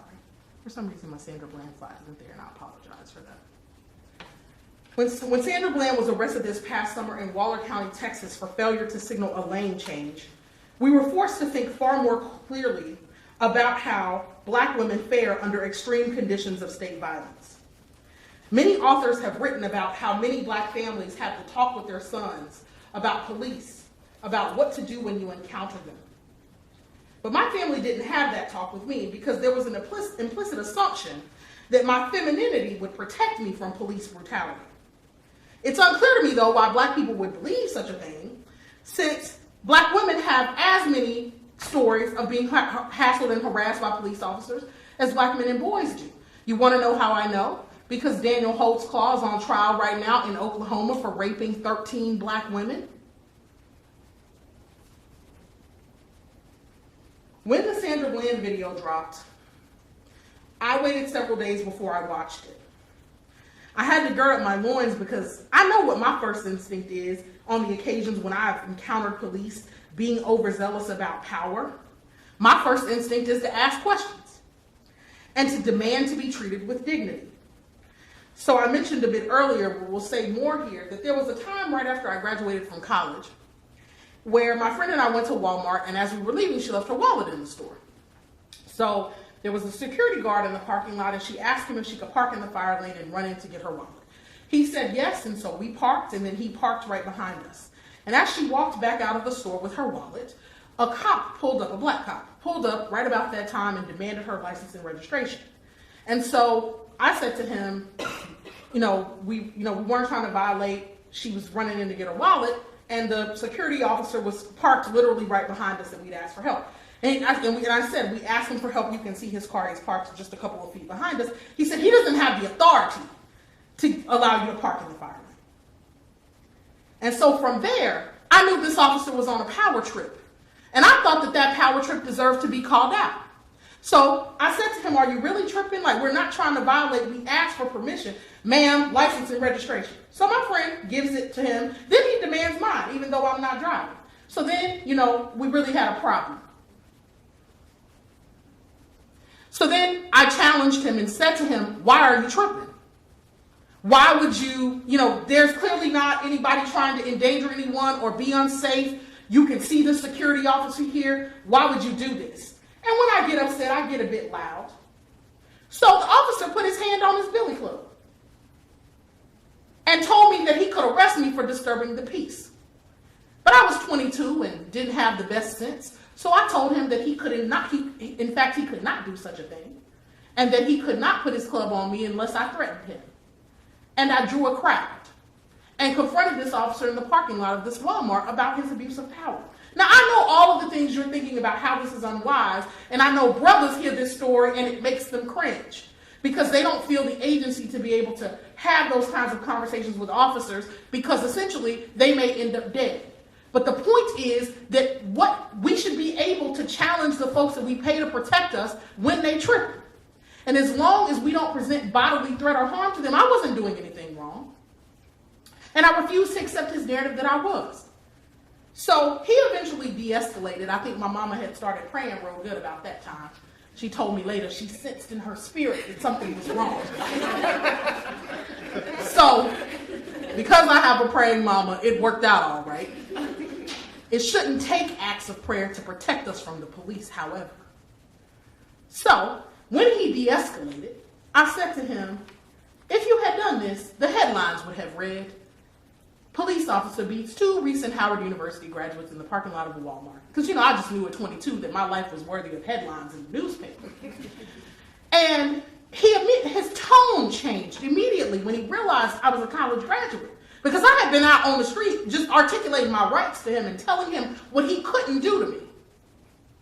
And when I saw his tone change, I just couldn't leave it alone. And so I said to him, I see that your tone has changed now that you see that I have this credential, but what about folks who don't have it? Does that give you the right to treat somebody who's not a college graduate with less respect? Sandra Bland exercised her rights, asked questions, and refused to make the officer feel righteous or justified in his use and abuse of the law and pulling her over. He responded by yanking her out of the car, tossing her to the ground where she, an epileptic, hit her head, and then sending her to jail for 3 days. On the 3rd day, while awaiting a family member to bring the $500 needed to bail her out, we are told that Sandra Bland hanged herself with a plastic bag in a jail cell. For most of us, the account of events sounds downright ludicrous and implausible because it is hard for us to believe that anybody would kill themselves in a jail cell when a family member is on the way to get them. But the horrid if she did kill herself, what we can say is that the horrid conditions inside our prisons and jails are very plausibly suicide-inducing. Whether or not she killed herself, we should blame the Waller County Sheriff's Department for creating the set of conditions that led to her death. Still, Black communities struggled with this. I've had plenty of brothers say to me, why didn't she just shut up and cooperate? Why didn't she just focus on making it out alive? My question to all of us is, what does it mean that our current system of policing has routinized the stripping of Black people's dignity in every encounter? I thought that that's what our folks fought for, was the right for us to have our dignity restored. And I don't see a system in which we can't ask officers questions about how they're mistreating us as a system in which our dignity has been restored. What does it mean that we are taught to see interactions with police over minor infractions as interactions in which we might not escape with our lives? And what does it look like when we declare these kinds of conditions unacceptable? As Rachel Jontel and Sandra Bland remind us, in order to have a gender-inclusive movement for Black lives, one that does not blame either Black women or Black men for their own deaths, we must refuse in all its guises the call for respectability. Very frequently, the demand for dignity and the demand for recognition of one's humanity will cause you to act wholly undignified. Because dignity and respectability are not the same thing. Respectability is meant to make Black lives seem non-threatening. So that's my ability to say, see, I got this Howard University degree, right? Or I can now say, look, I got this PhD. They'll call me doctor and kill me anyway. That's the thing I know. Respectability won't protect me. So to argue that, so respectability is meant to make Black lives seem non-threatening. But this is a losing proposition because white supremacy situates the value of lives in a zero-sum calculus, where the valuing of Black life is seen as a devaluing of white life. And it is precisely because of this zero-sum calculus that far too many people feel compelled to respond to the declaration that Black lives matter with the proclamation that all lives matter. To hear Black Lives Matter as an anti-white proposition is to work from the presumption that valuing Black life devalues white life. To respond by then proclaiming the value of all lives is merely to reassert white dominance and to advocate for a return to the status quo, wherein white lives have value at the expense of all others. There is no calculation in which respectability will save us in an equation where Black lives are calculated as threat, and therefore as excessive and of necessity disposable. So this is not the time to talk about respectability. The revolution will be clearly disrespectable and undignified. It'll look disruptive and inelegant and uncouth, and it might look even downright ratchet. In May, a group of Black women members of the Blackout Collective went topless in the streets of San Francisco to protest state violence towards Black women and girls. This putting of the topless Black female body on display was a refusal of respectable forms of protest and a politicization of Black female vulnerability. This ratchet radicalism, this move toward what I have elsewhere termed the Black radical spectacular, is disruptive because it makes the Black female body a spectacle on its own terms. It politicizes the social precarity of Black female bodies in ways that are decidedly ratchet. And it does so for clearly stated radical political aims and ends. So this is one very clear move of what the path to a gender-inclusive movement will look like, one that discards respectability and makes clear the material stakes of Black female life in very visible and visual ways. Lest we forget, Say My Name, Say Her Name, comes from an old Destiny's Child song. Y'all remember the song, Say My Name, Say My Name? When no one is around, say baby I love you, if you ain't running game. So it's a song in which a woman implores the man she's dating to say her name out loud to prove his fidelity to her and to prove he's not running game. And it's no exaggeration to say that Black women's historic and current relationships to movements and to Black politics have occurred somewhere in the nexus of romance and abuse. There is a romanticization of Black women's devotion and dedication to movement spaces and a kind of lip service that gets paid to the value that these women bring to these spaces. But when the time comes to acknowledge the labor and thinking that help to facilitate Black resistance and Black freedom, they forget our names. So we're talking about Mizzou this week and how the football players took a stand and so the president stepped down. But do y'all know that there were Black queer women who did that organizing in the background? A brother did start a hunger strike, but y'all know who gets communities connected. That ain't dudes. Why are we giving men credit for the stuff that we know women do in communities?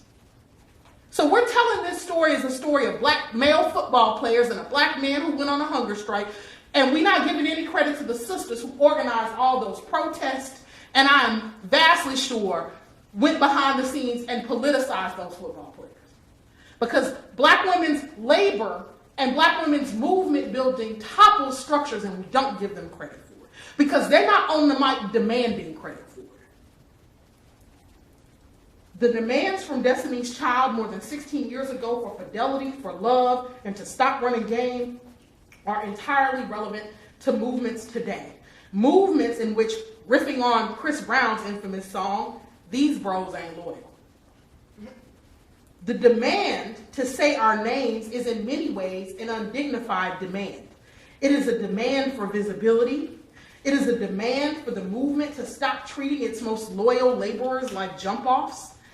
At the same time, it is an acknowledgement that what this movement is not attempting to do is create a bunch of heteronormative, monogamous frameworks through which to police Black intimacy, which is a fancy way of saying, I am not invested in Black men being the head of Black households. I do not think that that in and of itself is a picture of Black freedom. And I'm tired of us doing social science research in which we assume that taking care of Black boys and us restoring them to some position of leadership helps Black people to get free. It doesn't help Black people to get free if we restore Black men to these positions and they have patriarchal ideas about Black women's role being there to serve their greatness. And that's stuff that we hear in churches, and I know that because I'm a preacher's kid, which is why I don't have any problem critiquing where that stuff comes from. But it's bad theology and it's bad social policy. And someone has to say it. So I'm not interested in a vision of liberation and which is all about restoring Black men to some vaunted position in our communities. Because it's sisters that are on the front lines getting arrested in these protests. But when we saw all the women Cosby raped,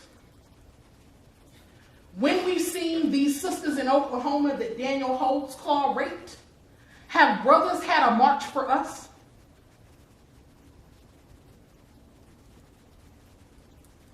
Do we even consider it within the realm of possibility that black men would get in the streets and march for the safety of black women?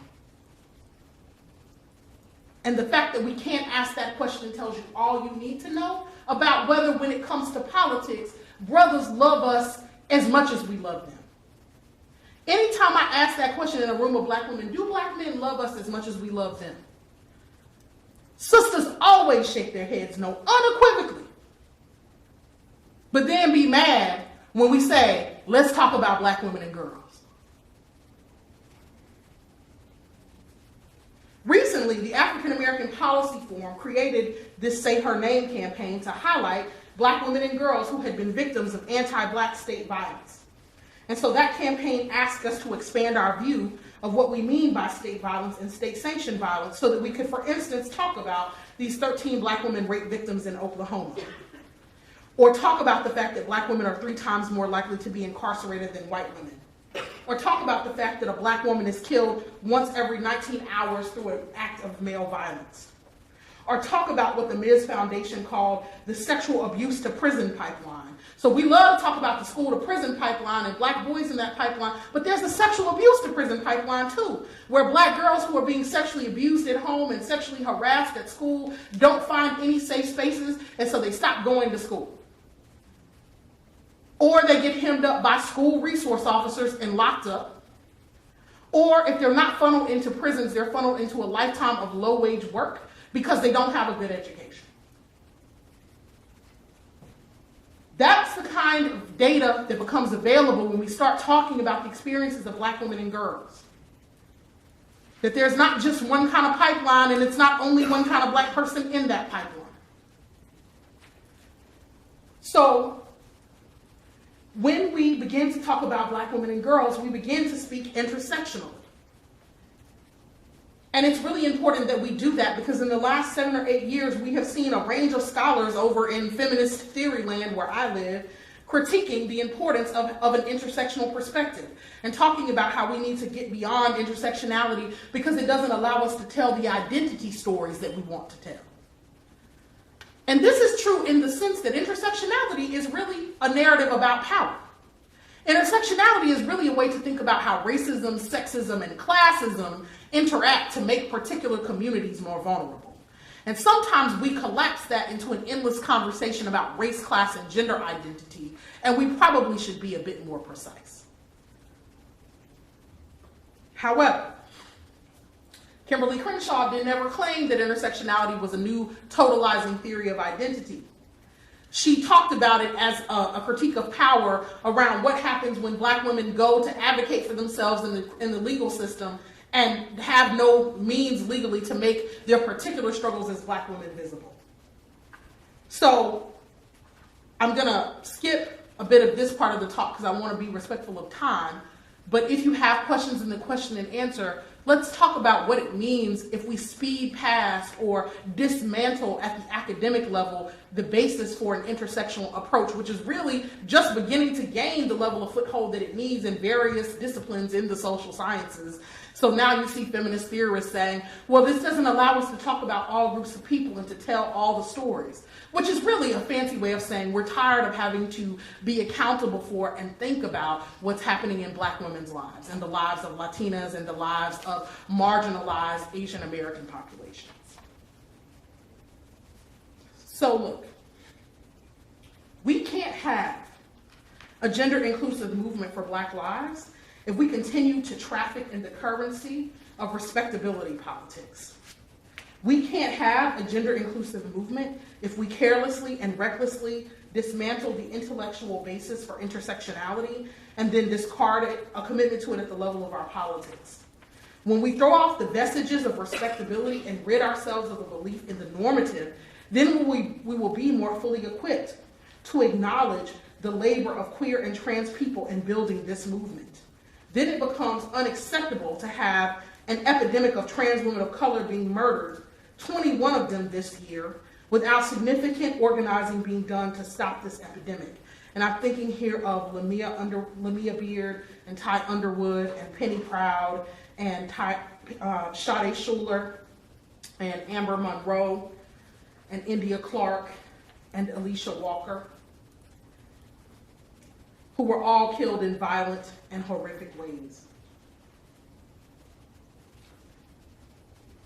But they haven't galvanized the national response in the way that Sandra Bland did. And so if we're going to talk about a gender inclusive movement, we also have to get past talking about heterosexual folks and cisgender folks and talk about queer and trans people in our communities. So listen, I'm going to speed past this. We are in this moment because of the pioneering labor of these three women, Patrisse Cullors, Alicia Garza, and Opal Tometi, who founded the Black Lives Matter hashtag and network in 2013 after the Zimmerman trial. What we know for sure is that movements for racial justice don't happen in this country without the loving labor of Black women, cis and trans. We cannot keep telling the story of Black freedom as one that centers only the experiences of Black men and boys. We won't get free that way. What we know is that respectability discourses are insidious and that they must be named and confronted because they continue to obscure the variety of ways that the state seeks to keep us tethered and entangled to empty notions of freedom. To form a gender-inclusive movement for freedom, we must be willing to act undignified. We must, in the words of Destiny's Child, stop running game and recognize that this is not a game. We must say and speak her name and their names and our names. And we must not believe them when they tell us they won't kill us. When Natasha McKenna was being killed in prison, she screamed at them, "You told me you wouldn't kill me." And they tased her to death anyway. We must not believe them when they tell us that they won't kill us, because they will, and then they'll say we did it to ourselves. All we got is us, and we are our own best thing. Say her name. Thank you.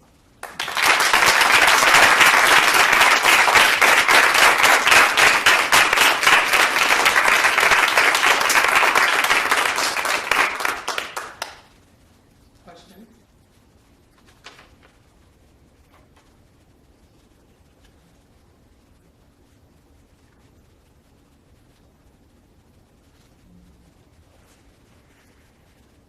Yes. I wondered if you could speak a little bit about queer men and boys Mm-hmm. in the Black Lives Matter movement. I know that's a little bit vague, but I feel like typically when we're, as you were talking about Black men, we're typically thinking about straight and cis Black men as well, not necessarily queer men. I think that's right. I think it's interesting, though, because one of the most visible leaders in this movement is a queer Black man, and his name is DeRay McKesson. So what I will say is that we are seeing on all gender spectrums that queer folk are at the helm of this movement. So Patrisse and Alicia both identify as queer women of color. Men like Darnell Moore, who was instrumental in doing the Ferguson riots that I participated in, is a gay Black man. So there are active, visible leaders at the forefront of this movement who do identify as gay, who are men and boys. And I think, so what I think the movement is doing its best to get right is a real conversation about the positionality of queer people more generally and thinking about the precarity of queer lives more generally. I think we're in a real sustained and robust conversation about what's happening to trans people and making sure that we have trans folks very visible in our leadership, and not just for trans issues, right, but just for issues related to Black people. So I think we have a long way to go. I don't think that we're nearly there yet, and I particularly don't think that because I think that, if we're talking about mainstream political discourse, then we are just talking about cisgender heterosexual men, right? And so that category just continues to exclude everybody. But I also, think that it's really important to say that a lot of the theorizing and intellectual labor that happens in these movements are Black women, cis and trans, queer and straight, right? And so we got to give some credit where credit is due in that regard. You know, and I think we're not doing enough of a good job of it. So yeah. Yes. So you said earlier that Black women in the movement are capable of toppling structures, and they don't get credit. Yeah. And that's because they're not on the mic demanding it. Yeah. And so I want to know, why do you think that is? And do you think it's changing? And more importantly, should it change? Because I realize that sometimes you can do more, kind of be more nimble and flexible when you're not on the mic demanding. Yeah. I do think we should demand it. And I think we should demand it because there are two levels of this movement, right? One is, what is our visible leadership structure going to look like? And unfortunately, we still have this belief, particularly, like, we need a cultural and consciousness shift in Black communities more broadly and in the nation more broadly, that we are not looking for a new Martin Luther King. We're not looking for a new Malcolm X. Those are not the leaders we're trying to build. And it's not because we don't respect them, but it's because they were leaders of their times, and these times demand a different kind of leader. And so we need Black communities to be able to get on board with the notion that Black women can be at the forefront with a vision for who we need to be in the 21st century. And so that requires a visible respect for Black female leadership. And right now, we're much more comfortable with DeRay being considered a race leader than with Patrice, Alicia, and Opal in the mainstream. And that's no shade to DeRay. I think in many respects he's doing good work. I don't agree with him about everything. I agree with him about many things. But I think his visibility is indicative of who we're comfortable with. I think that the reason that sisters aren't demanding it, though, is because we recognize that the need for visibility, fame, and shine is very masculinist. Right? And so we're like, look, we're trying to help folks get free. And so we're interested in getting the president of Mizzou out, not yelling on the microphone and making the news pay attention to us. And so I think we have an understanding about where the real labor and pressure points are. And so we're doing that. And since brothers are frequently chomping at the mic for visibility, then sometimes we just let them have it because that's one kind of work, and then there's just other work to be done. Which is why, though, in the moments when I'm talking and giving these talks, I'm hard on Black men. And I hope that they get that it's not out of hate, but really out of love. Like, I've been in the streets too. We're in the streets fighting for the cops not to kill Black men. And we want some reciprocity in terms of the vision for liberation that Black men have. And that means that sometimes they have to get called out, and they'll be in their feelings about it, and then they'll be okay.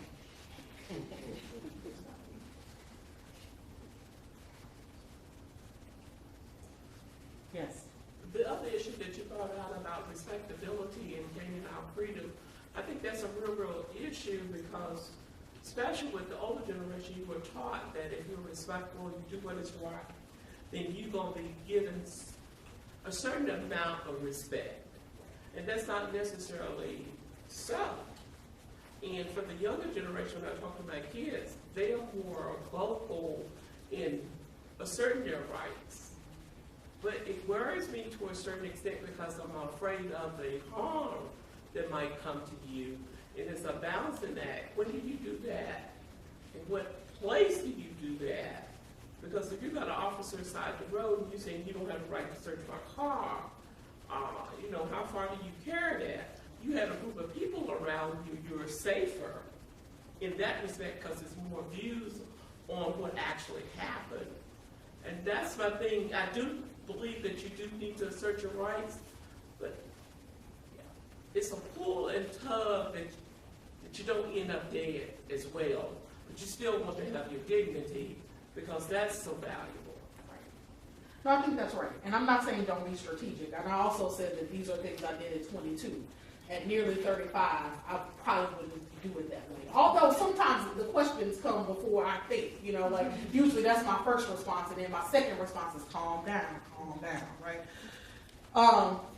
But I do think that folks have to be strategic. I think that the challenge is this intergenerational conversation where what we were told and taught was that if we got these degrees and if we, did all of this achievement, that it would change the world, right? Because it would give us access and we could change structures. And you know what? And I grew up a working class black girl in a single parent family.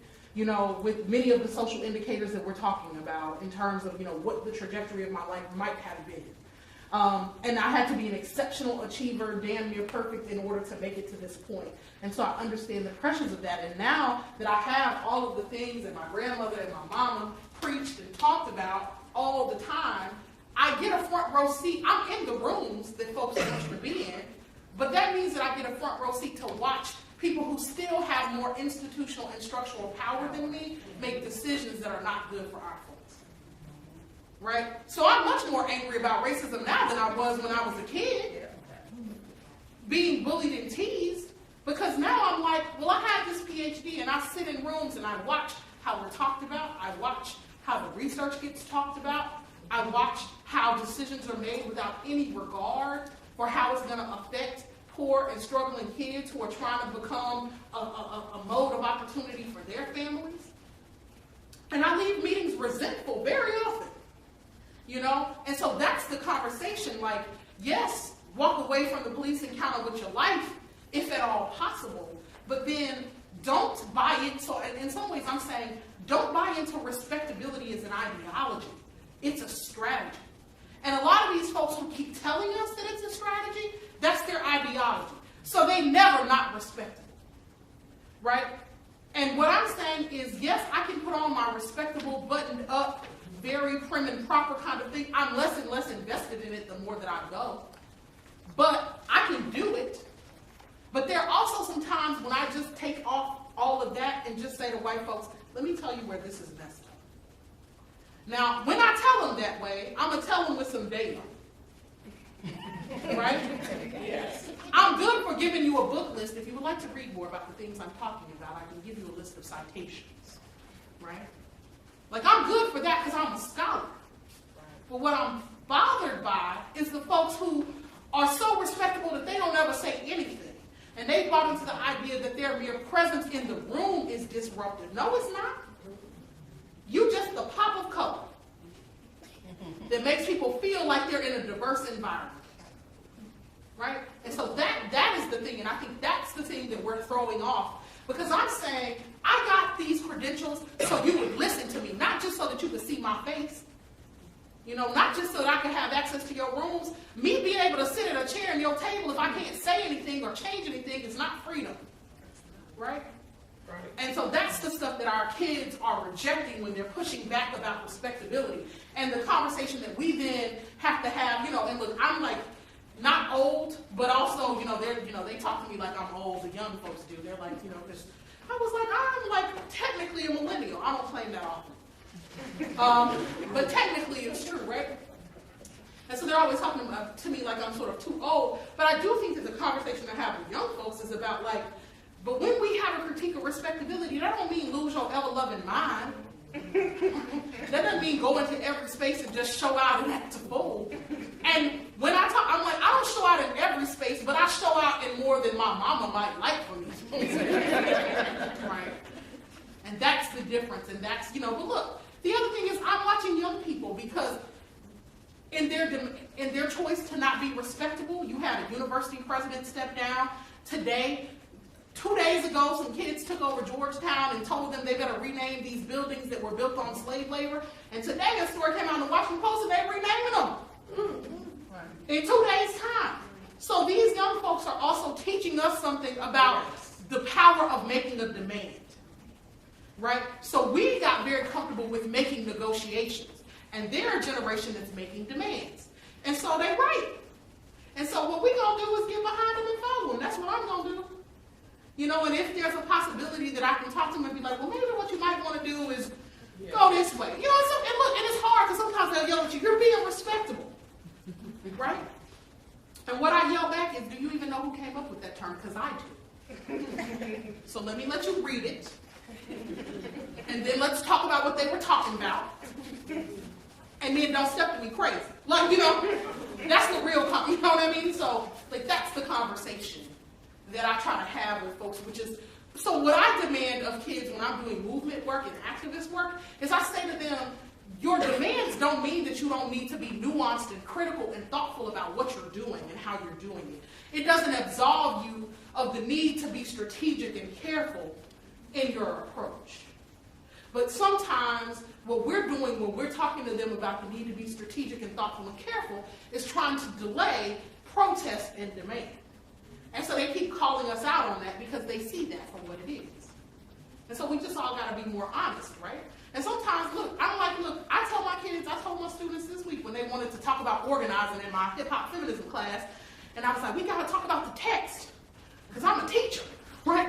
And so what I said to them was, look, I'm here to teach you. You will walk out of my class with some concepts that will help you in what you're trying to do. Now, I'm going to create a little bit of space for you, but I'm aware of the limitations that I have as an untenured faculty member. And so I'm not out here acting half-cocked all the time, you know? And so I talk to them, so then I speak to them as equals, and I say, look, I have limited power in this institution, so there's a reason why you can't turn my class into an organizing session, you know? But here's some things I think you could potentially think about, you know? So that's, I think, how we model in a loving way what it means to be strategic without being so invested in respectability.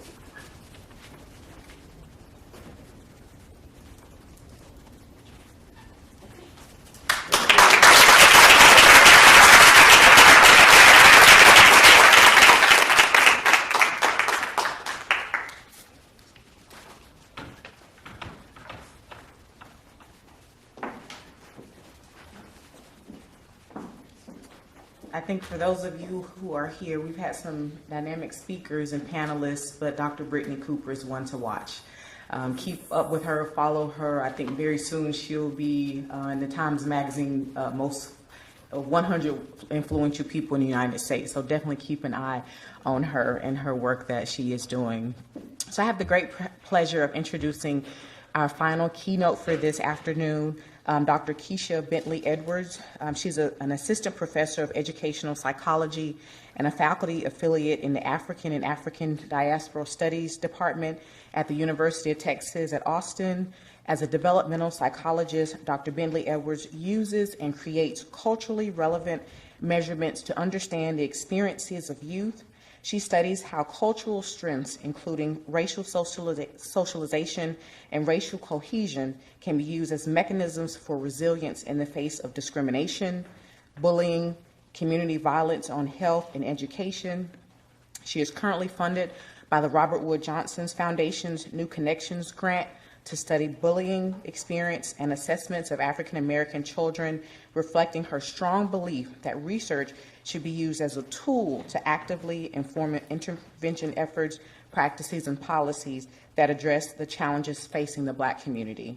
Her keynote today will encompass her investigation into how cultural strength, including racial socialization and racial cohesion, can be used as a mechanism for resilience in the face of discrimination. So please join me in welcoming her to the stage.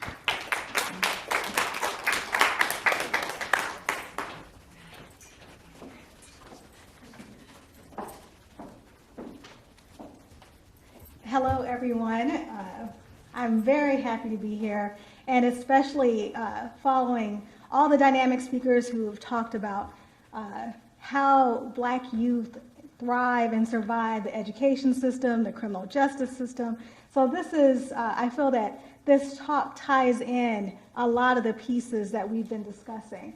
And so today, I decided to focus on when racism unites and divides us as African Americans, looking at social class, Black racial cohesion, and dissonance. And so, just to give you a background of what made me interested in studying this, I started off, actually this was even before I started my doctoral program, I started asking people, you know, coming from a cultural strength-based perspective, what do Black youth need? What should we be doing to support Black youth? So whether they're children, adolescents, in college, what is it that we need to do to help them thrive in America? And so as I asked people, I got all these different responses. So some were more obvious, like they need to know their history, have a strong racial identity, they need some self-respect, they need to be listened to. And all these different things were here that I've heard along the way. And mentorship is also a very big one, strong families. But there was one conversation I had that really stood out, and it was with Dr. Ruth Johnson from Cal State Los Angeles. And she said, well, let me tell you something. What we really need to do, you listening? What we really need to do is have more Angela Davises and less Clarence Thomases. And I was like, whoa, yes, we do. And it's not saying that these people are absolute opposites when it comes to wanting to see Black people do better in life, but they have a different approach. And with that approach, what she was saying is that we needed more of a village approach in the way that we raise children to be socially responsible and less of a bootstraps approach. And so with that, with the village thinking about more social responsibility, sense of agency, communalism, interdependence, I am because we are. Whereas the bootstraps is a big part of the American narrative of individualism, and I got here on my own. And I can tell you no one gets here on their own. I did not get here on my own. I had my mother and father, my family. There were a lot of people who sacrificed so that I could be here. There were a lot of people who gave me a chance when other people said, on paper, I don't know. So none of us get here on our own. And that's the thing, is we have to make sure that we don't stay here by ourselves. Because they say it's lonely at the top, we'll bring a friend. And so that's why I'm thinking about promoting more of that village approach. And so with that, I started digging into the research. And this isn't necessarily a new concept, but it's been more dominated in the sociology with some of the philosophers. So if you think about sociology, it's more so in this idea of social cohesion. And with social cohesion, especially out of Chicago, they go into specific neighborhoods and communities and look at what is it that pulls these neighbors together.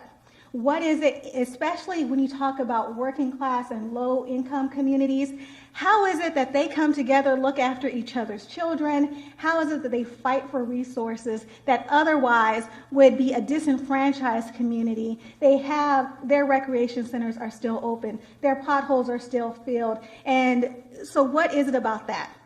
And so they came up with this sense of community social cohesion. Now, one of the things that I had a problem with is that it was very focused on the boundaries, physical boundaries of a neighborhood. So with that, you had, and there was really no consideration of race. It was more so just a demographic variable. So yes, you might have a Polish community in this area, an Italian community, and a Black community, and some have social cohesion and others don't. But it was more so looked at as a tool that could transcend race. And there was no actual conversation about how race may be a part of the reason why they're bonding together. And for the Black community, the way that we bond together is not always bounded by a specific neighborhood, and sometimes can transcend national and continental boundaries. And so I felt like there was something missing. And but there are people who've talked about this when it comes to Black folks. So if you think about Cornel West and Michael Eric Dyson, or if you think more historical, W.B. Du Bois with his talented 10th and guiding 100th models, saying, look, who is responsible for the social and political uplift for African Americans? And so we're with Du Bois starting off with the talented 10th, saying those with resources need to pull everybody up with them, found that people just like to be called the talented 10th and not necessarily wanted to actually help people, which is why the guiding 100th is more so what I like, where it gives everybody the opportunity to build each other up. And with Dyson, having a critique of affluent Black middle class, and especially 10 years ago when Bill Cosby went on a rampage against the Black poor. And with Cornel West saying our Black leadership is not necessarily serving the communities that support them. So with that, I decided that these social commentaries were important, but it really wasn't giving us empirical evidence to actually support and promote this in the schools and in the community and with our college students. So I created a measure of racial cohesion, and before that I started thinking about racial socialization. So what are the messages that we give to youth about race and racism, but also about how we are responsible for each other? And that was a good starting point. And then I started looking at the racial identity research, which was great because it said, okay, what are our inward appraisals of race? How do we see ourselves as a Black person, and how do we think other people see us as Black people? And I felt that we needed to move, in order to actually figure out what we do, we have to look not just at what we tell each other about race and not how we feel about ourselves about race, but what is it that we actually do? What are the behaviors and interpersonal connections that we actually have when it comes to race? How do we do race? Whether it's in Black spaces, whether it's in predominantly white spaces, how is it that African Americans do race? And so with that, I started talking about racial cohesion. And these are these positive behaviors, agencies, relationship within your racial group. And in this case, we're talking about Black people. And with that, not everything is going to be positive, right? So you can also have racial dissonance. And so with Black racial dissonance, it's not that whole necessarily the same thing as internalized racism. Because I can say, I as a Black person, I'm wonderful. But y'all got problems. And so oftentimes when you have this racial dissonance, you can have someone who feels good about themselves as a Black person. I am a great representation of the Black race, but I don't necessarily want to associate with other Black folks who may not fit my ideal of, as we were talking about earlier, respectability politics. And so with that, you can have a sense of ambivalence, antagonism, and especially this lack of empathy for poor African Americans.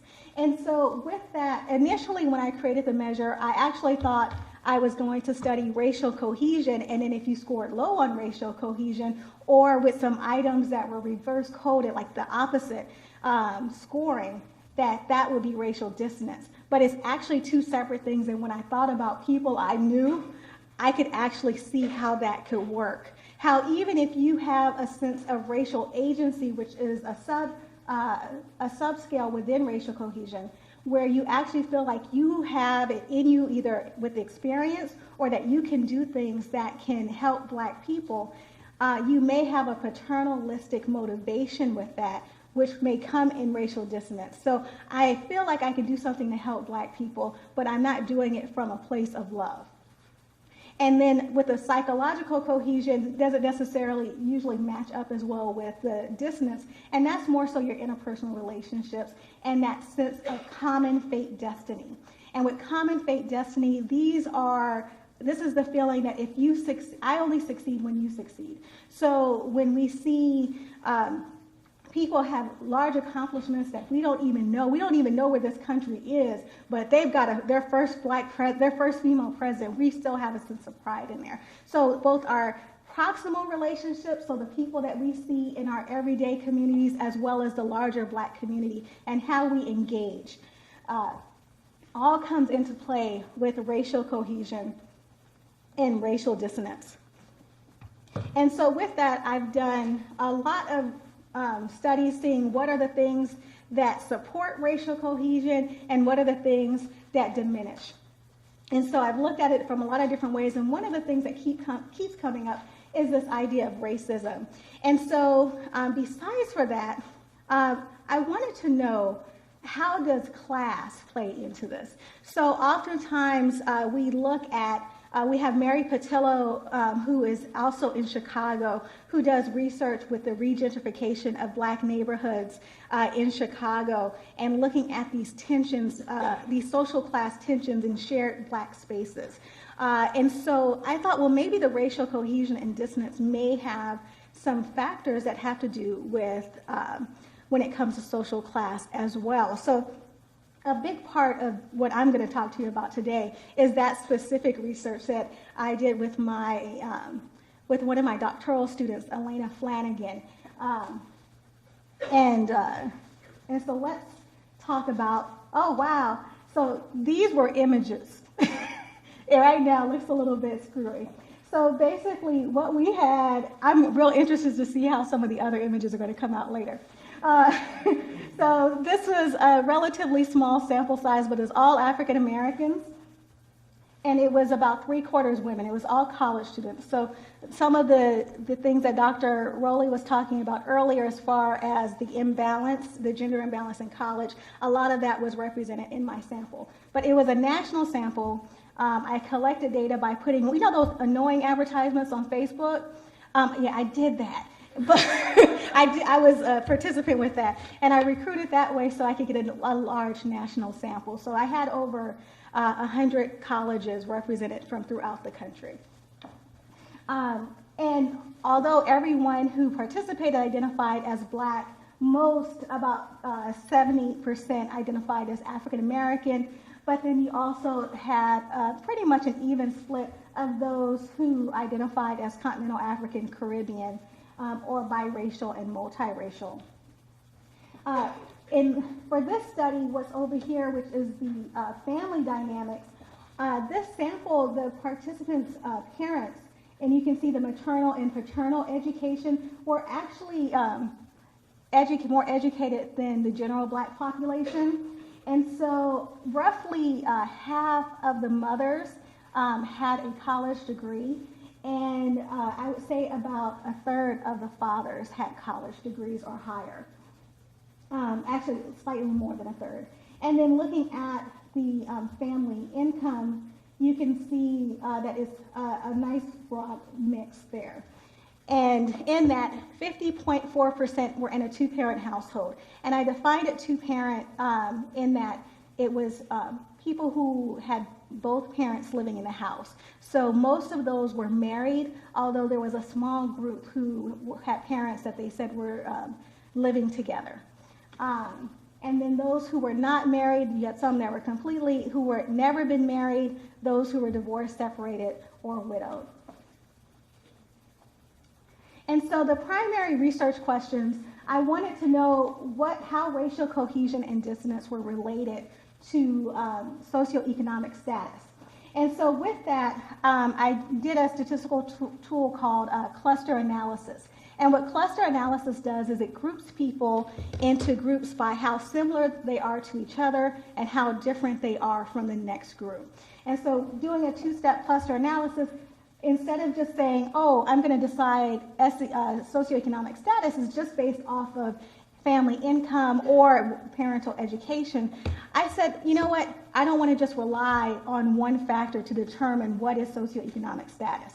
And so I did profiles with cluster analysis to group them based off of their parental education, marital status, and family income. And each of those are indicators of socioeconomic status, but together it grouped them as, like I said, into their own profiles. And then after I grouped them, I looked at how there were differences in racial cohesion. I looked at the differences within the group as well as between social classes. And then because we don't live in a vacuum, I also wanted to consider things like the neighborhood racial composition. So what is the percentage of Black neighbors? What is the percentage of white neighbors?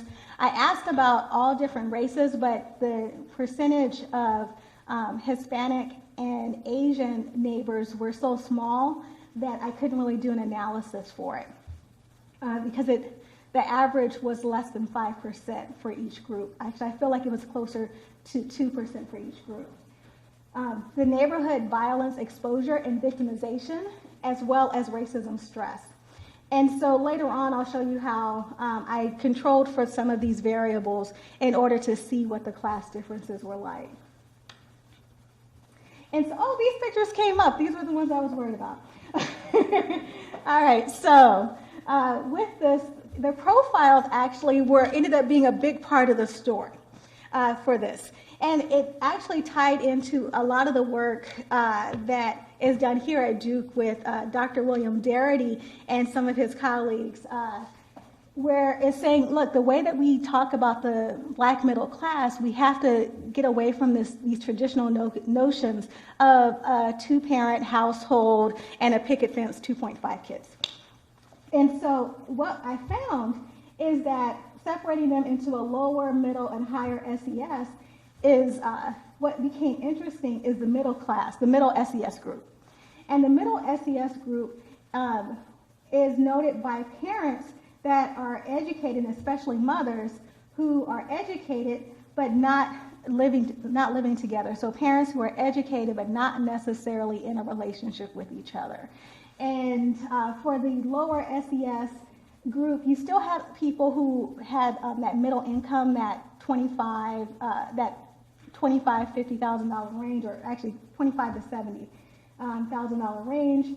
And then, but the education, you can see it was primarily people who had a high school diploma or less, and that you had a mix of families who were married as well as those who were not, but mostly with parents who were not married or living together. And I will say that for the people whose parents they reported that they were living together, they all fell into the lower SES group. And then for the higher SES group, it would be somewhat what you would expect, with the parents being highly educated, and all of the people in this group had parents who were married. Now, you would think that the defining factor in this cluster analysis would be the marriage, but it was actually maternal education was the biggest predictor of which group you would fall in. And so I found that to be really interesting. And so keeping that in mind, I wanted to look at what were some of these differences in racial cohesion and dissonance. And so racial cohesion is the overall measure, and then the two subscales of racial agency and psychological cohesion, and then lastly, racial dissonance. So when you look, it doesn't seem like it's very different, but actually the middle SES, thinking about statistically significant, is actually higher in overall racial cohesion as well as psychological cohesion. So they have a stronger interpersonal connection with other African Americans, so their relationships are stronger. There were no significant differences by social class on racial dissonance. But even with that, I was like, wow, this it seems strange. You know, we think about the intersection of social class and race, that you would think that there would be much more stark differences. But really, there's not. It's not a whole lot. So I said, well, let's look at some of these other issues.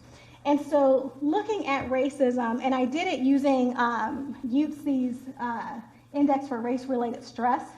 And with that, there's 3 primary manifestations of racism. And he created his measures based off of James Jones' work of institutional, individual, and cultural racism. So you have a global sense of racism, but then you also have it in these 3 specific realms. So studying racism, it's not just about studying the occurrence of racism, but also what does it mean to you? So what you find is that for most African Americans, they have experienced racism a lot of them can even acknowledge that they've experienced racism, but how much stress does it cause you? And that's really important. So not just did it happen, but how much did it stress you? It happened, didn't stress me at all the way up to it happened and I'm really, really stressed about it. And so that was the way that measure worked on these different factors. And these specific factors will come back into play shortly. And so looking at the social class, looking at these social class profiles, you can see that for the middle SES group, they actually are experiencing significantly more racism stress in all of the realms except for institutional racism. The one thing I do want to make sure I point out is that in each group, they are experiencing racism stress, but it's a matter of how significantly different it is from one another per group. And the middle SES group is experiencing it more. One of the things that's important to note that it makes sense that the middle class kids are experiencing more racism stress because they're more likely to live in diverse communities. So they have more encounters or more opportunities to be discriminated against, especially when it comes to individual racism. Institutional racism, we can kind of see it happening in a lot of different realms. It may look different, the manifestations may be different, but you can see it happening in a lot of different realms. And then with cultural racism, similarly. And so with that, I wanted to know how is it that people respond differently to racism stress based off of their social class. And so with the lower social SES profile, I found that there was a relationship with racial cohesion and both the subscales when it came to overall racism stress, individual racism stress, and cultural racism stress. However, there was no relationship between their experiences of institutional racism stress and cohesion or dissonance. And that's really important because if you think about our more disenfranchised African Americans, they actually are experiencing a lot more institutional racism, whether it's their schools are deteriorating, whether it's the trash doesn't come or the snow does not shovel in their communities. They're experiencing a lot of institutionalized racism, but it doesn't necessarily trigger a racial cohesion coping response. And some of it has to do with whether or not you have the resources to counter and to fight against it. You have the knowledge, but also whether or not you think it's normal, whether or not you even know that other people don't live this way. And so that comes into a play. But for the middle and higher SES profiles, you do find that the institutional racism does play a factor in racial cohesion, and especially for the middle class kids, is because they said, hey, I deserve to have these resources. I'm supposed to be here. You can't tell me that I can't be here. And so there is a sense of, you have more of a sense of acknowledgement and entitlement to these resources. What was very fascinating was for the higher SES group, is that the lower their racism stress, the higher their racial dissonance was. So basically, if they said that they either did not experience racism or racism doesn't stress me out, then I have more ambivalence and hostility towards other African Americans. So what that means is that if I don't see racism, then the problems you have is because of y'all. Y'all are doing something. And so that is really important. So with this gives you an idea of what will trigger it. Now, one of the things that is really a big issue when it comes to cultural racism stress. So with the cultural racism stress, that was where the devaluing of Black ways of being. So if they felt that they were being discriminated against on their cultural sense, so whether it's their art, it's their music, or just how they wear their hair, that would reduce the amount of dissonance they had. So it's interesting that it was that specific type of racism stress that would have this seesaw effect when it comes to dissonance. And then looking at some of these other relationships, the dots constitute no significant relationship. The minuses show a negative or an inverse relationship, and the positives, the plus, are the positive relationships.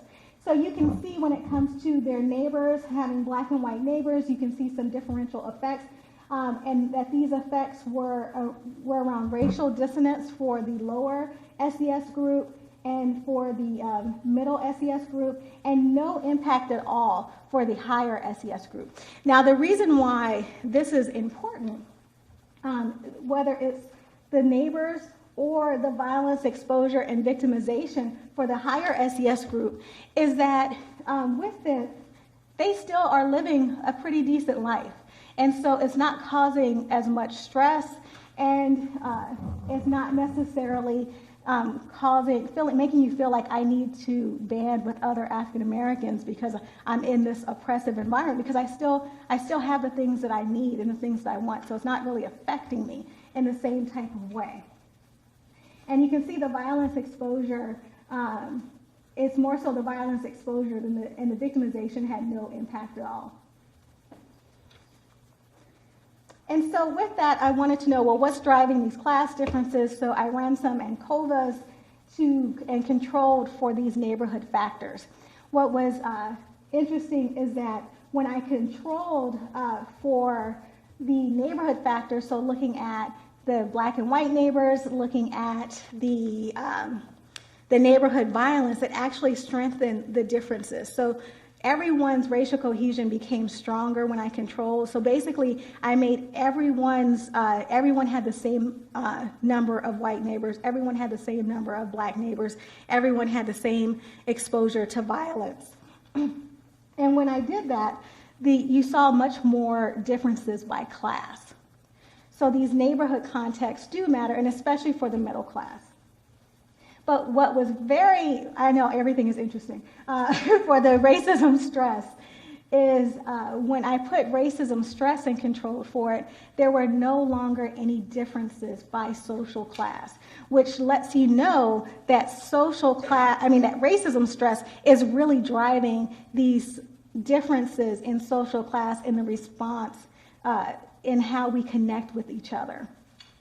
And especially when you think about how the middle class group was higher in racism stress, and all of a sudden you take out the racism stress and their racial cohesion is the same as everyone else. So with that, what does it all mean?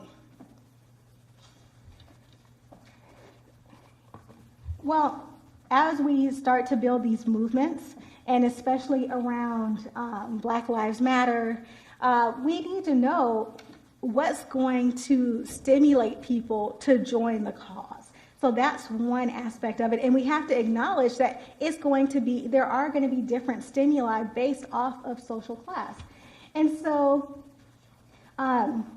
so we have to think not just about how it will affect people differently based off of their social class, but we also need to acknowledge that social class may look different than what we are often taught about in school, about this very, it doesn't look like your average sitcom, so to speak. It's not always going to be two parents in the house, but you could still be middle class.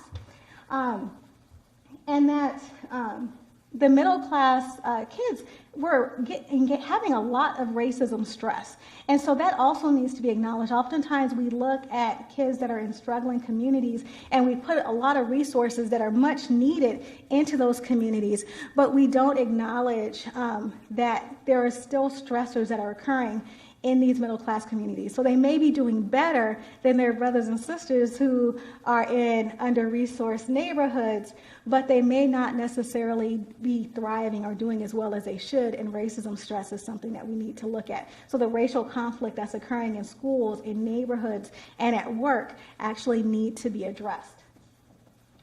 And so racism stress as a key factor for unity building. Now, I'm not saying, come on, let's go get more racism.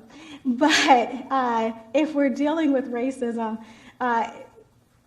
how we can use this to bond together, and so that it's to acknowledge that this is part of the coping strategy and how we get through tough times. But then we might also look at some alternative ways to build unity. And that how empowerment, who has empowerment can determine how racial cohesion and racial dissonance is triggered. And those are really important.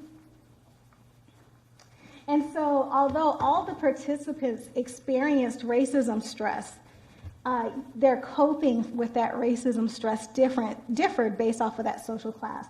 So whether or not if they're confronted with racism, do they say it's time to fight, or do they say I can just ignore it, or it doesn't really matter? Definitely did have, social class was an indicator, because the way that race and social class are intermixed, it's very much a part of your experience. So earlier talking about intersectionality, well, there's something very specific about your experience as a middle class African American male. There's something very specific about your experience of a working class or poor African American woman. All these things not only inform your perspectives and your resources, but how you decide you're going to fight, or what you just don't have the energy to fight for. And so those are the things that we have to think about as we try to get to build agency with our young people.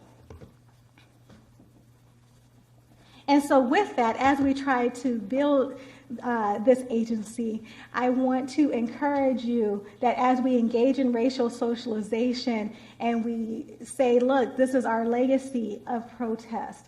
So the young people who are in, the students who are at the University of Missouri in Georgetown, they are part of a legacy of student protesters. And so as we build that knowledge, but we also need to have them build strategies so that they can have the power. So just saying, yes, you should be proud to be Black, but not actually giving them the knowledge and the resources so that they can use that power to move, to rename buildings, get buildings renamed, and to actually move the movement forward, and to even move their own social mobility. You have to have knowledge, you have to have strategy if you want the power. And then as parents, I encourage you, and or future parents, I encourage you all to scrutinize, challenge, and be vigilant when you're working with the schools. So you may have your kids in an independent school where you have all these resources, and you move to this specific neighborhood because this is an award-winning school.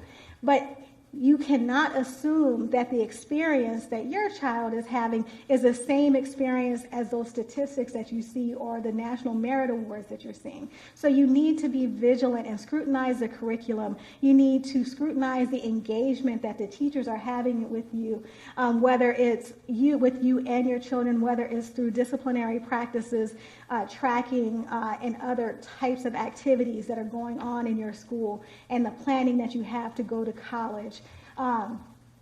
That these are the things that we all need to do together, not only with your own children, but as a community at large. And I think I am out of time, so I wanted to say thank you to everyone here. Also with Dr. Salima El-Amin, Dr. Darity, with Gwen and Joanne and Addison, everyone for bringing me here. And I also wanted to thank my doctoral student, Elena Flanagan, and the rest of my research team. I don't have any favorites. I know that they're watching. And that's always the thing. I don't have any favorites. But it is very much a privilege to be here. And thank you. If you have questions, I'm very happy to take them.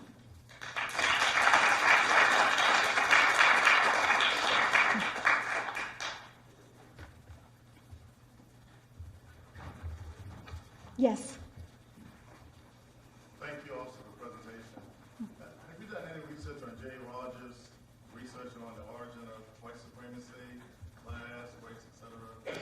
Well, it's interesting. Not so much on the origins of white supremacy, but more so the more present manifestations of whiteness and white racial socialization. And so looking at how white teachers engage with African Americans. So I have an article under review with Howard Stevenson at University of Pennsylvania called Teaching Scared, and it's looking especially at Teach for America and how you have white teachers who have very little training in diversity and engaging in diverse contexts, working in predominantly Black and Hispanic schools, but then also looking at the messages that parents, white parents, give or don't give to their kids. So for African Americans, we tend to be very explicit on if the police pull you over, this is what you do, this is what you're supposed to say, so strategic, you should be proud, and also some of the more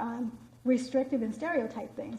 So for white families, it may not always be that direct. It's usually through modeling and more so colorblind. So not necessarily the origins of white supremacy, but more so the current manifestations of it is what I would say I've done more research on. Mm-hmm. I teach a video production course that often takes on social change topics. And I've walked in very late on your discussion, but I think I grabbed the core of it. Do you have any thoughts on, I have my students produce short videos, and they do a very good job with it. Sometimes it's the historical video, and sometimes it's not, and we can interview experts in the field, we can interview other students as well. Any thoughts on what would be a couple good topics for good discussion that would take place at the university? I think actually talking about having them dig into institutional racism, we were talking earlier about the school to prison pipeline, for them to actually look at their own school and to interview their counselors or maybe at another school so they don't get in trouble or get targeted. I would do things where they were documenting but actually engaging, even with civic engagement in the voting process. Next year is an election year. I would have them look at both the historical aspects of African Americans voting, or especially in North Carolina, voting is a big issue right now, just as it was 50 years ago. So I would look at those things that would not only interesting topics, but would have them dive into social responsibility and civic engagement. Mm-hmm.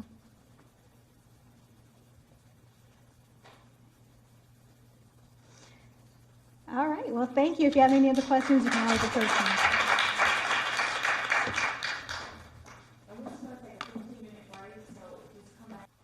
Awesome. Good afternoon, everyone. My name is Taylor Doty. I'm a senior here at Duke University, public policy major, education minor. I told this last time I did a mock presentation, and I've heard it's been topic of conversation today, so I feel like I have to share it. But I've been recently offered a position with Teach for America in Richmond, California, my own school district, to be a teacher. So the school to prison pipeline is kind of an important issue for me, and has been through my schooling experience. So as you can tell, that's what we're going to be talking about today. I'm going to start with a historical context, kind of how we got to where we are today. So segregation, desegregation, and resegregation. Sorry, I'm not really great at podiums. So I'm pretty sure everyone can talk about the first one at length, so I'm not going to. But Brown versus the Board of Education was our first move towards desegregating schools. Unfortunately, in 1990, the Board of Education of Oklahoma versus Dwell was the judicial's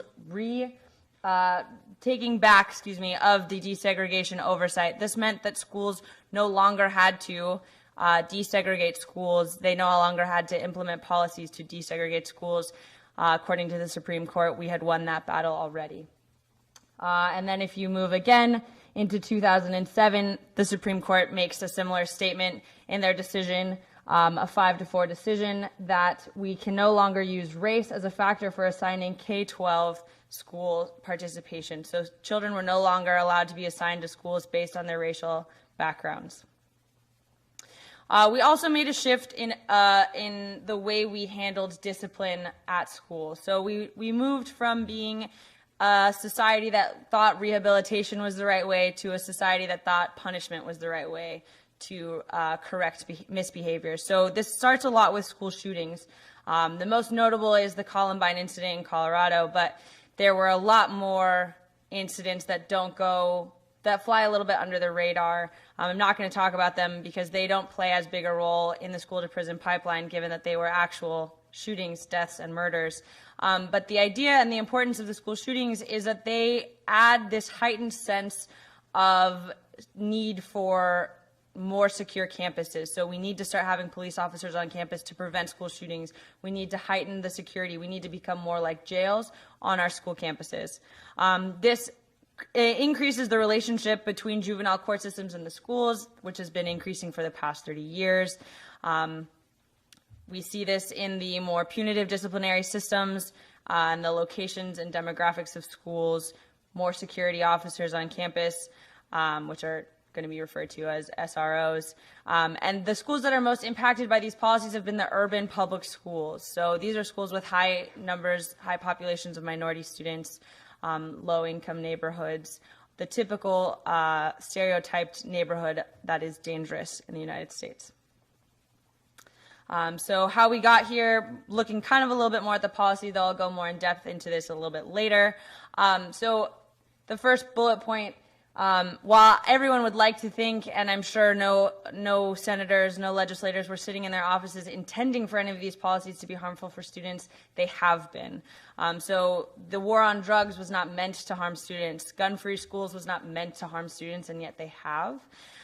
So zero tolerance policies come out of the war on drugs. I'll get a little bit more in depth on those a little bit later. Gun-Free Schools Act, pretty sure that one's self-explanatory. There were not supposed to be guns on campus anymore. Students who had guns were to be suspended or expelled, excuse me.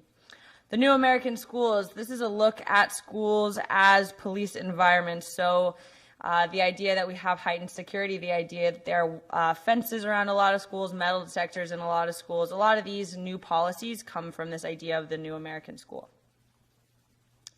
More into the policies. So I didn't know this until I started looking into this, but the Constitution of the United States does not provide anyone with the right to an education. They left that up to the states. And as you can see, there are a couple of states that have taken it upon themselves to make this a right for all students, and there are a couple that have not. This one right here is the one we're in. So if I get expelled from this, well, I'm in college, so I think it's a little different. But were I to have been expelled in middle school, high school here in North Carolina, I would not have the right to an alternative schooling. I would be out. That's it, period. So this has a lot of negative implications. So for students who are expelled, obviously there's no right to an education. They don't have to go back into school, even though we have compulsory school education laws. Students who are expelled are exempt from those.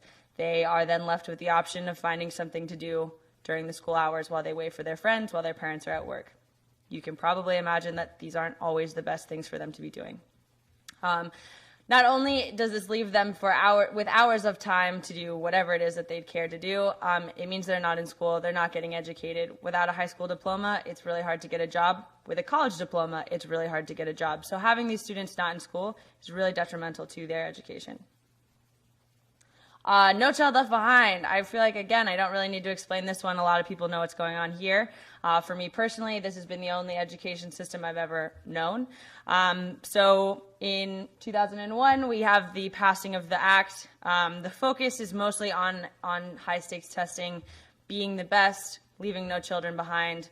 Ironically, we are leaving a lot of children behind because we are forcing children out of schools that are not going to raise our test scores. So a lot of students find themselves either repeating 9th grade because they will not pass the 10th grade test, or they find themselves conveniently missing on the day that tests are being taken, or they find themselves with $500 penalties for being late too many days to school, being unable to pay them, and thus not being allowed at school anymore. So this push for testing has actually led to a lot of students being pushed out of schools. It has also led to a heightening of zero tolerance, which has not been great for a lot of students. Zero tolerance policies. So this is a long-winded quote. I'll give you a minute to read it, but the high and short of it is basically that it is a policy that takes no considerations of any other situations, just the offense at hand.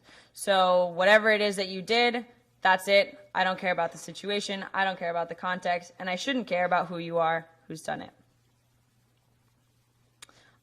This comes from the war on drugs. So in 1986, the Drug-Free Schools Act is passed, and there was never any legal drive for zero tolerance policies. They're not a federal act, they're not a federal policy, but they were hinted and suggested and pushed to be implemented in every school, and every school in the United States did end up taking it by 1989. So this was mostly for guns. This comes mostly out of the school shootings, but is extended to include drugs and gang-related activity, and then ultimately is is including school disruption, which I still wonder what that means. Again, these acts keep getting implemented and amended and have become more and more broad, but yet more and more narrow. So you can start to see that they now include a lot more things like weapons and other firearms, so no longer just guns and shootings, but knives. I know at my schools I couldn't even have a Nerf gun. Very literal. This is not a joke. These are taken seriously. So drugs, because of the drug-free schools, alcohol, again, tobacco violations. These are the percentage so most zero tolerance policies now include all of these things and focus mostly on, obviously, weapons. Continuing with that, this is just looking more extensively into schools, the number of students suspended, what the zero tolerance policies have been expanded to include. Again, noting that disruptive behavior has now made it onto this board, which is very subjective, yet zero tolerance policies are very strict in this is, this isn't. So it's an interesting debacle to have school disruptances on the board. Again, there's no case-by-case explanation. If you commit a zero tolerance offense, there is zero tolerance for that, and you will be expelled or suspended. Suspended students are more likely to be held back. Obviously, they're missing that school time. They are also more likely to drop out. They are also more likely to commit another crime, and they are more likely to end up incarcerated as an adult.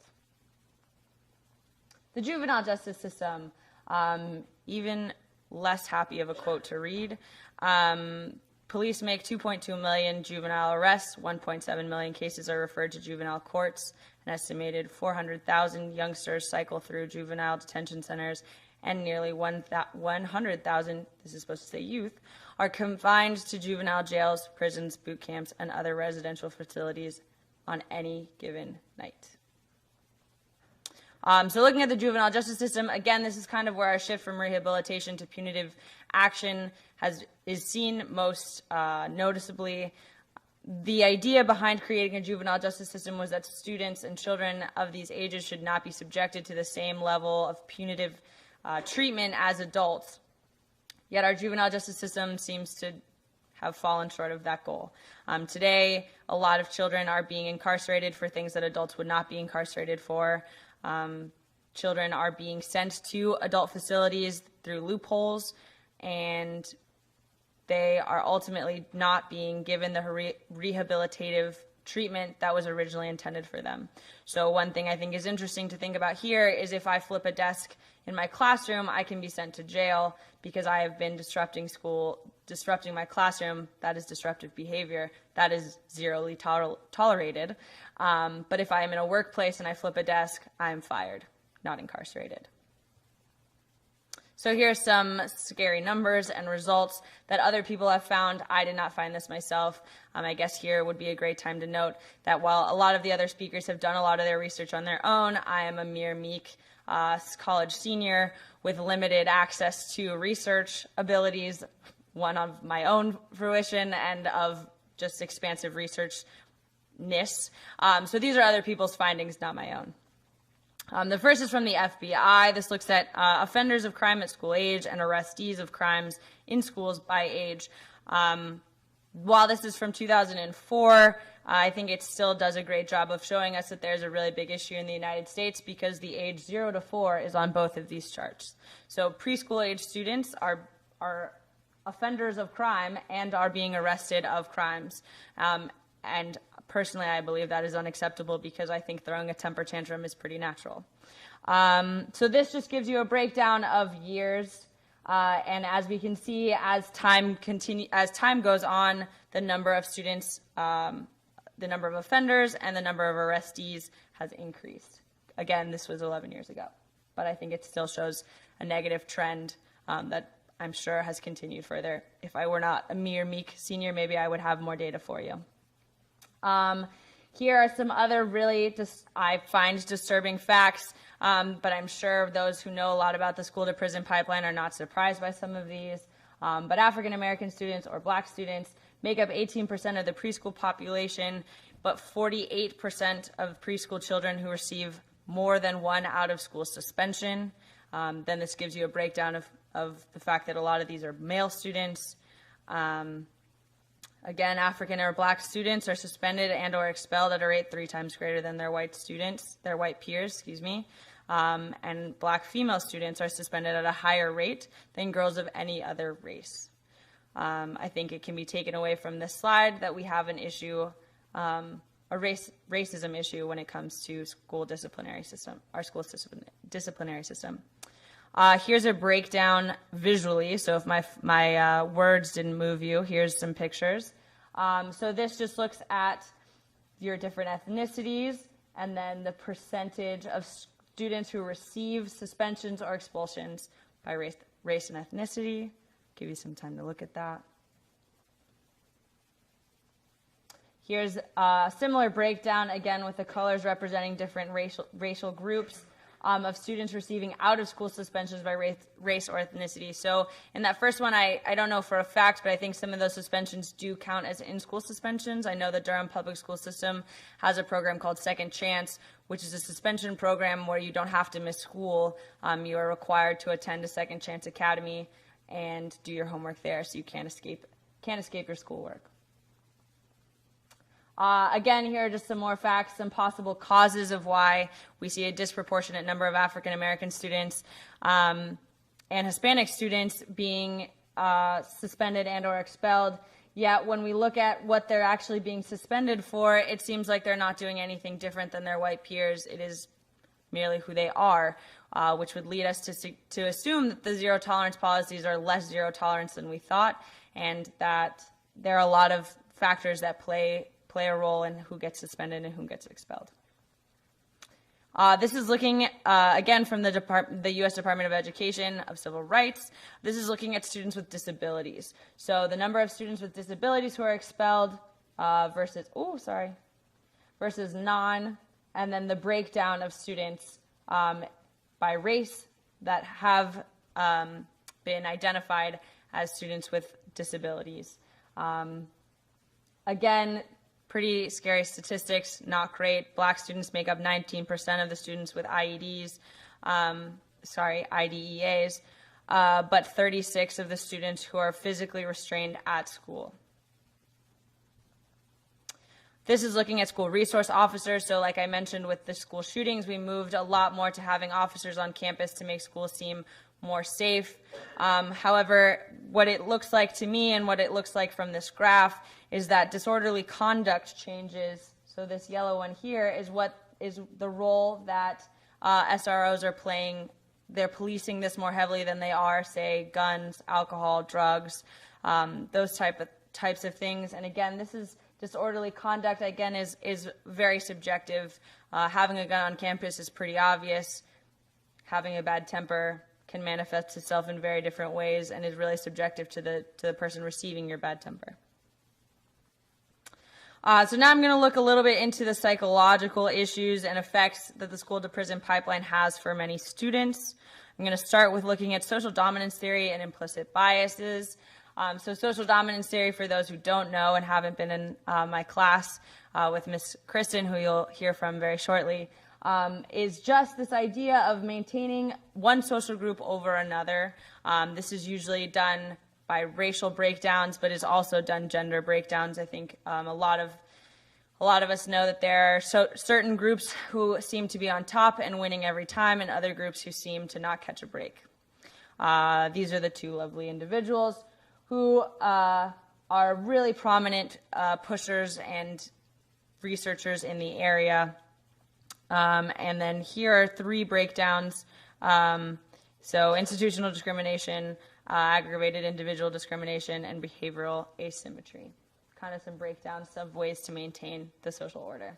Then looking at implicit biases, these are the little racist things that we don't really realize we're doing or feeling or thinking, but they are split instinct decisions. So when something happens and we immediately assume A over B, or when we hear a word and we immediately think of something that we associate with it, that's our mind making those associations, and a lot of times they happen for students of color to be unfortunate, and their teachers end up making slightly racist decisions, which we've seen in the number of suspensions and expulsions.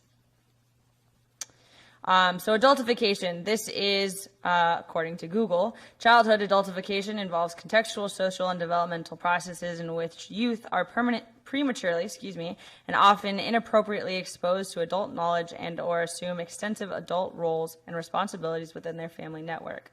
But this has been extended not only to the family and to the juvenile justice system. So this refers a lot to the students who are being sent through loopholes to the adult criminal justice system rather than the juvenile one. There are a lot of ways this has happened. I have some listed up here. For time, I'm not going to go through all of them. Here's more on adultification. Essentially, my point with showing these slides and showing these statistics and facts is that a disproportionate number of African American and Hispanic students are being sent through the juvenile justice system and referred to the adult system. These students are being treated as adults, charged as adults, and held to the same expectations of adults in some respects, yet in others, they through a desk and because they're in a classroom can be arrested. Were they to have been in a business place, they would have been fired. So I think it's interesting to look at how we treat them as adults when it comes to charging them, yet when it comes to the original offense that they committed, they're not exactly being treated as adults. Again, looking at education, if you are not in school, you're not learning, you're not getting that education, you have a lot higher of a chance of being reincarcerated if you drop out of school. So this comes a lot of the times from students who have been incarcerated for committing a disturbance on campus that their SRO believes is worthy of being sent to the system. These students usually drop out and then usually reoffend. So just kind of some conclusions and a policy wrap up. Here are some programs that are working to dismantle the school to prison pipeline. They're looking to intervene at any chance they have to prevent students from being sent all the way through. They each work in their own respective way. So the first is looking to work with some mediation policies, work to help students mediate the situation that's going on campus.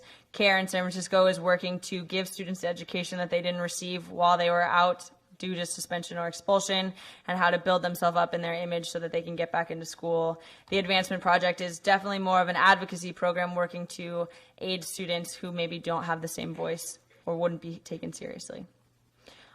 Here are some suggestions from the Campaign of Youth Justice. I know they're pretty hard. Actually, they look better up here. They're pretty hard to read from my small screen, so I'll give you a brief moment to read some of them, but I am running low on time. Essentially, most of them are saying that we need to tighten up some of the loopholes that we have that are sending kids to being charged as adults, and also tighten up or reconsider some of the zero tolerance policies that we have.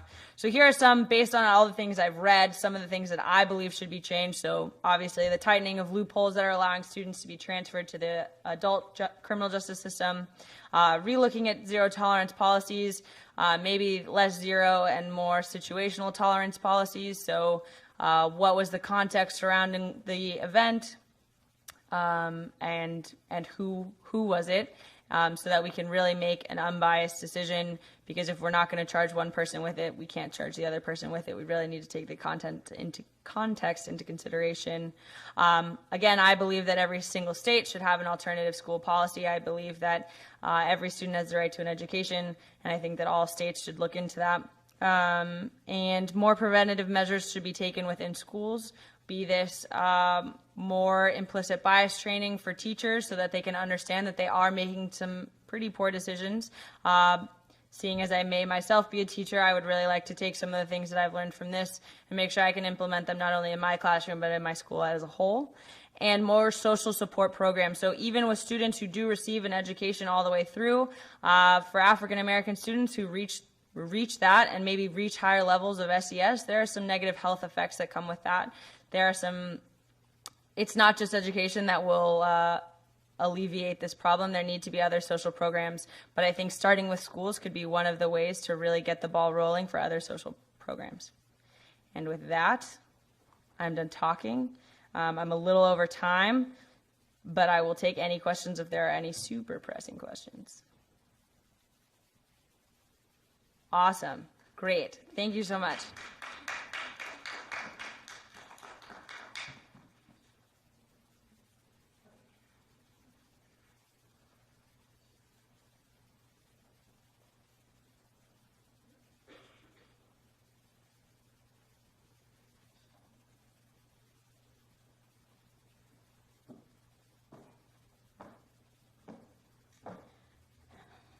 Good afternoon. My name is Kristen Cooksey. I'm a fourth-year PhD student in the Sanford School of Public Policy. And this afternoon, I will be talking to you about the health zoning paradox, how framing influences public opinion of land use regulations restricting fast food restaurants. And I should say that this is preliminary work for my dissertation, and I also don't have empirical results at this point, but I am very open to feedback and questions and ideas. So here's a general overview of what I'll be talking about today. I'll cover my background introduction and abbreviated lit review, touch on my theoretical framework, research question, and hypotheses, give you some details about my study design, sample and methodology, and conclude with a tentative analytic strategy plan, and then open it up for questions or comments if we have time. So I'll start with just some background information, some important sort of key terms as it pertains to my topic. Zoning is a fundamental regulatory tool that local governments use to determine what can and cannot be built on parcels of land in a community. And health zoning in particular, these ordinances are meant to modify the built environment to protect public health, but within legal constraints. So this brings me to the health zoning paradox. Public health is the main reason for zoning law, but we see so little of it as it relates to obesity prevention strategies, and even less in the context of health disparities. And finally, one more key term, frames. Frames make certain dimensions of an issue more salient by weighting them more heavily. So in 2012, the Institute of Medicine issued a report on taking a systems approach to accelerating obesity prevention efforts. So essentially, the scope of this report was to say, hey, it's not that things aren't being done to address obesity in the U.S. It's just that it's uncoordinated, isolated, and in some respects, things happening in one domain undermine the things happening in another domain. And so I have three critiques of the report as it relates to my topic. First, it lacks information on how we should be thinking about fast food zoning ordinances. There's a lot of focus and case study on bringing in grocery stores, but not acknowledging the unhealthy food players in the community. It lacks evidence on potential barriers to passing zoning ordinances, even though it's there as a suggestion, as a possible policy option. And it ignores the process of altering zoning laws and how that looks different in communities of color, and the implications for health disparities. So this motivates my study, where I want to test whether frames impact public opinion of zoning restrictions on fast food, apply theories of framing to the emerging discussion on around health zoning, and identify frames and messaging that might potentially help bolster support for zoning rewrites, placing restrictions on fast food restaurants. In regards to my methodology, this study will involve an online survey experiment and public opinion survey of what people think about these interventions, including 2 national samples of adults over the age of 18. And as part of the study, I will assess how response to frames varies by demographics, political ideology, health status, etc. So just some key points for very abbreviated literature review. However, qualitative evidence suggests that frames, or the rhetoric around presenting these ideas, play a critical role in how local communities respond to these proposals.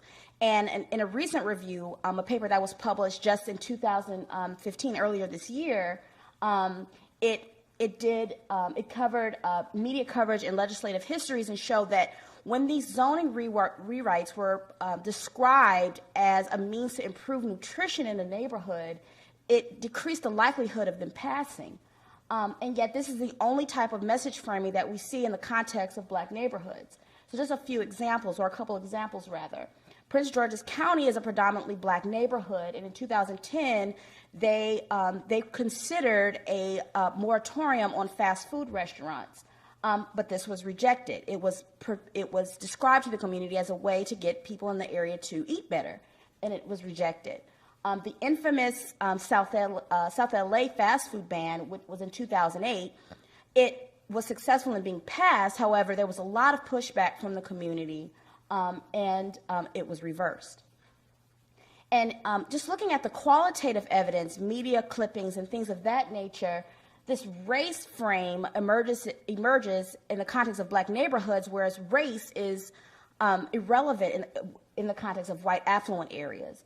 And I say race loss frame because it's highlighting all the disadvantages of health zoning rewrites. So, for example, there's this notion of government intrusion. So health zoning rewrites being described where the government is taking cheeseburgers out of black and brown people's mouths and treating them like children. Whereas this imagery is not the case in white areas. And little is known about public attitude towards zoning restrictions on fast food. So there's a little bit more empirical work being done to explore the efficacy of such zoning interventions, but we don't know what the public attitude is about it. And for public policy people, we know that this is essential. And finally, there's no causal evidence on the relationship between frames and public opinion of zoning restrictions. So just some key points from the framing literature. Framing means to select some aspects of an issue and make them more salient in communicating the idea. And frames can promote certain problem definitions, causal interpretations, moral evaluations, and finally, a treatment recommendation. The persuasiveness of a frame is determined by its ability to excite pre-existing mental schemata, category scripts, or stereotypes. And frames then matter in political communication because they affect public attitude and even the behavior of their audiences. Chong and Druckmann point to the question of who the intended audience is of these messages and how certain messages can resonate with certain groups but not with others. And finally, research on gain-loss framing shows that people respond more positively when exposed to the gains of an intervention rather than the disadvantages, even though the information is identical. So, for example, 40% deaths versus 60% life. There's the same proportion, however, you're making certain aspects of it more salient. And so now to draw from the health inequality and obesity literature, this stream of work is really forcing us to think about cultural process, historical context, social context, in addition to built environment when we're talking about obesity in the aggregate level. So to take a quote from Kumanika et al., what is seen, asked, and heard depends on who is looking and who is listening. Some scholars argue that health-restricting facilities are deliberately placed in low-income black neighborhoods because they are paths of low political resistance. So special efforts need to be made to involve underserved, disenfranchised communities in the decision-making process, because we know that public support and community engagement are key determinants of whether these zoning rewrites are used or not. So it's really important to acknowledge that this health zoning tool that is very advantageous in shaping the land use in your community being differentially used in white neighborhoods, and how messaging can be a barrier to that, collective action around that, and then what that means for health. So here are my research questions. What is the effect of frames on individual perceptions of land use policy aimed to improve the food environment? And there are three moderators that I'll be looking for. Prior beliefs about the culpability of food stores. So how much does that person think that fast food restaurants are a driver of the obesity epidemic? Perceived food access, respondents' diet quality. My second research question are, what are African Americans' perception of obesity prevention land use policies, given everything I mentioned before in regards to thinking about the rich history and historical context as it relates to African Americans and land in America? What are the effects of race equity frames emphasizing gains on white versus black respondents? And here, what I mean by gains is looking at the benefits and stressing the advantages of these health zoning laws. For example, moving toward a more just food system, for example. So I have three main hypotheses that I'll be testing as part of this study. First, that respondents assigned to a pure nutrition frame, or focusing on the nutritional benefits for adults, that people in this frame will show weaker support for zoning policies when compared to those in child nutrition frames. My second hypothesis is that respondents assigned to a new frame emphasizing the interaction between the individual and the environment, and highlighting the addictive properties of these unhealthy foods will have stronger support for zoning policies. And this is stemming from a theory put forth by Dardis et al., who say that at some point we have to stop arguing the pro and con of one frame and issue a new frame altogether to really evoke a response and collective action from people. And my third hypothesis is that African American respondents will demonstrate more support for zoning policies when exposed to race frames focusing on gains rather than losses. So here's an overview of my study design. Respondents will be randomly assigned to one of 6 frames describing health zoning rewrites differently, making some aspect of it more salient. So the paragraph might start with, you turn on your local news and hear about a new proposal to change zoning laws. It would introduce restrictions on fast food restaurants where you live. Consider that it would, and then these are the 6 different frames. Promote good diet and health for adult residents, promote good health for children, improve the local economy, improve how your neighborhood looks, lower the availability of addictive foods, and address fast food companies' unfair practices in Black and Hispanic neighborhoods, and make room for stores selling healthy food. And this is kind of sort of describing a race equity gains frame. And it should be noted here that these are sort of not just random frames. These frames are taken from the 77 communities across the United States that at some point considered these zoning options. So I've sort of compiled them here so that we can test real-world frames empirically.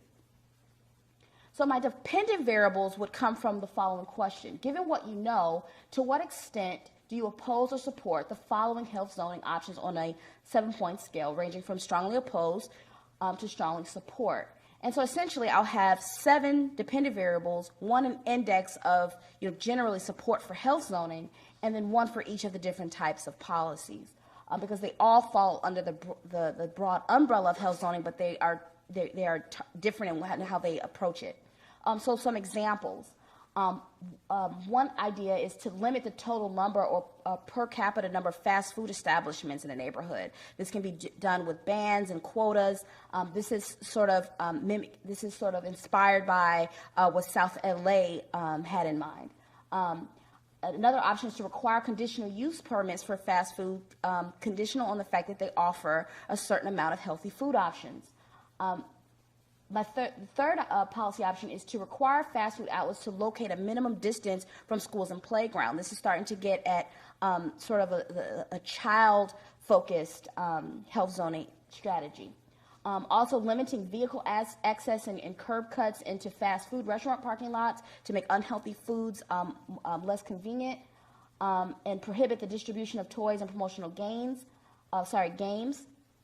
in fast food restaurants. So this sort of address the targeting of children in certain neighborhoods in the fast food restaurants, and finally offer tax breaks and subsidies to incentivize fast casual establishments. So these are establishments like Panera and Chipotle. And this idea was actually taken from the Prince George County, which was the predominantly Black neighborhood that I mentioned before. Their idea was to target a better option for people. I don't know that the nutritional and health evidence would support that fast casual is any better. However, this is some of the strategies that are being taken. So just briefly, here's one of the samples that I have in mind to launch my survey, Amazon Mechanical Turk. I know from a previous study that I did using MTurk that it's likely to be predominantly white.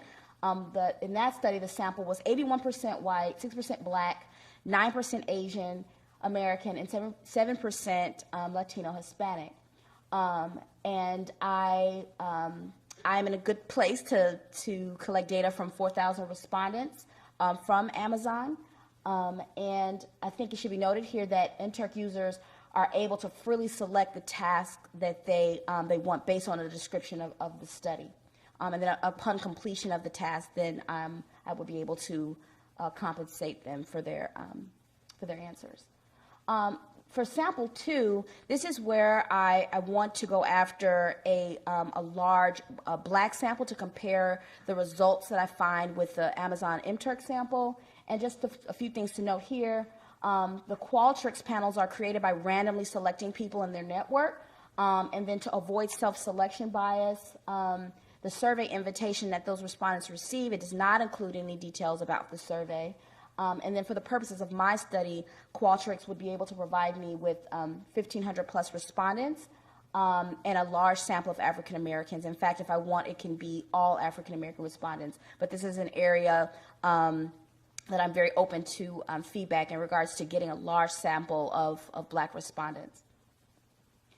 Briefly, in terms of my methodology, there are sort of two components to this project. There's the framing experiment piece, where the respondents will enter the Qualtrics survey, read a description of the project, and then consent by clicking onto the next page. They'll be randomly assigned to the frames that I showed you before, and then asked to indicate their support for different zoning strategies.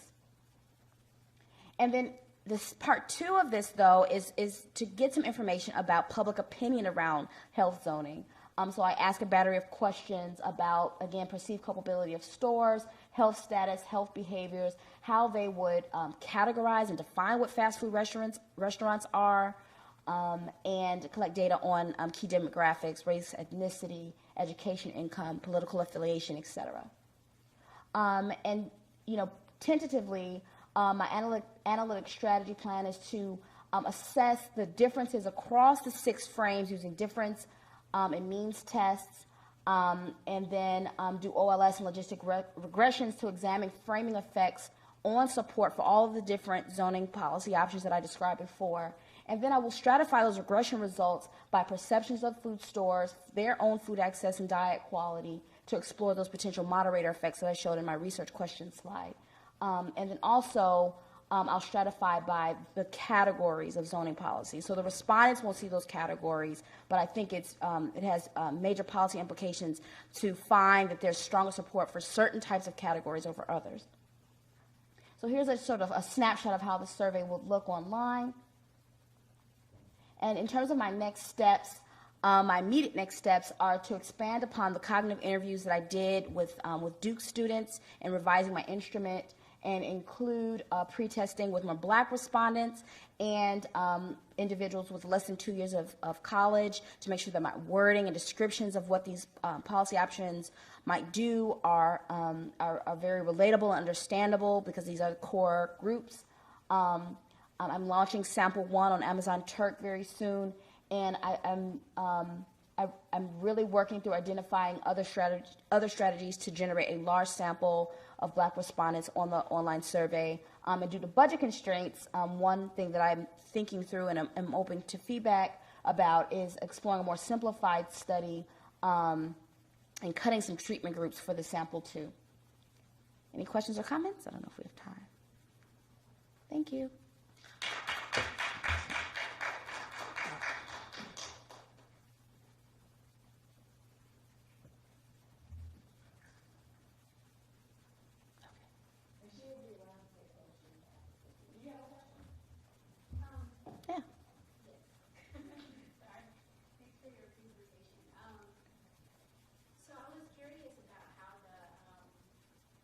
How the framing, do you have a question where you would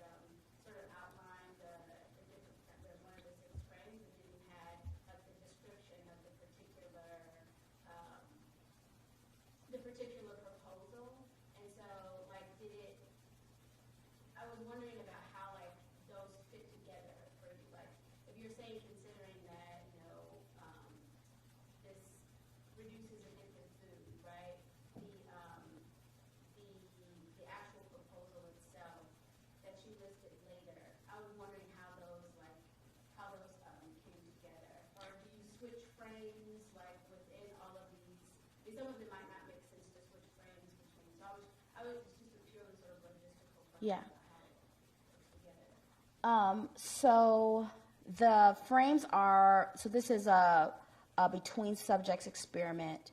And so, one respondent does not see all of the frames that I described.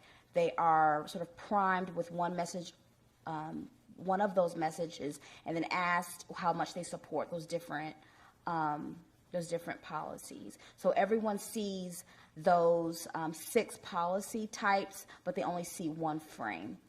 Yes, right. And then, so I did do cognitive testing, and that's sort of already in pre-testing and already starting to see that priming definitely matters and how supportive they are of certain policies. And then I've embedded in the instrument sort of a manipulation check. So we want to make sure that they get the message that I guess is assigned with that frame. So I have a question there that asks sort of what are the key what is the key motivator of the health zoning rewrite that we described to you before, and then I give them the full list of all of the frames to make sure that, so that I can tease out respondents where that priming worked and for those that didn't. Yeah.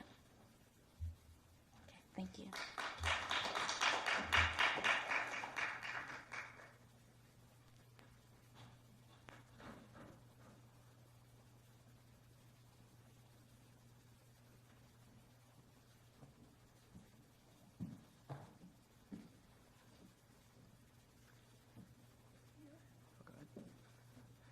Hello, everybody. My name is Chris. I'm a junior here at Duke, and it's my partner, Ashlyn. We're very excited to briefly present to you a collection of videos that we are curating as part of an independent study with Bruce Orenstein this semester. And so this slideshow, very long video, it's been going for a while. It just kind of shows a number of videos that we have collected. But just to give you a brief description of what we are doing. So Bruce has been teaching a course at the Center for Documentary Studies called Video for Social Change over the past 3 semesters. And he's collected 25 student-produced videos that document stories from North Carolina workers who are working what are considered low-wage jobs. And why we believe this is important is we believe that everyone should know or should hear testimonies from those who are working these jobs before they begin to talk about the actual politics behind it. And so Ashlyn and I have been curating these videos into an exhibition that will be premiering in January, and we'll talk a little more about that later. But today we wanted to show you a couple of these videos, and so I'm going to defer to Ashlyn.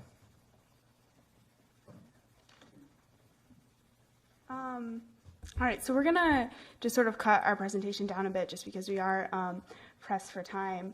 I just wanted to begin by sort of introducing myself and why I got involved in this project. I took Bruce's class, and so throughout the course of a semester, I participated in gathering these testimonies and then creating these short video vignettes so that they could be eventually presented in this exhibit. And for me, that class was a really transformative experience. And what made it transformative was just sort of this process of interacting with these people and hearing the stories from people whose voices are often marginalized, silenced, ignored, and really having that sort of one-on-one connection that got me passionate about issues of income inequality and wider economic trends in a way that statistics never could.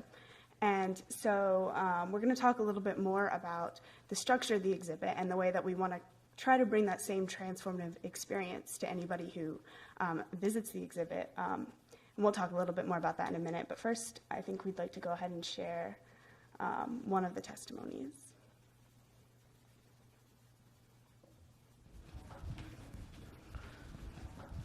The end of care is very hard.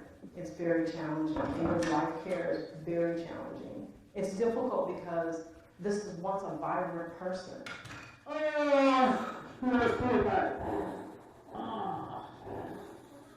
It's the relationship that you build with them, and they like that kind of stuff. And I joke around with them a lot. I do. It makes the task easier, even though it's really hard. I encourage myself you know, reading the Bible and stuff like that. So I do encourage myself to stay up and to stay motivated.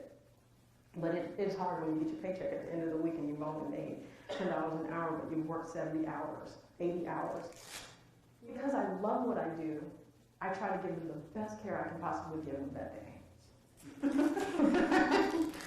We have to keep him tame, and I take it day by day.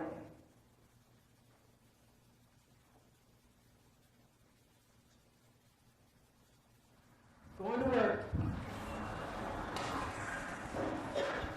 I usually work around the clock. I work 24-hour shifts. I work in the midnight hours, and then I work during the day.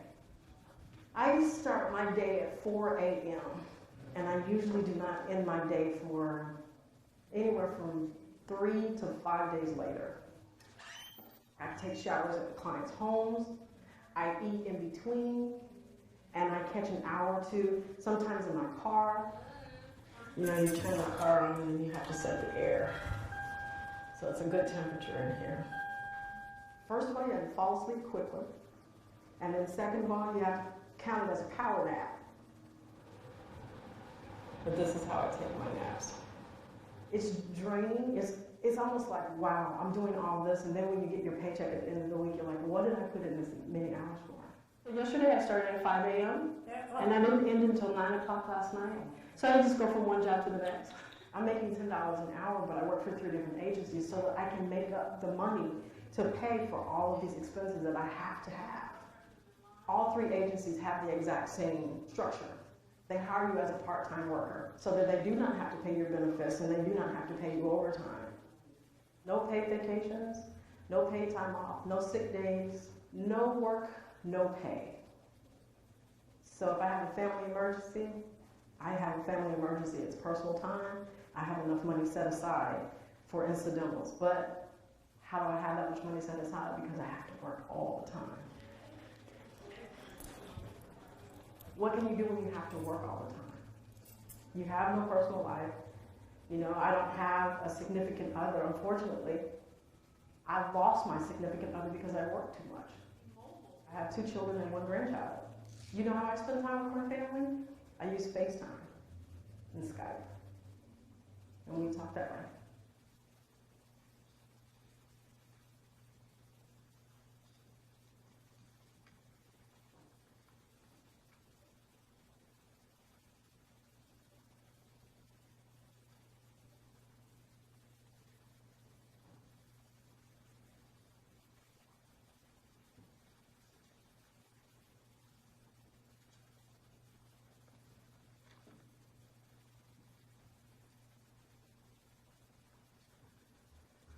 And so Kim's story is just an example of one of the many profiles that we are curating as part of this project.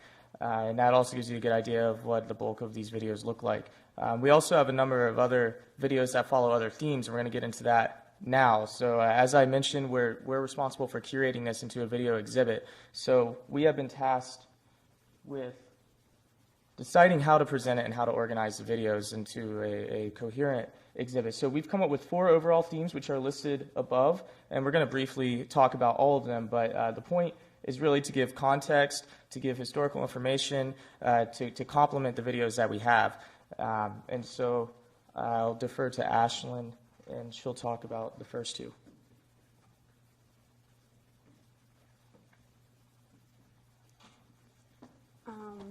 So the first of these categories that we're calling our low-wage economy is the primary goal of this section is to showcase a collection of testimonies that really demonstrate how widespread this issue is. The section also includes some statistics. I have one of the most important ones up there.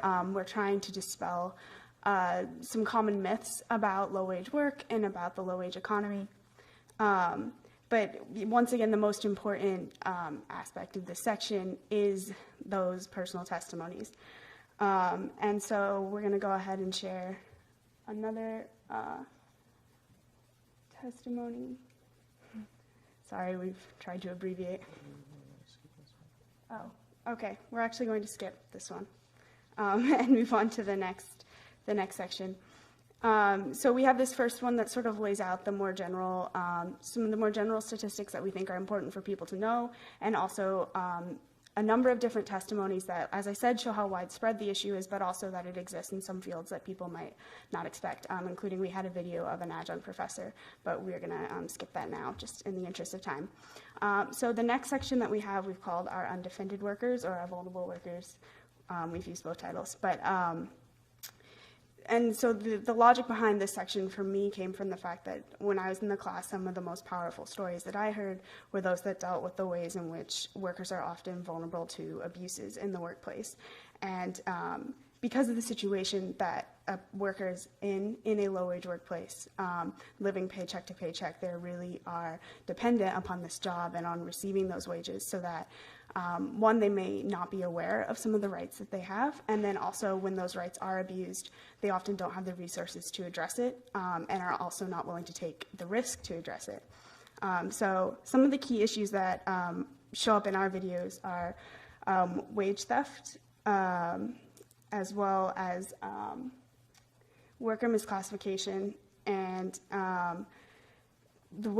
essentially the ways in which that it's very easy for employers to steal wages from their workers or to deny them health care or to deny them benefits by either classifying them as contractors or keeping them as part-time workers, as we saw in Kim's video, or by simply refusing to pay their wages and then finding that the workers have no avenue, particularly in North Carolina, to try and defend themselves. And so we are going to play another video now in which a number of women talk about the ways that they have been exploited in the workplace and just how powerless they have felt and unable to defend themselves.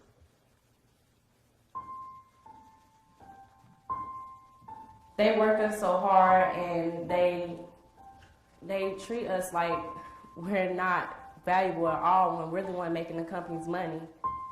The way our management and our CEOs and the way they treat us, we are like pets to them. My first month, I've been cussed at, thrown silverware at, disrespected as far as my race goes, and I do it anyway. I have no choice.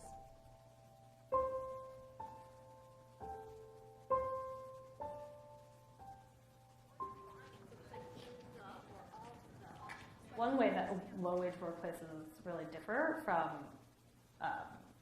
higher-wage workplaces is how little control over their work life and their work environment low-wage workers have. It's pretty clear that when low-wage workers feel more stressed, that stress not only degrades emotional well-being, but can also degrade physical well-being. Sometimes I feel like I'm alone, so I can imagine how other people might feel like they're alone sometimes when, the troubles get hard or, you have situations that come up that you're not expecting.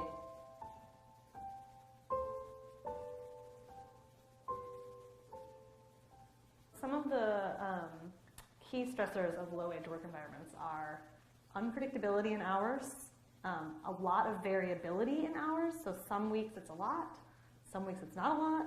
Some weeks it might include some hours that are at night, some weeks it might include hours that are on the weekends. We don't work set hours every day. We don't have a set schedule. So, one day I might work a few hours. The next day I might work 8 hours. It just depends. It's hard if you get your schedule, the day before, and then you have to hope that your other job isn't conflicting with it. They will put you on a schedule, and if it's a slow morning, they will take you off. The policy says that they only have to work you for 3 hours before they send you home.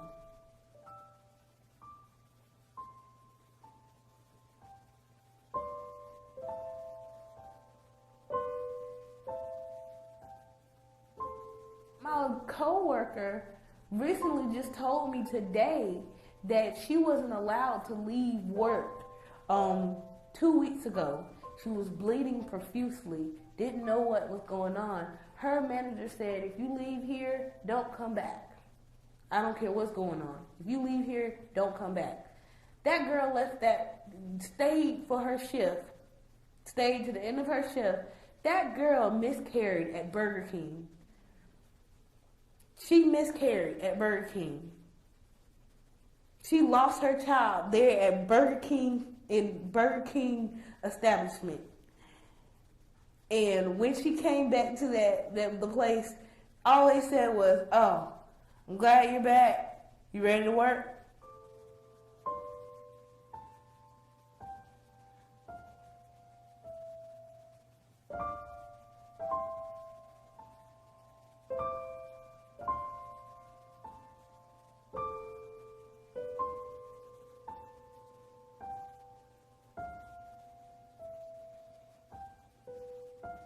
There's somebody who works in fast food in everybody's family, guaranteed. So it doesn't just affect the workers; it affects our families as a whole. We're tired. We're tired of being overworked and underpaid. We're tired of being belittled at work. We are just tired of it, and we deserve more, and we want more. If there are approaches that can support families, I think it's reasonable to expect that won't just help families now, but it's actually a longer-term investment in the health of the country and the future workforce.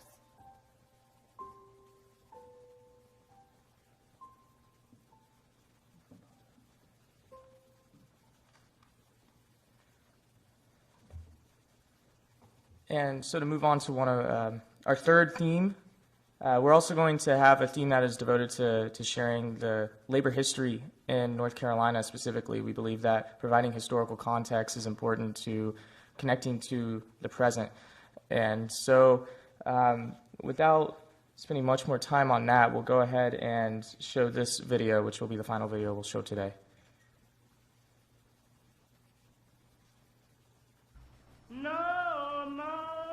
This idea of people having to work hard and still not taking home enough money to pay their bills or put food on the table or pay their rent, is a long one. It's an issue that's been of concern to workers for years. I do think it's one of the civil rights issues of the day. In fact, if you look back at Dr. King in his last years, the relationship between civil rights and poverty and civil rights and labor was something that was foremost on his mind.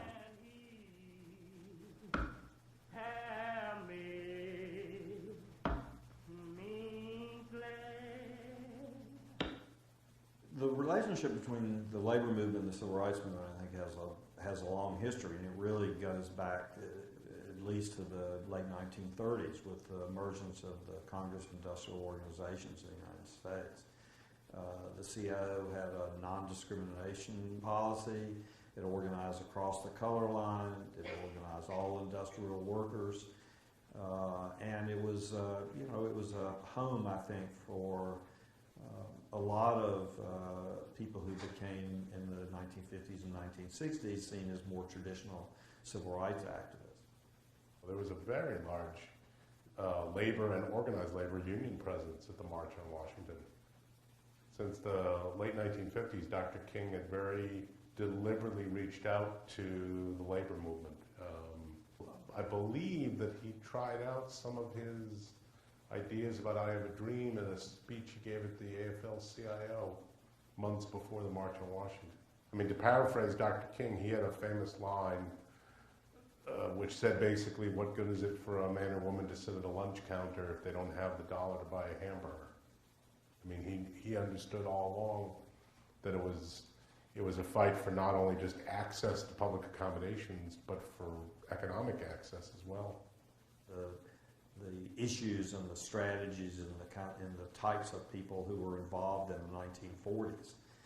It's made me often low-wage workers, often African-American workers, female workers, and the issues that they were fighting for better wages. They were fighting for dignity in the job. They were fighting against harassment in the workplace. They were fighting for a steady income with benefits for themselves and their families. African American women I interviewed told me this story about her foreman confronting her when he found out that she was for the union and had signed a union card and she was going to be a shop steward. And he asked her, Ruby, her name was Ruby Jones, says, "What do you people want?" He says, "You just want more money, you want, benefits and stuff." And she just looked back at him and said, no, we want respect. My goodness, those are exactly the same kinds of issues that are being struggled for today. He's gone, go down, a mound, flower yard, and perhaps you may find him there.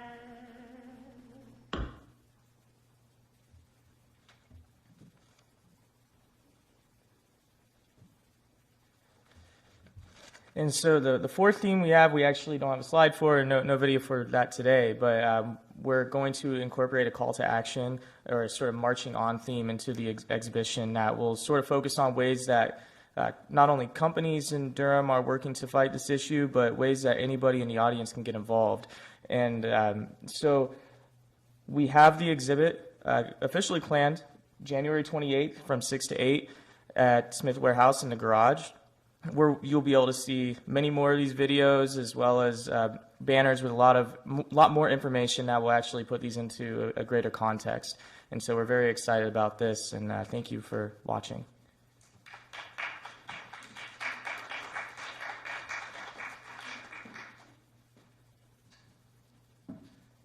Does anyone have any questions or comments?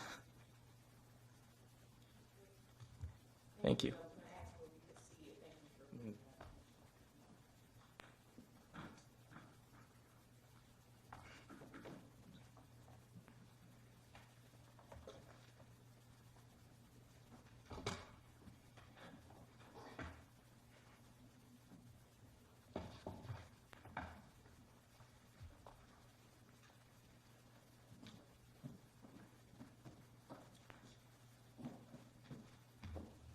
So I just want to briefly say thank you for everyone for participating today.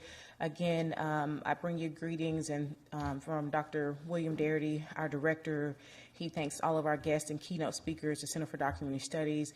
We invite you to visit our website, socialequity.duke.edu, to follow us on social media, to become involved with the Cook Center.